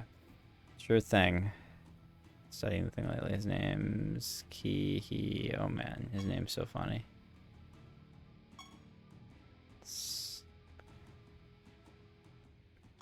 Oh my goodness. Chaos Orb for yourself. Okay. Yeah, we're gonna go kill Spinner. And we are hopefully never, ever, ever going to speak to that god again. Damnation's Edge. Okay, what am I doing here? 5th creature's innate trait. So this is actually almost as good as the fusion, basically. I still have the fusion spec, don't I?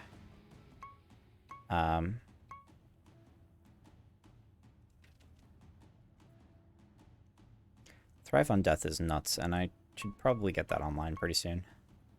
I just don't need it yet is the problem, and I feel like the tools are slowly coming online to make it actually good, so I don't want to like jump the gun. We'll see.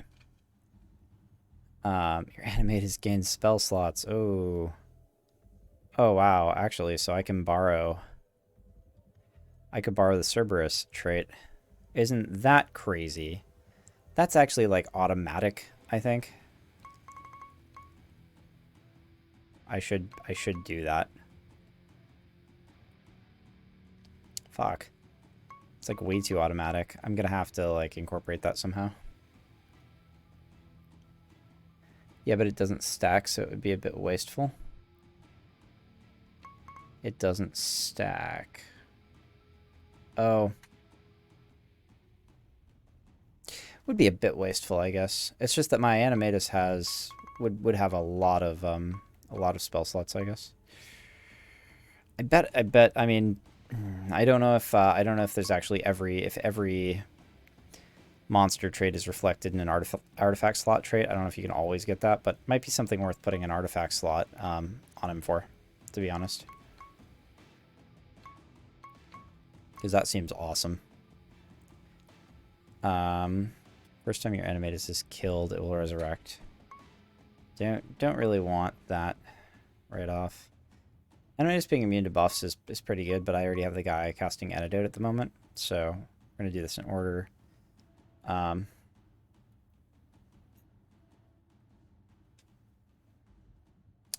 Small amount of damage, though. I mean, Corpse Explosion probably does damage based on int, right? So...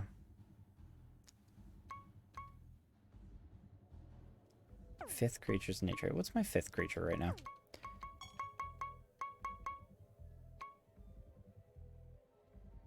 This does not stack. Excellent.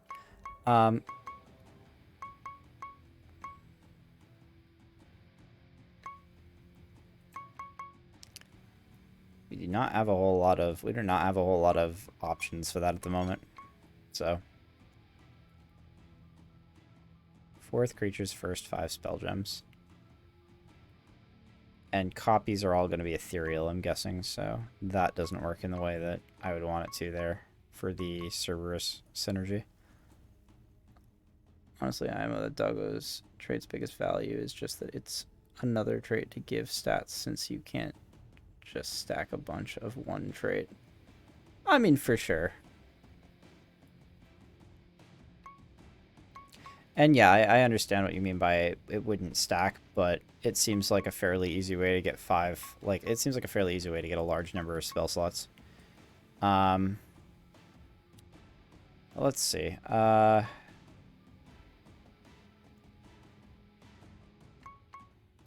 I think we're just gonna put all of the Anguish Through Awareness on here.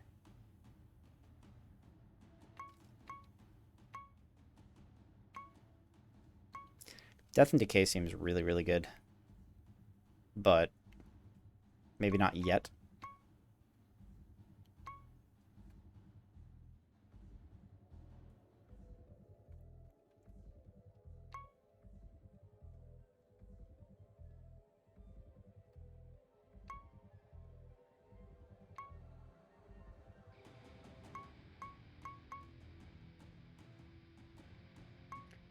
Yeah, I think Anguish Through Awareness is going to...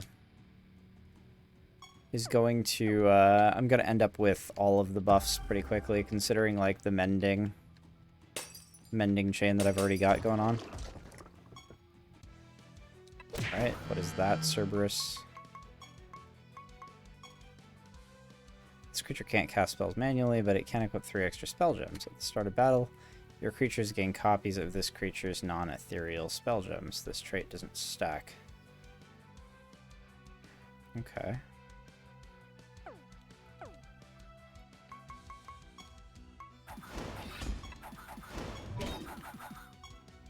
Well, we're still doing pretty okay.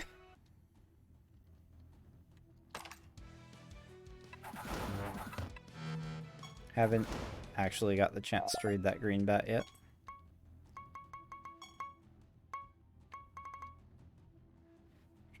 After an ally attacks, this creature deals damage to the target equal to 35% of its attack. By its, I'm assuming it means this creature's. So, that's really good. That's really, really, really good.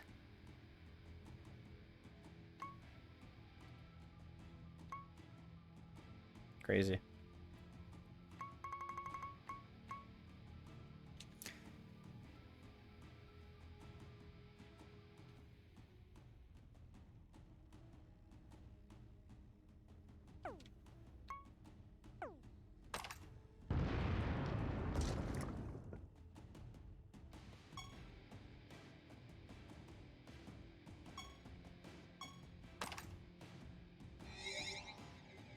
Oh. Okay, what is this? Other than toast.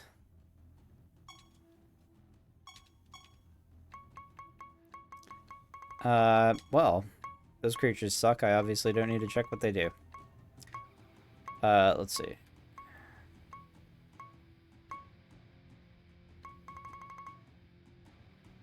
Your creature deals 50% more critical damage for each turn they've taken in the current battle. This trait does not stack. Yeah, that seems pretty good and multiplicative. Attack, int, defense, and speed for each turn they've taken. This trait does not stack. Seems a little bit slow. Not bad, but a little bit slow, I would say.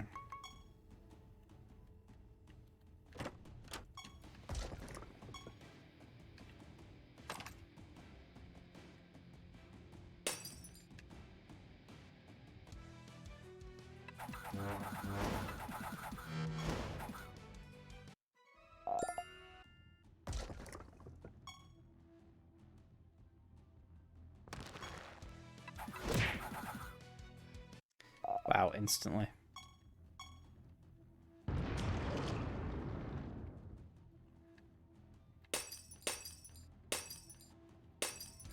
Sound effects are driving me nuts. I may at some point have to turn them off.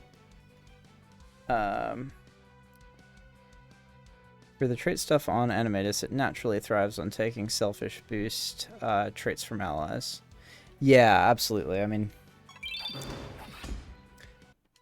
I'm definitely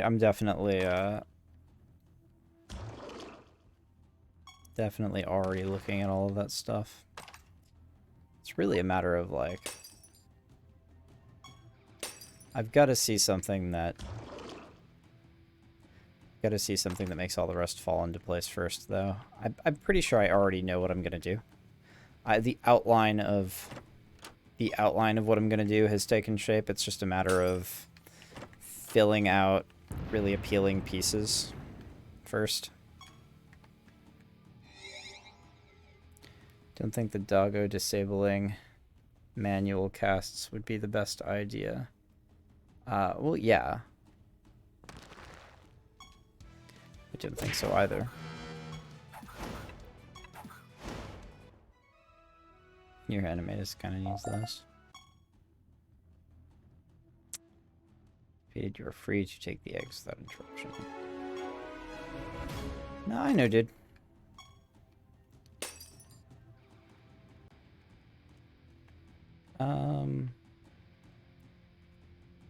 Feel free to draw my attention to stuff, but maybe a little bit easier on the theory crafting, if you don't mind.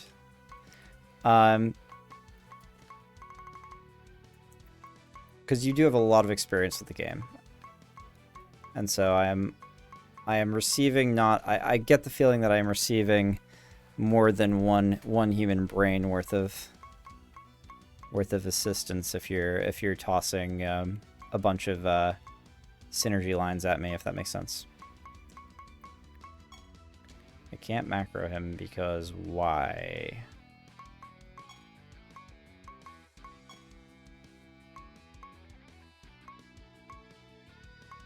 What does he have? Silenced. There we go. Okay, that's the icon for silenced. Got it. Just have him defend, I guess.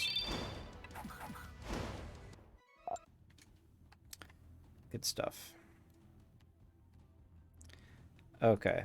These teleporters are becoming an issue. I don't know if they make my experience of fucking around in the dungeon any better. Like, excuse me?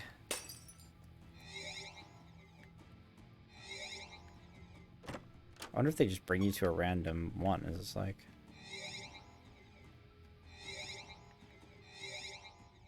Okay, so it's... No, it is random. Holy shit, it's random.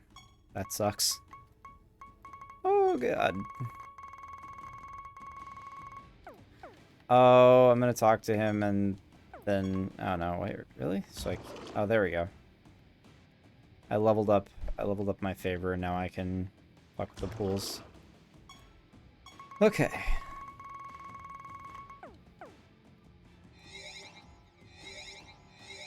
There we go. I think I'm good. Am I good? There's one more little pillar to destroy, but it's not actually relevant. Okay. Teleport back to Siralim. Let's go. How far can we take it?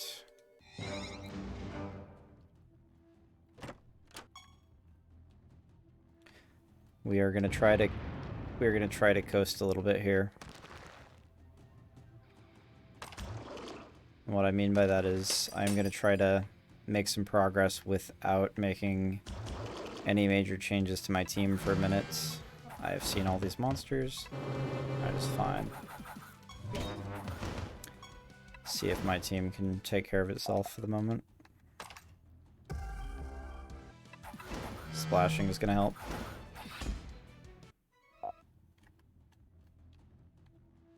Trying to watch carefully when splashing to see if to see exactly how adjacency works.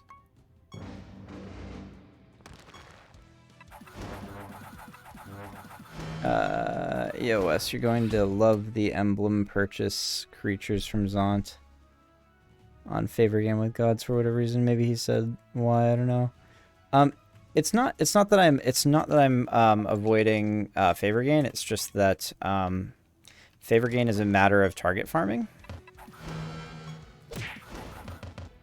And I am trying to make progress, like, as regularly as possible. Like, at every opportunity where my team is strong enough right now, I'm going to prefer to progress in the game rather than hang around in a realm where I've already been. That's going to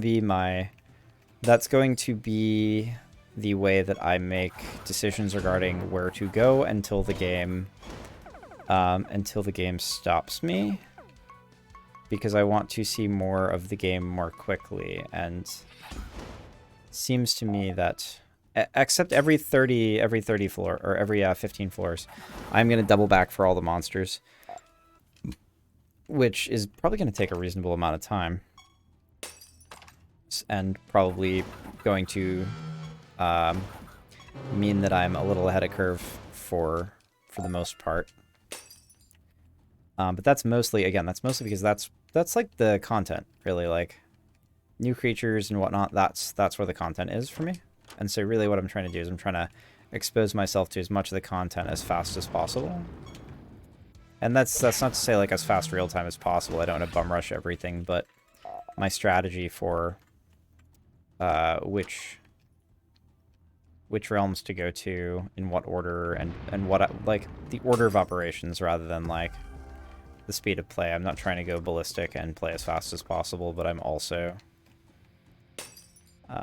ordering my operations such as to expand my perspective on the game as quickly as possible. Okay, let's see. What in the fuck?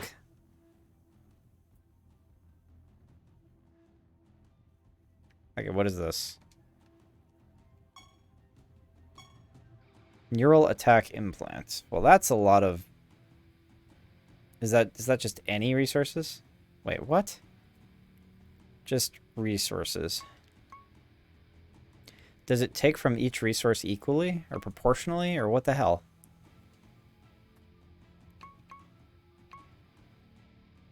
Okay. Yeah. Everything's gone. See, enemies start battle with 80% health. I know I've already seen that trait. So I'm guessing that there's a trait slot material for every monster ever. That's what I would expect.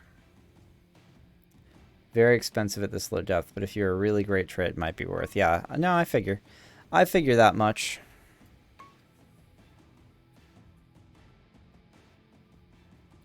More defense and has protected. Searcher Spark. This creature deals additional damage equal to 5% of the damage your creatures have taken in the current battle. Ooh, that's some ramping for sure. 7% chance to gain a random buff for each spell that has been cast by all creatures in the current battle. This trait does not stack. That is a fairly powerful trait for my team, because my Animatus gains buffs that my creatures gain. And because this does not discriminate between manual and triggered casts, which means that it goes off when my Volps goes off. So I probably get 7% chance is not very good, though, is the problem. For each spell that has been cast, though. That really is quite good.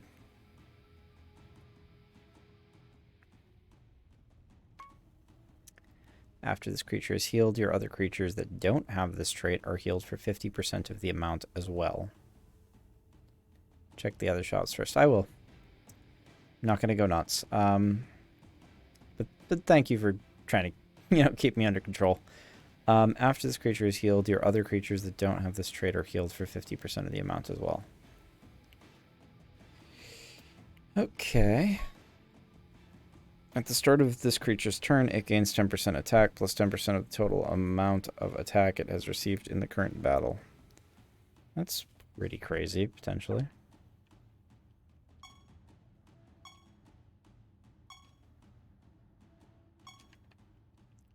So only one other shop. Spitting Acid. At the end of each enemy's turn, this creature decreases their defense by 15%.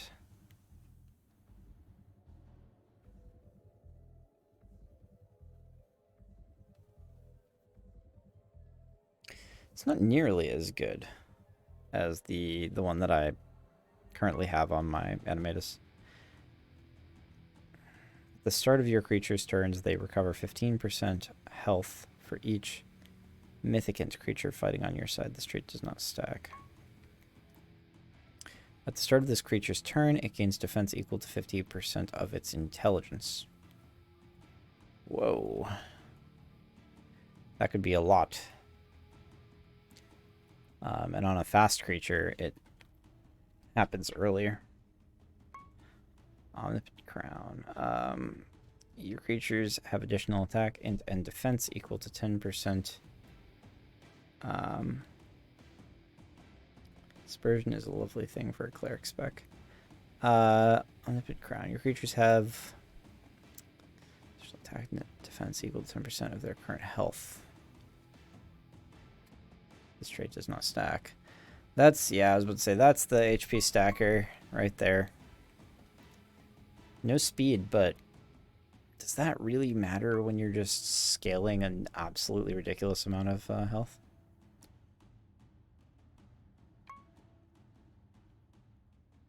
Start a battle, this creature steals 15% of your other creature's attack, and defense, and speed.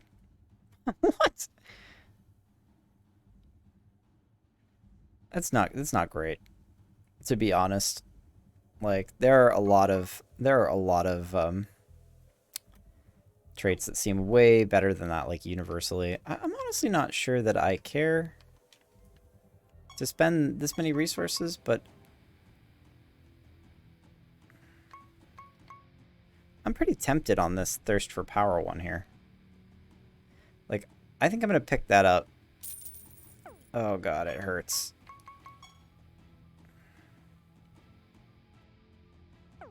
Well, it's spent proportionally, so. Ouchie kabibbles. I'm gonna pick that one up because it seems like a really ridiculously good trait to put on Volps, basically.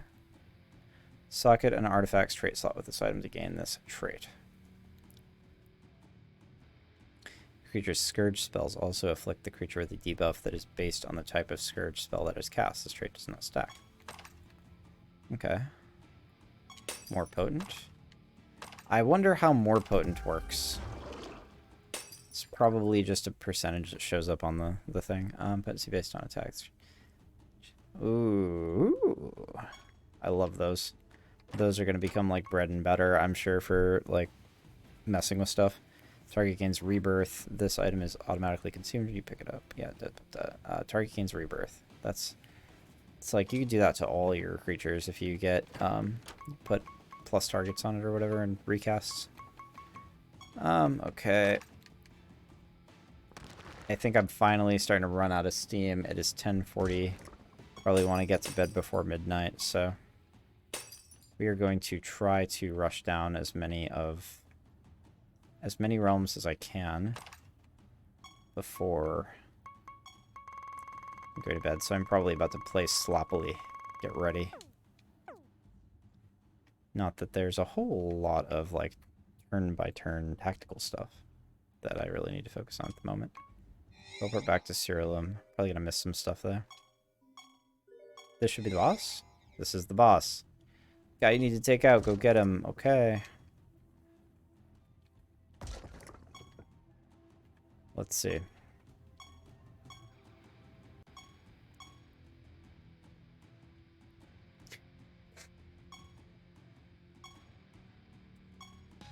Alright. Let's see what this guy's all about. Inspect. Enemies always have poisoned. At the start of this creature's turn, the potency of enemies' poison debuff increases by 100%. That's garbage. Holy shit. Okay. What do you have, 1,000? We're gonna have to... Nobody here is preventing me from attacking you, though, so... You just die. Welcome to hell.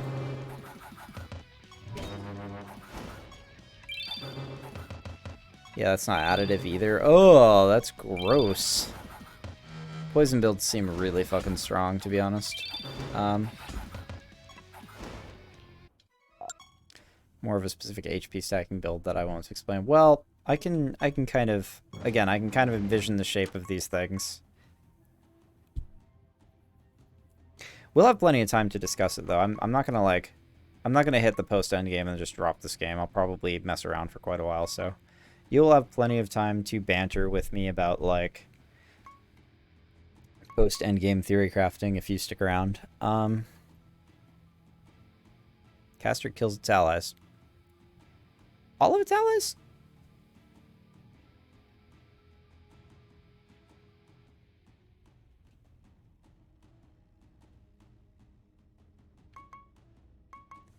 That seems crazy because there's just a mob that reses everybody with bigger stuff, isn't there? Come on. That's so obvious. I'm gonna figure it out. I've gotta basically put those pieces together. It's not gonna be that hard. It's gotta be, where's the piece that I'm thinking about? Is there a way to sort? Like, is there a way to search? There's gotta be a way to search. Codex, game information. Creatures. No, it's referenceless. We could do traits. These update dynamically, I think. Search, there we go.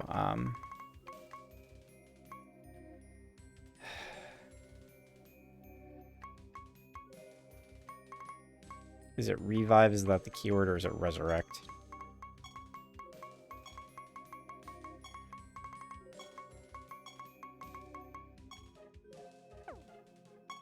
Must be resurrect. I'm just gonna do res, well.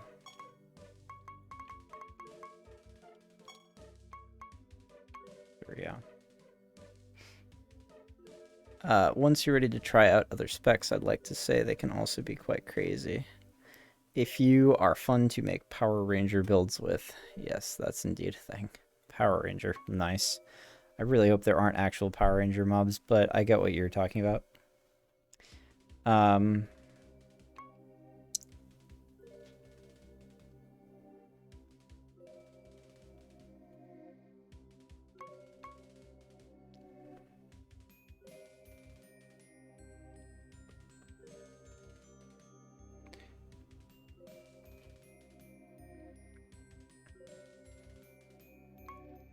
Okay.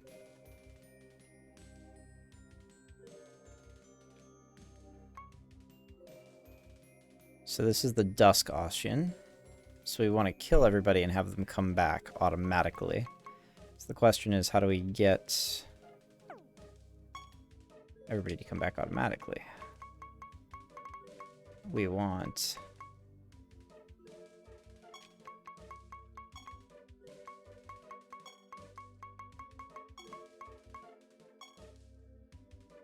Okay, so we don't do that. We search spells instead.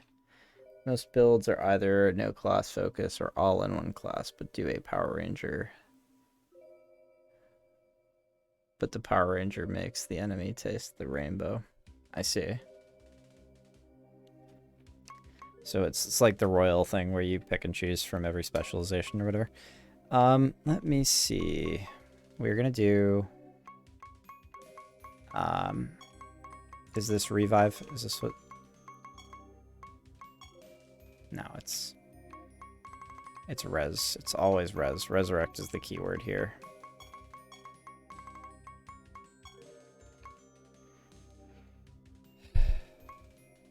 Your creatures are resurrected with 100% health. Then this creature is killed.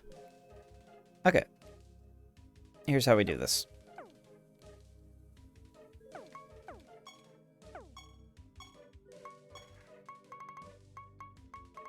Here is how we do this. We spec...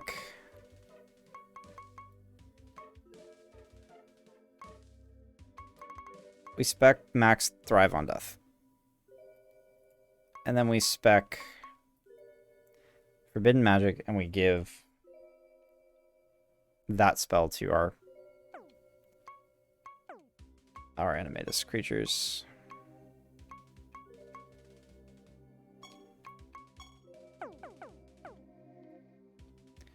So here's the spell that we want. We go craft, we go... Where's the dark spell?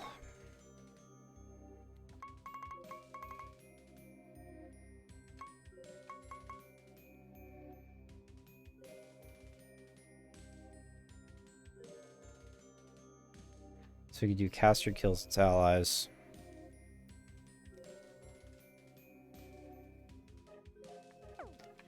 And we want to borrow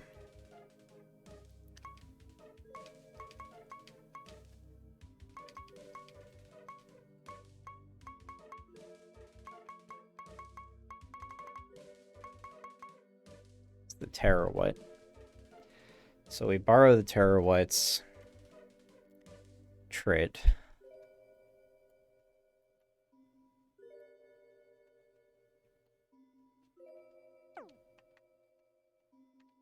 Borrow the Terror White's trait. We use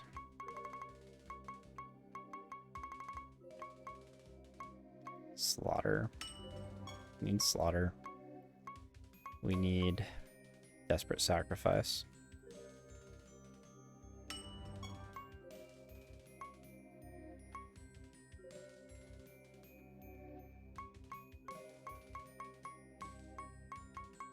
There are more effective ways to do this, but I don't know that I have access to them just yet. But in any case, this is the sort of thing that I would not like help with. You're going to...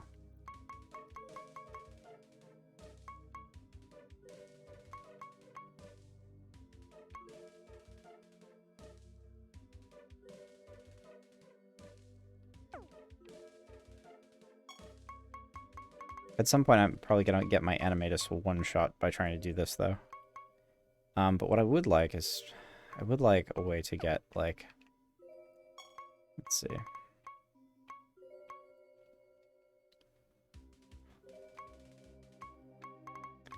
Codex reference list. Spells. Why? Rebirth. Where's Rebirth?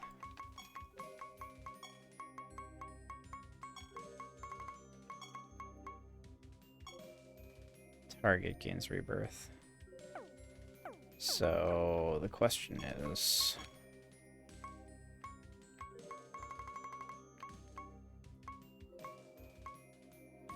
shit. There it is, Covenant. So now we enchant Covenant. Cascading. It's not good. Where's the plus targets?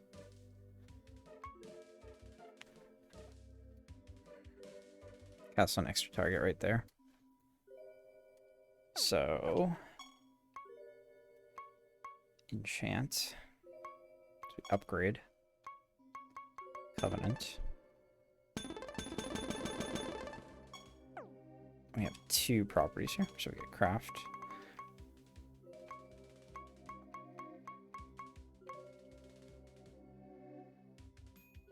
We need a way... Oops. I did not mean to craft a second one of those. I meant to do this. We need another way to... So this... Is it going to be able to hold? It's going to be able to hold 4 properties at least. Because we're like, it seems to upgrade every 5. So it'd be like... 2 casts on extra targets right now is 3 targets. I'm guessing it's just going to... Okay, so it's 1 per. Good to know. Didn't know that. Terror White was my first favorite dude and first Kara creature. Most builds are either. Yeah. So I am going to do this at some point. I don't know that I'm going to do it right now. Because like I said, I kind of want to get a little progress in before bed. And this is going to require a little bit of thought. This is probably my least favorite creature right now. Because... I mean, Annex is cool. But I'm going to be able to keep the weapon anyway. But the leeching is just not not that crazy. This is mostly here to double up on the mending.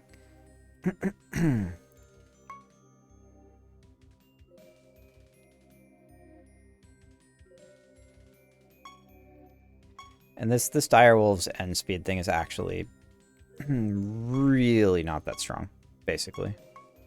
Really super duper not that strong, and that's a death creature, and I already have a death creature.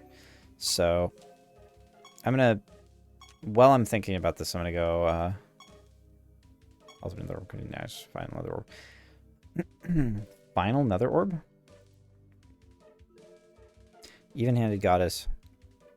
Happy to point you toward the location light orb. Back normalized once more. 3 different projects. Great. That sounds like more work for me. Okay. Seriously? So now I have maximum projects, but can I even... I don't have an open project. Okay. That's fine. We're just gonna go...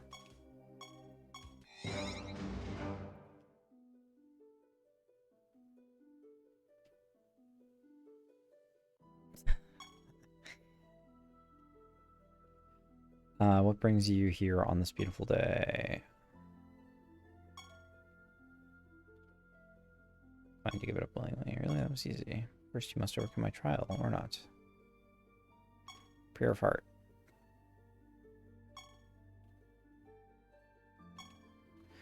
She luck, child. Okay. Emblem of Sarathi. I definitely wish... I'm gonna bank perk points for now because number one, the game is not pressuring me. So well, we'll find out now. Okay, yeah, you know, super good. Very hard combat. That's not me making fun of the game. I'm just like, okay, well, the game is definitely not pushing back at the moment. So, what are we gonna do? We're looking at the bestiary. Timeless Master. This creature deals additional damage with attacks and spells equal 25% of the total damage the enemy has received in the current battle. That's really good. Like, really good. Like, potentially... like, one-shotting bosses kind of good. Like, really fucking good. When the game starts really pushing back, you'll either see an instant wipe or nearly an instant wipe. Yeah, I mean, I see it, man. Like, I've been trying to tell, like... I was trying to tell Adam, I was like, the game is going to, like, when the game takes the kid gloves off, it's just going to start using all of these tools that are available against you, and it's just going to be like that. You're just gonna explode. Let me see. Valkyrie Scout. After your other creatures are attacked by an enemy, this creature attacks the enemy for 50% normal damage. Interesting. Pretty narrow, but interesting. At the start of this creature's turn, it increases your other creature's intelligence by 15% of this creature's intelligence. That's something. You know, I don't know. Here, after creatures are killed, they have a 25% chance to be resurrected with 50% health and gain a barrier that absorbs damage equal to 50% of their maximum health. This trait does not stack. That's crazy, and it kind of looks like the sort of thing that I want. That kind of looks like the thing that I want. After your creatures are killed. Unfortunately, this motherfucker has to be alive for that to work. If you kill him, this effect is not going to proc. I'm almost sure about that based on what else I've seen. Valkyrie Scout's actually good with Direwolves if you actually go full spec speed stack on it. I mean, you're not telling me anything that I can't figure out. You're a very excited theory crafter, I can tell. I'm interested to have you, I'll be interested. I will be way more interested to like get into the reads like this, once I am to the post endgame myself. I want to see what arriving there, is like, I suppose, without having like the hive mind behind me just yet. But I don't think you, other than the one, I mean, there've been a couple of mechanical tip-offs, like, the whole, like, double dipping, that happens on the Nephilim. That was definitely like, I wouldn't have been able to know that myself. That's way better than it otherwise would be. But you know, you haven't done anything bad yet. The damage this creature deals with attacks and spells is based on its defense rather than its attack or intelligence. This creature deals 50% less damage.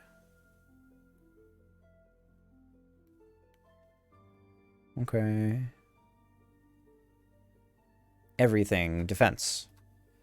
It allows you to centralize, and that's probably very good. But 50% less damage is 50% less damage, so. Okay, that's all the stuff. Okay. We're doing this now. Yeah, these don't give anything yet. So, I'm wasting time.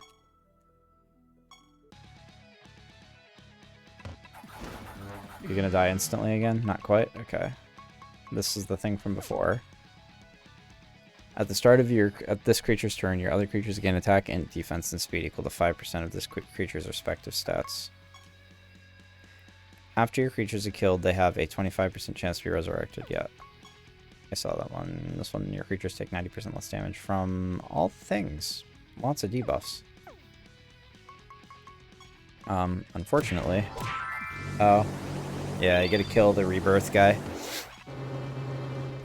Gotta kill the rebirth guy. There we go. Should I hit the rebirth guy? Didn't. All creatures take a massive amount of damage. Chaos, Apocalypse, crazy. Heartseeker, Shiv. After one of your creatures damage, their health falls below 40. This creature kills it and gains 100% of its attack and defense and speed. What? Okay. Alright. I get it. Tools are falling into place. We're slowly working up there. Automatically grant 75 knowledge. Yep. Dreadhound knowledge. Okay, we're out of here. We gotta go fast. Lots of things happening. Yep. Armor scrap. Nice.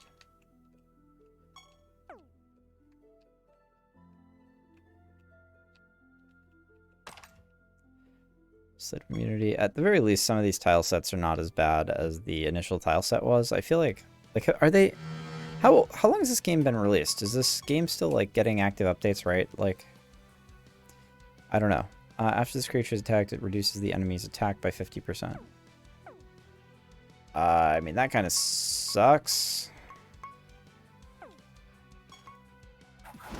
We'll try to kill it with spells, I guess. Oh, wait a sec.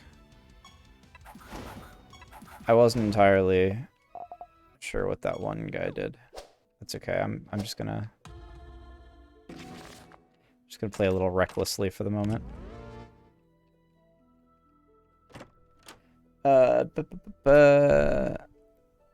Yeah, the cherub needs to be a bit tanky for security. I actually went like 720 realms without any real support when I first played the game. Changed the build rather slowly over time, but had a mascot that lasted almost 720 of those realms for cast nukes. The final actual content update was in July, Zach said. He's probably going to do bug fixes and stuff. The game looks so bad, man. Like, overall, looks terrible. Dude really needs to maybe reconsider his priorities in terms of, like, the aesthetics of the game. Fucking need a looking at, for sure. Can I hit this again? Yes. No.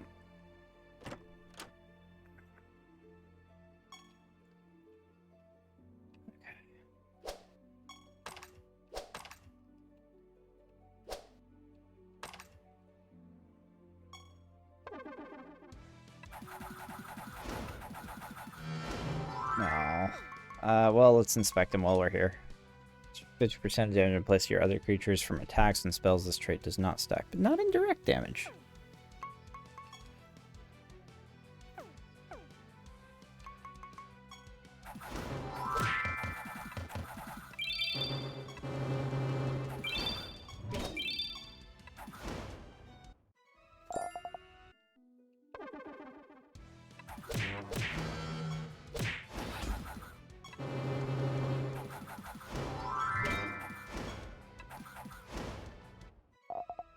of those things. Trait doesn't stack, but means that you have to kill both of them and get lucky, I guess.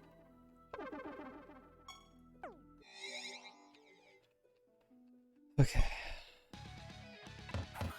Alright, we are going to kill the rebirth guy. And then we are going to kill the...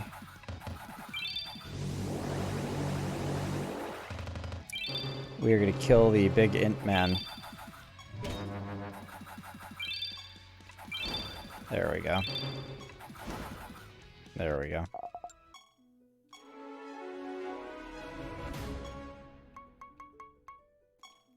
It sounds like you fell right into something really powerful there, Cosmin, on your first playthrough. So let's see. When this creature attacks an enemy with vulnerable, deals 100% more damage, recovers health. What? When this creature attacks an enemy with vulnerable, 100% more damage, recovers health equal to 100% damage dealt, and removes this debuff. Crazy. I bet anything you can... I bet anything... I would put... I'd say I'd put like $50. Maybe even $100 on... Like... There's got to be a trait in the game that just says that enemies always have vulnerable, and that's not going to remove the vulnerability, but... If it counts as removing it and then reapplying it, then that's awesome. At the start of this creature's turn, increase the creature's attack by 15% of this creature's attack. We're not really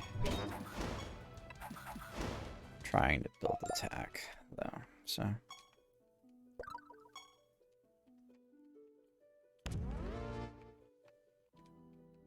Okay. Tempo analysis. There we go. Analytical. Okay.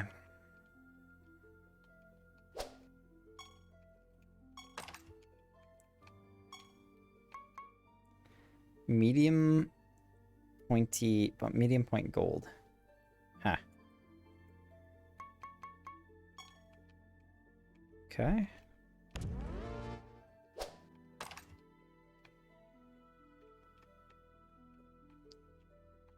Oh, goodness.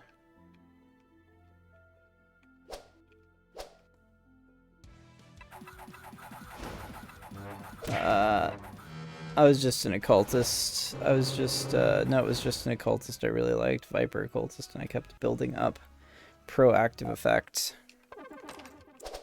Yeah, I am hoping to get into a similar... What?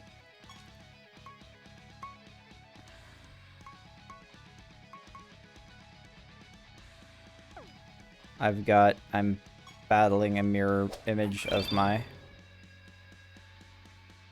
team. Not good.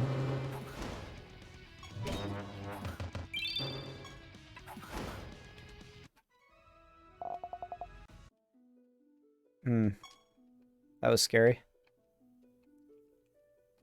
That's terrifying. Wonder if they were lower level or something. They did not seem to do the things. Maybe I just went first.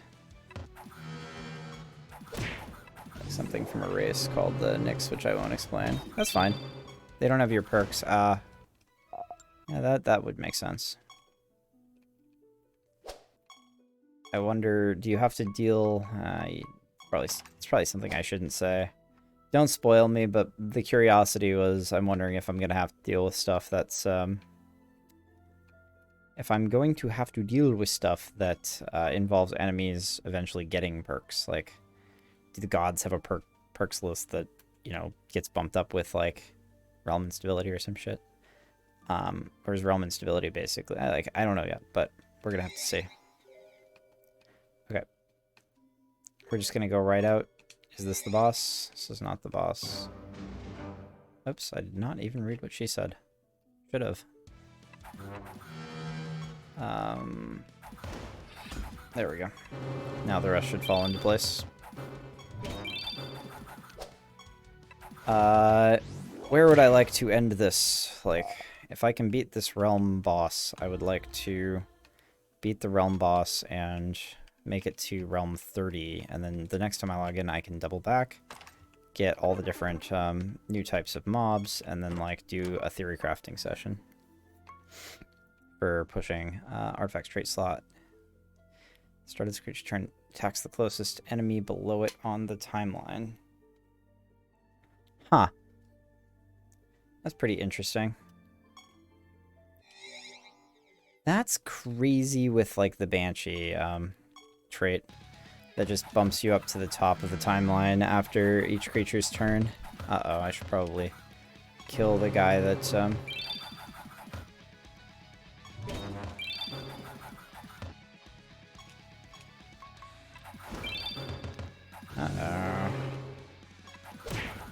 There we go.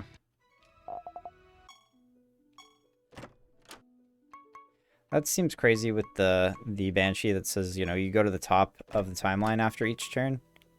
Or after every other person takes a turn, because then what you do is you set that character up to be an assassin that kills the next person on the timeline, so the enemies only get 1 in 3 turns at best if you've got, if you're set up to do, like, if you're set up for one-shot potential well enough, if that makes sense. You really hope that you kill everything in 1 turn, but... This doesn't look that bad, but for some reason I'm wondering if I'm just gonna die. Maybe not. Okay.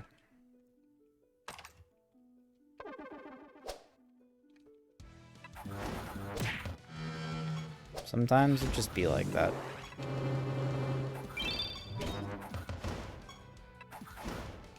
Cool. I wish for wealth, I wish for strength, wealth, or glory. Strength. Shelled. Okay, yeah, so it just gives you a realm buff. I bet wealth is resources and glory is favor. That seems pretty likely. Ah. Unicorn Vivifier. Oh, it will give me favor after the combat, I bet. What is this? It heals allies for 50% of damage dealt. Okay, we don't care about that.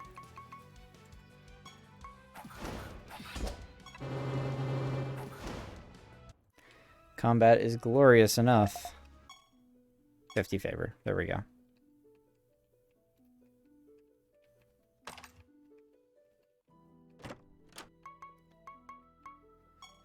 And just for good measure, wealth.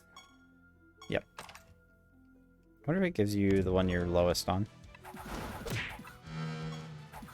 Okay, we are at 11:19. If I go fast enough, I might actually try to double back for some of the new monsters straight away if I can get to 30 without getting my ass handed to me, I guess.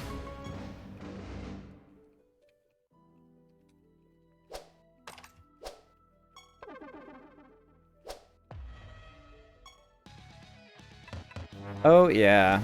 I see.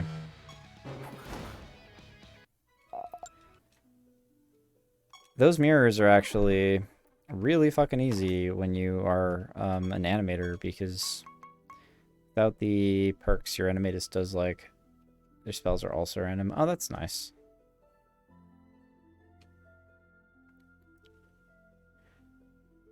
Huh.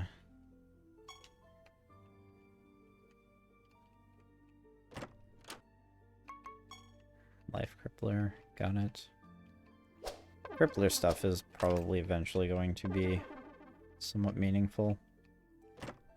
Or you could use it, leverage it to get to those really high damage breakpoints, I'm guessing.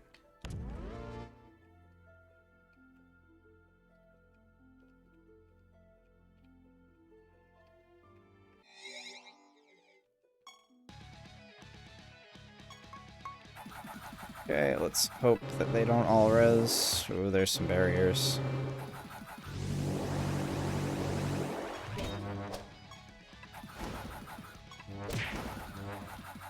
There we go.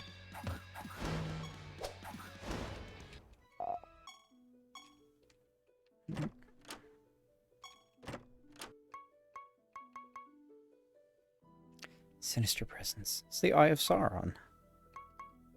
Dawn Crusader. Got it, got it, got it.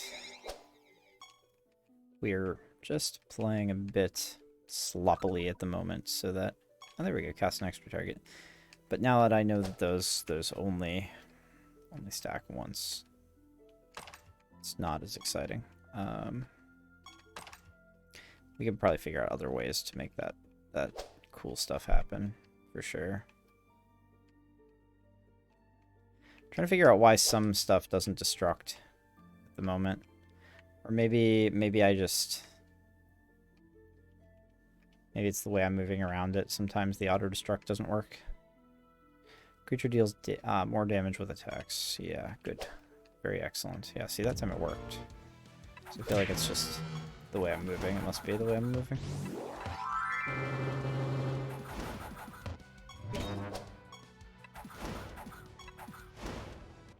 There we go. Okay.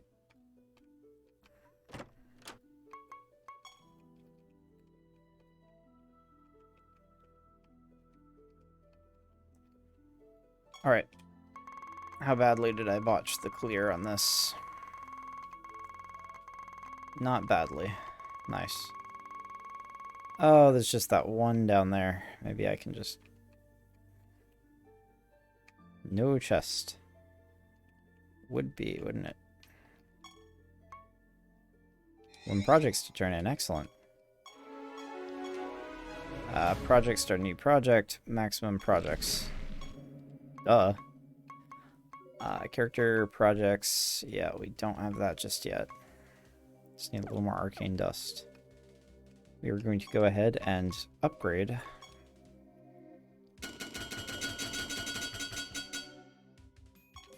$30, huh?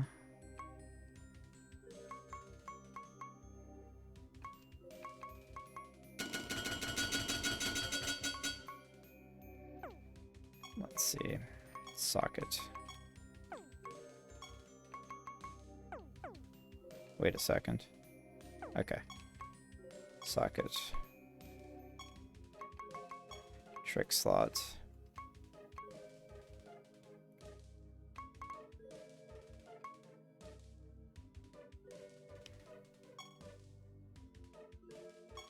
Oh no, I don't have enough. Ah.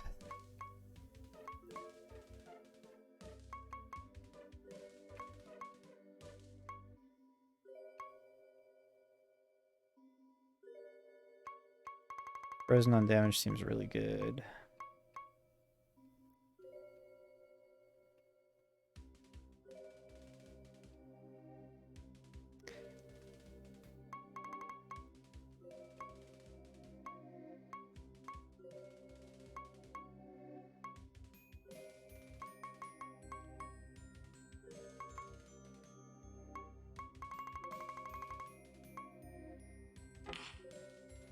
There we go.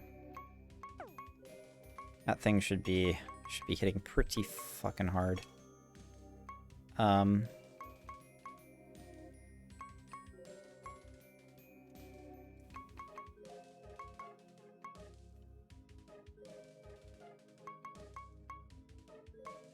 Already likely to get all the buffs.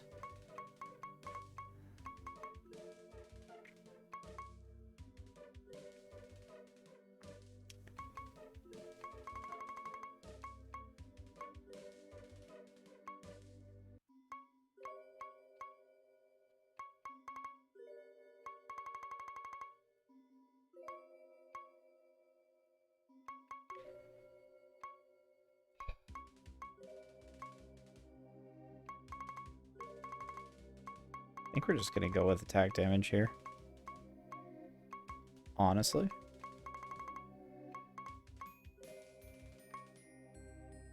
Where was it?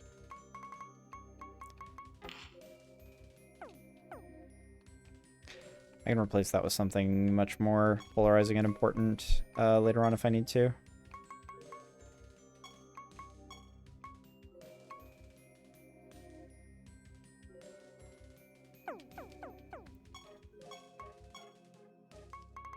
I don't have enough.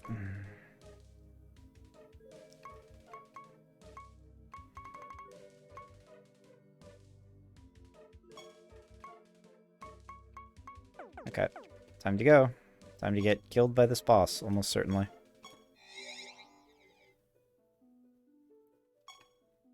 Cool.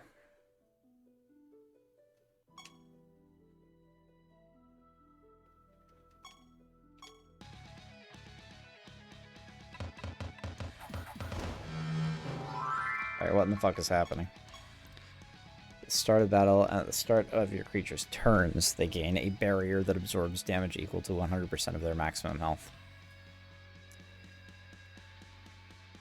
Okay, that's a lot of HP. That's more HP. Holy hell. After your creatures are killed, they have a 21st resurrect with 50% health, get a barrier that absorbs damage equal to 50%. This trait does not stack. Place of other. Okay, so this is like scaling gone wild.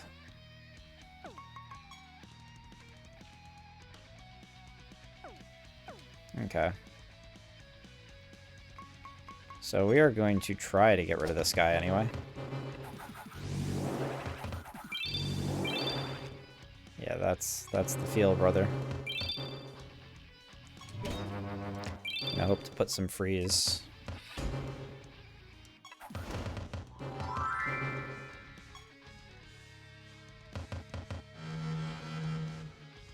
Why is this guy not taking that damage?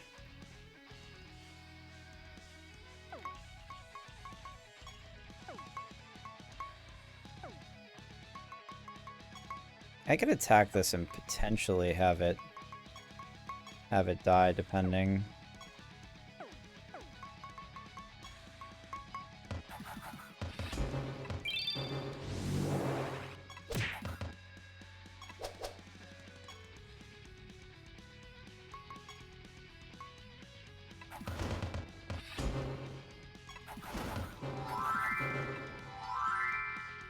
Screw, man. Wait.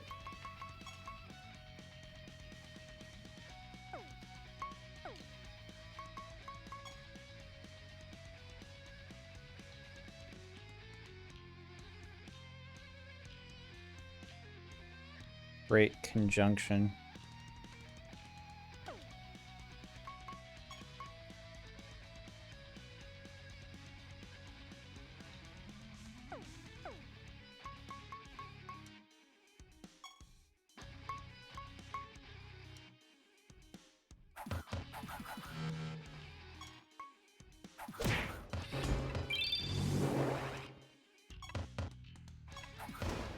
Damage is gonna start coming at me if I don't.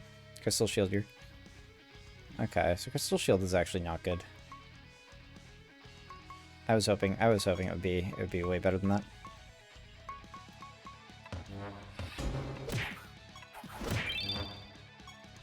Okay, so this wasn't that bad. Barrier says 0 damage, but actually you are dealing damage, just not to their HP. Okay.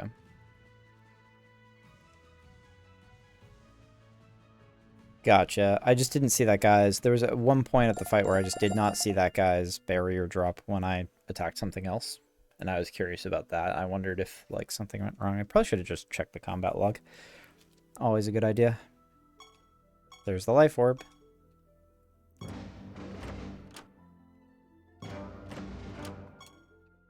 Alright. There we go. You've done it. You finally managed to acquire all 5 of the lesser nether orbs. There's one thing to... you must activate the orbs so their power can be condensed into our teleportation. Trying to do so. Orm got a vanity and asked him for his aid. He's the only one in existence who's attuned to all 5 of the orb's elements, and for that reason, he is the only one who can help us with this task. Okay, cards are extremely rare items that have a chance to drop from the enemy creatures after battle. Each card is a part of a card set, and when you collect enough cards in a card set, your creature will receive a passive bonus in battle. There's a card for every single creature in Rhodia. Oh no! That seems like a god-awful grind, to be honest. A passive bonus in battle. I wonder how big that passive bonus is. I may not like that system. I may be very, very sad about that system, to be honest.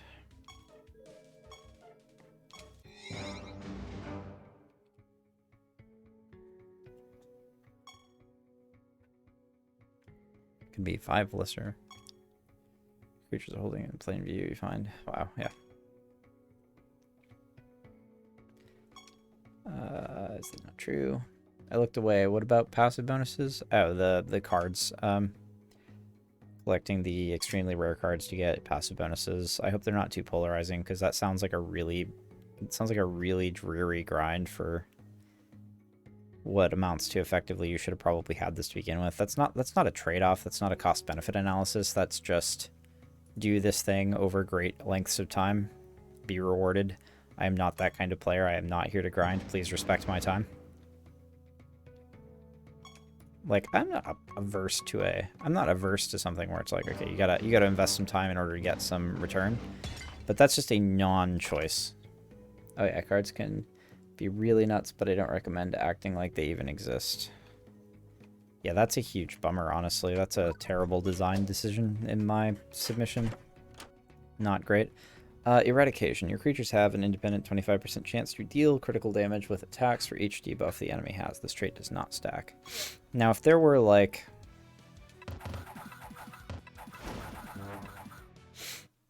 some kind of cost-benefit analysis with regards to, like, you may have a certain number of traits active at once, or cards active at once, that'd be a very different story.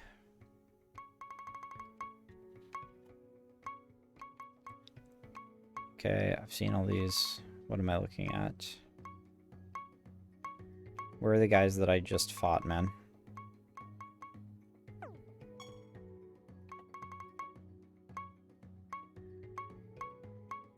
What? Where?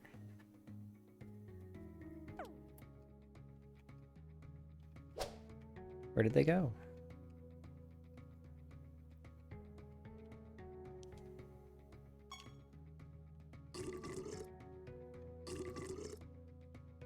Oh, such a disgusting sound effect.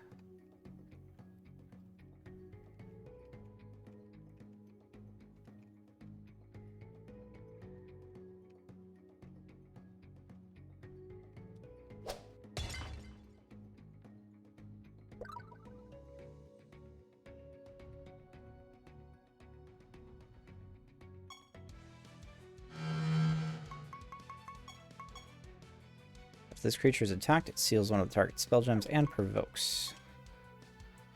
When this creature attacks, it deals 15% more damage for each sealed spell gem the target has. Huh. Isn't everyone just seals all spell gems? Pretty sure there's like a spell or something that does that.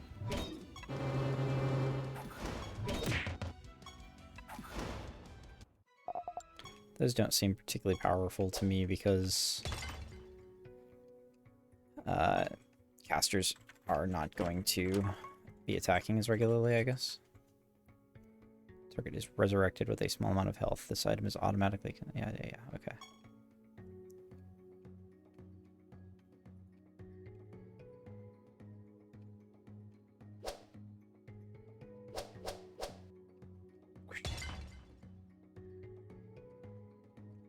Got one more realm. So I'm gonna grind all day for one set, which can be game-changing, so maybe worth in some cases, but I prefer to focus on builds.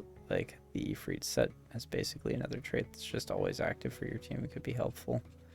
You can also turn them off if you want. Some aren't always good. Yeah, that sounds like not a whole lot of fun, I'm gonna be honest. Shapeshifter, huh? Creatures increase an enemy stat. They are instead decreased by 50% of the amount. This trait does not stack. Interesting.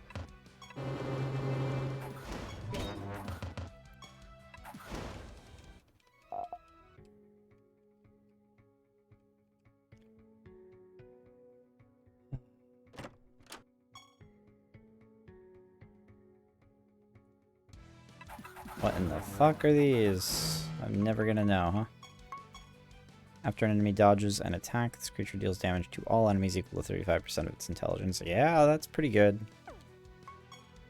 After an enemy deals critical damage, this creature reduces all enemy speed by 50%. This trait does not stack. Don't find that as impressive. We'll see.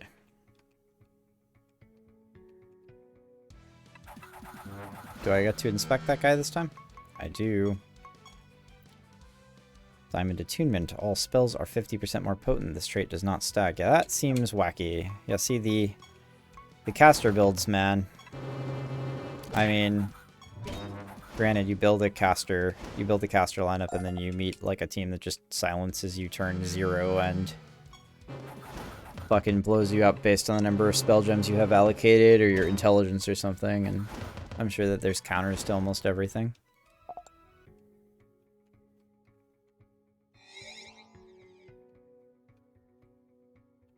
This realm is eye-searing. I hate it.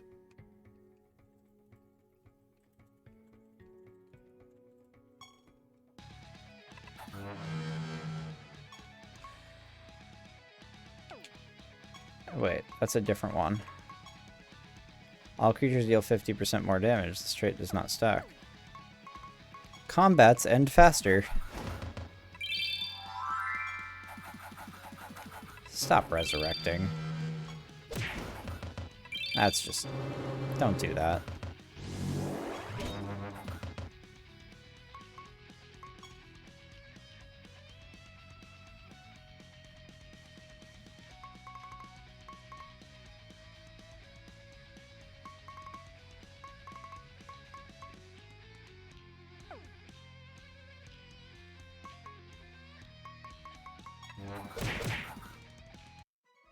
Okay.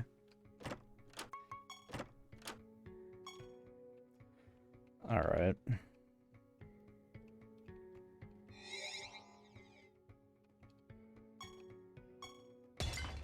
Realms seem like maybe they're getting bigger.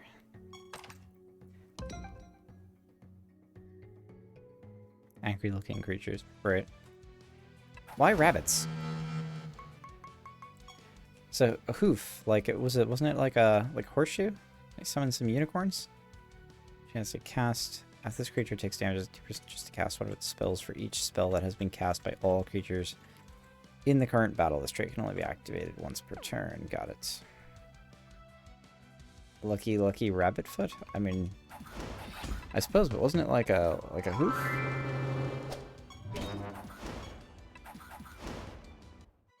Or a horseshoe? Horseshoe for luck, lucky rabbit foot. Suppose.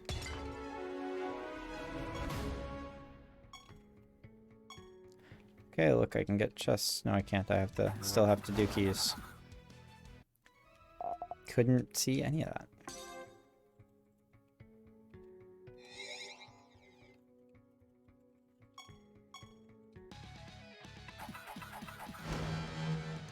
Okay, let's do that.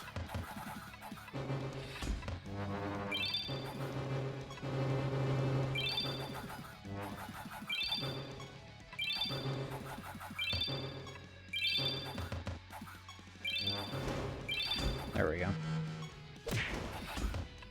Yo, it's Daryl. What's going on? What is going on, fam? I just beat the realm boss for the life orb.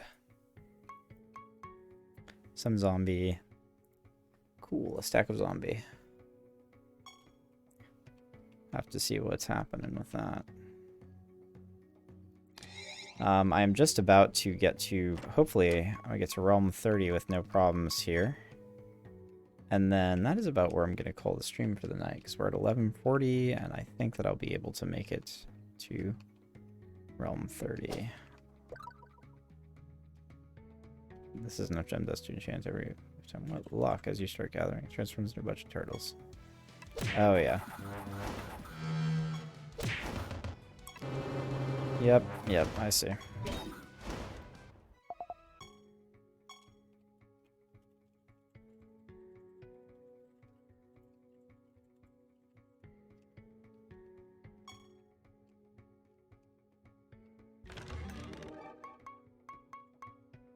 Unrighteous Fire. Caster's health is set to 1. And enemies take damage equal to 30% of the amount of health removed. Well, yeah. There you go. There's a... Literally hits all enemies. Scales off of health coefficient, so... After your creatures are killed, they have a 15% chance to resurrect with 50% health for each dead creature on your side.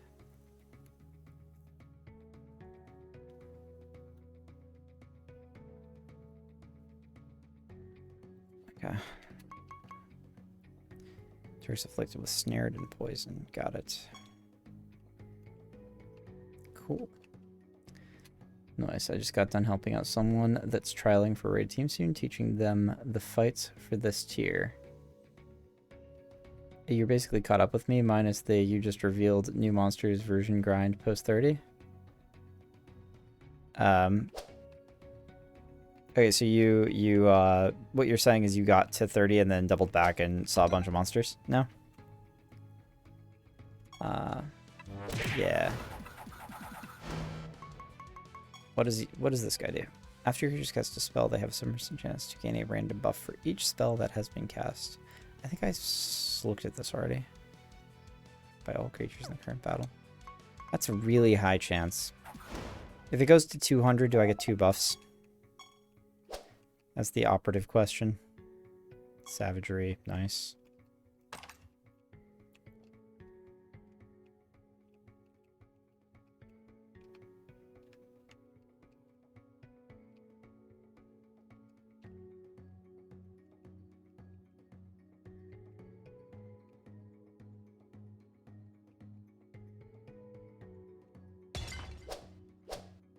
These sound effects are fucking terrible.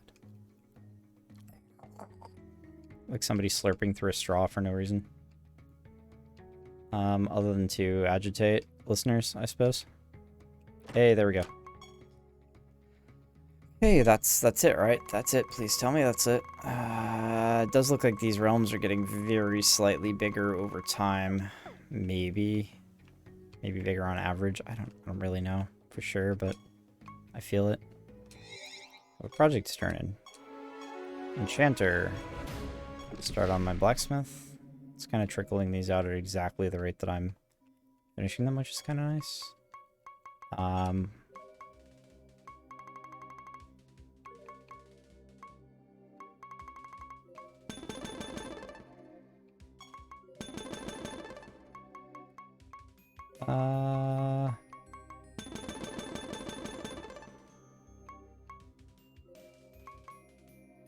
Rabid Dementia should definitely get some love. How often? I'm using Desecrate pretty often, right? So the Bard Balladeer casts this right now. So.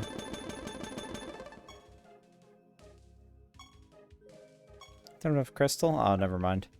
I fucked myself. Because I'm not going to be able to put 1,000 Crystal, okay. Desecrate. We'll make it cascading, I guess. It's got a good number of charges, but not that many. That's on an extra target, yeah. Anyway. We are just about there.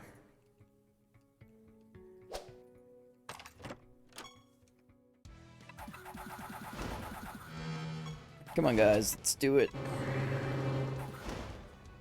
I think like precasts are really good.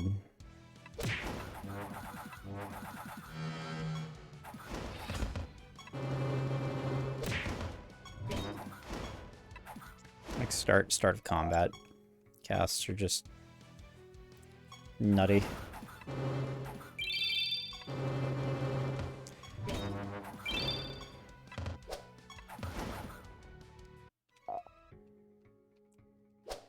Oh yeah, I also have the ability to get first time your animatus is killed in battle, it resurrects 100% health. I have the ability to do this now. Which means that I can now kill myself to res everything. If anything ever dies. But before that actually becomes good, I need enough perk points to get the Thrive on Death capped. I was looking game for a good minute until I realized it was you. Yeah.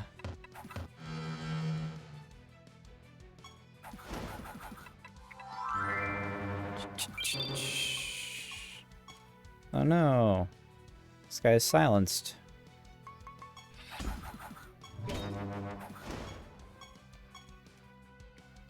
Also silenced. That is okay.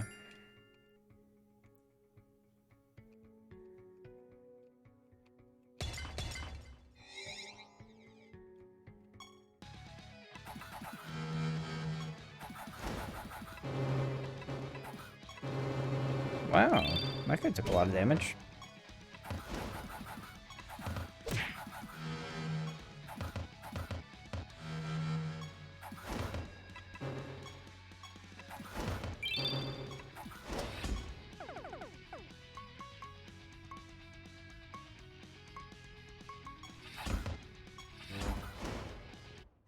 There we go. Okay, Sand Boulder. At the start of each creature's turn, this creature recovers 10% of its missing health. Oh, cool. It's the giant passive. Oh, whoops. I got a spell and I blew right by it. Ah, well, fuck.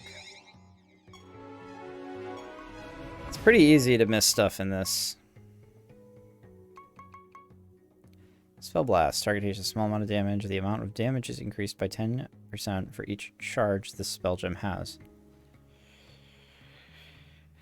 Put it on a Grimoire, I guess. Probably got lots of charges. Probably works really well with Cascade. Unlock the decoration. Salamander Plush. Oh, yes. That's the best. Oh, I don't need that yet. Bombing. Strangler Tattoo. After your creatures deal critical damage, this creature afflicts the target with silenced and bleeding.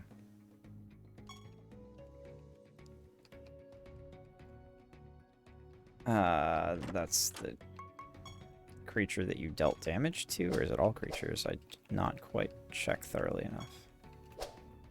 Because that could be pretty good. Alright. We're closing in. We're closing in.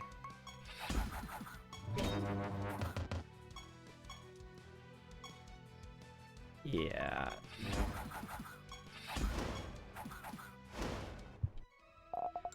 We gotta get that. We gotta get that. If creature is not afflicted with silence, tacked onto the start of those macros. Because that is becoming annoying.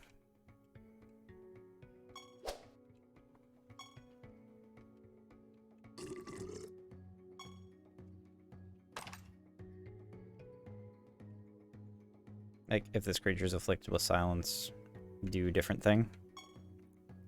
Actually, Mimic, really? Excellent. Hopefully it doesn't kill me. Yeah, there we go. That was actually pretty nice. 48 creature parts. Oh wait, do I still get to... I get to go back and open the chest now? I slaughter it and then I just raid its innards? Is that what's happening?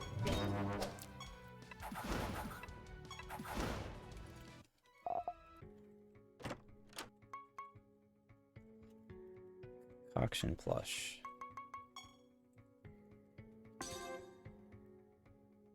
Consistent with the overarching "you are a monster" narrative. I mean, I'm a tiny cute lizard. I don't know about you guys. Sleeping Fiend. Nice decoration. Description. Morph. Chaos. You gain a large amount of attack and their classes become chaos until the end of battle. Ah.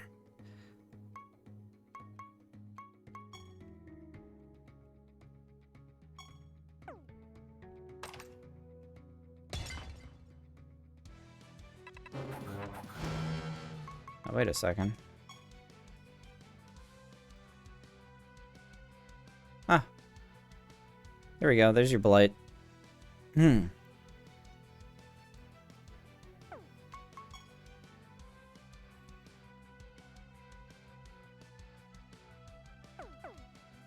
Guess that would probably stack with Blight.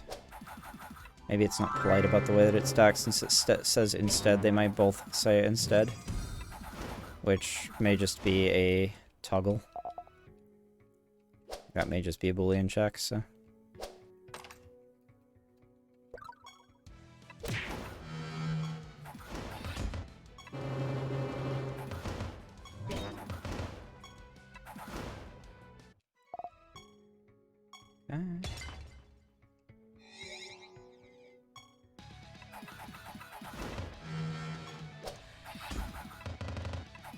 We seem to be doing okay.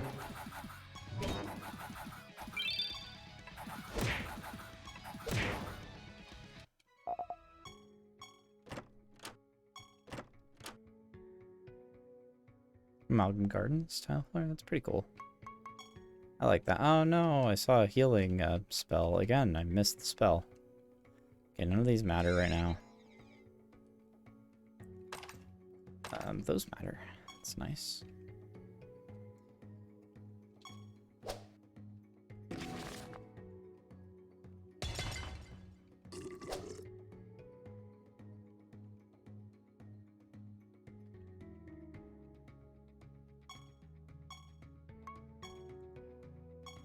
Okay, map.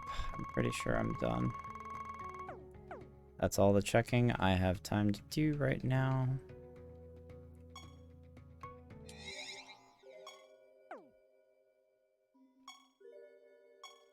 There we go. Boss fight. Many attempts to communicate with each other to explain for starts. For obvious reasons, the conversation doesn't go very well.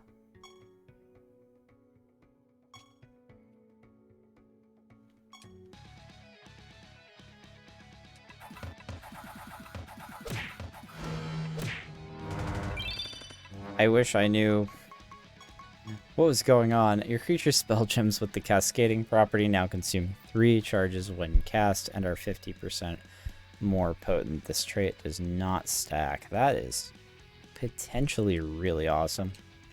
That's Gemling. This is a Carbuncle. If one of your creatures is killed, they cast 5 random spells. In addition, this creature is immune to damage while its allies are alive. What the f... That's awesome.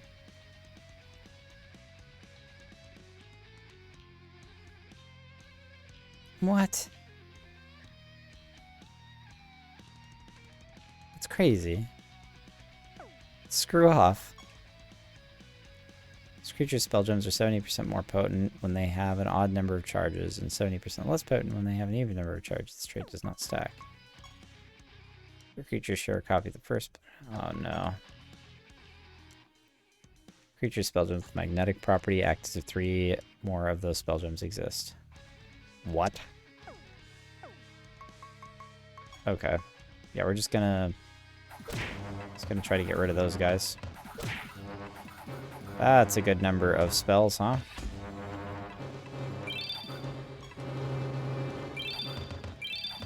Wish I knew what was happening. So many spells going off right now.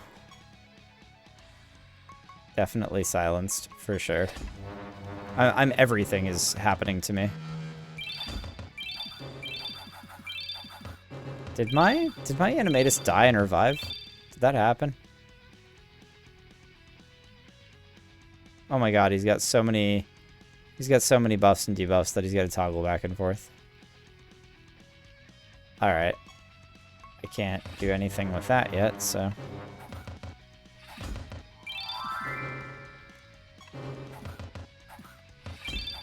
Oh my gosh. Am I gonna die here? This is very,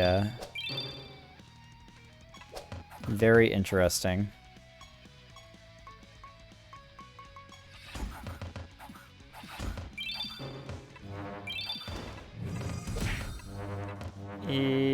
So many spells.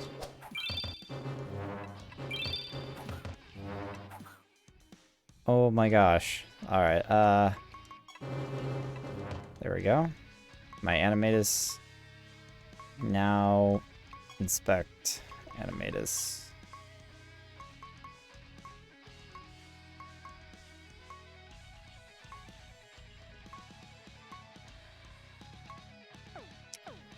I hope I didn't die. I hope my Animatus didn't die, because what I want to do right now, honestly, is use the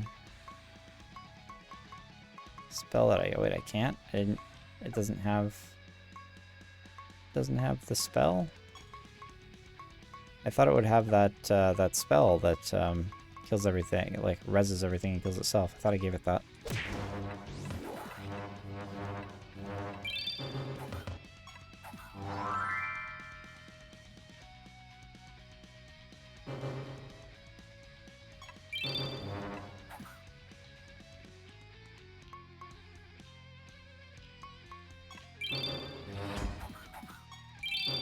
Okay. Animatus, it's my Ancient Spirits. Still Ancient Spirits turn. I don't. Oh, the Animatus is just permanently frozen. Apparently.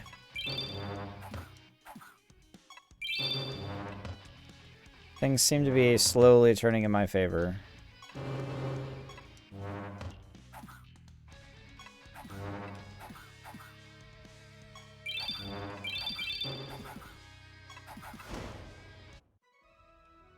Well, that was interesting.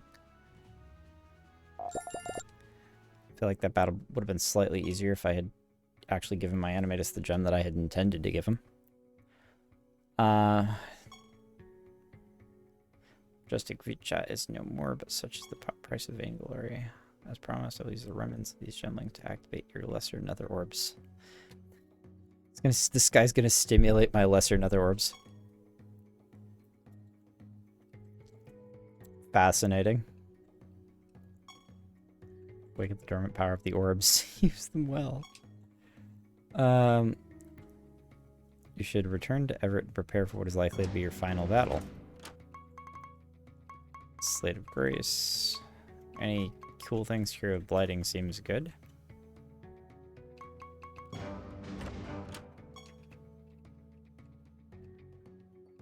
Because Blight seems like a very powerful mechanic. Okay. Excellent. Now that the lesser nether orbs are finally active, you can travel to Eternity's End.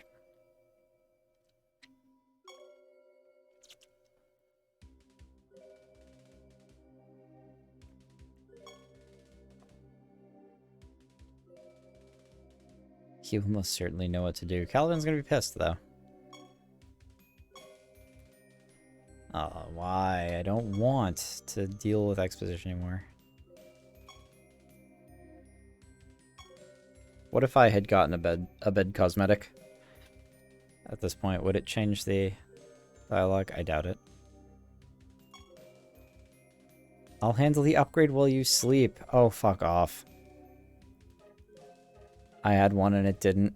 Ah, well, it's really good that we know. I don't have to ever wonder about that.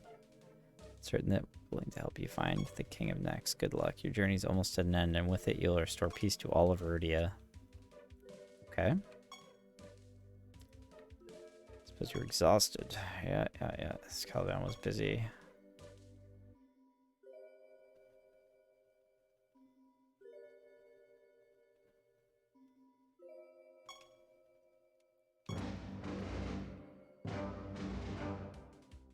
Okay. So we have 31. We can go to 31 now. But we could also farm everything at 29 and see all of the new monsters. All right, well that's gonna be it for tonight. It's just midnight now here, so I gotta get my ass to bed, for sure.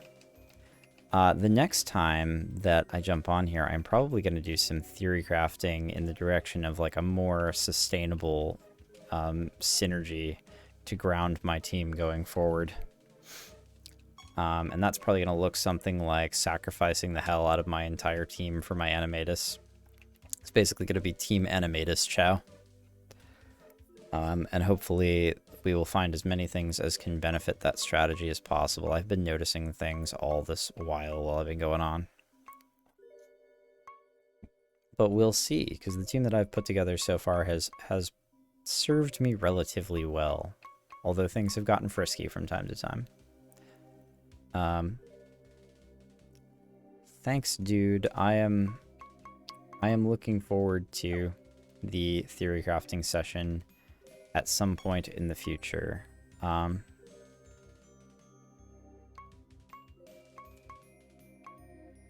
We'll see how it goes.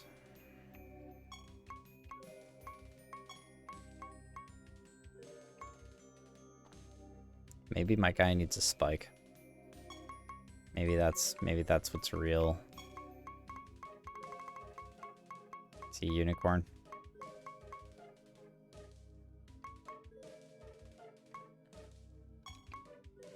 Or I suppose I could just put another spike. There we go. This is the high-tech cosmetic game. Perfect. All right, guys. Thank you all very much for showing up to my stream, and I'll see you next time. And I'll do some crazy theory crafting, and hopefully come up with something relatively effective. Good night, guys.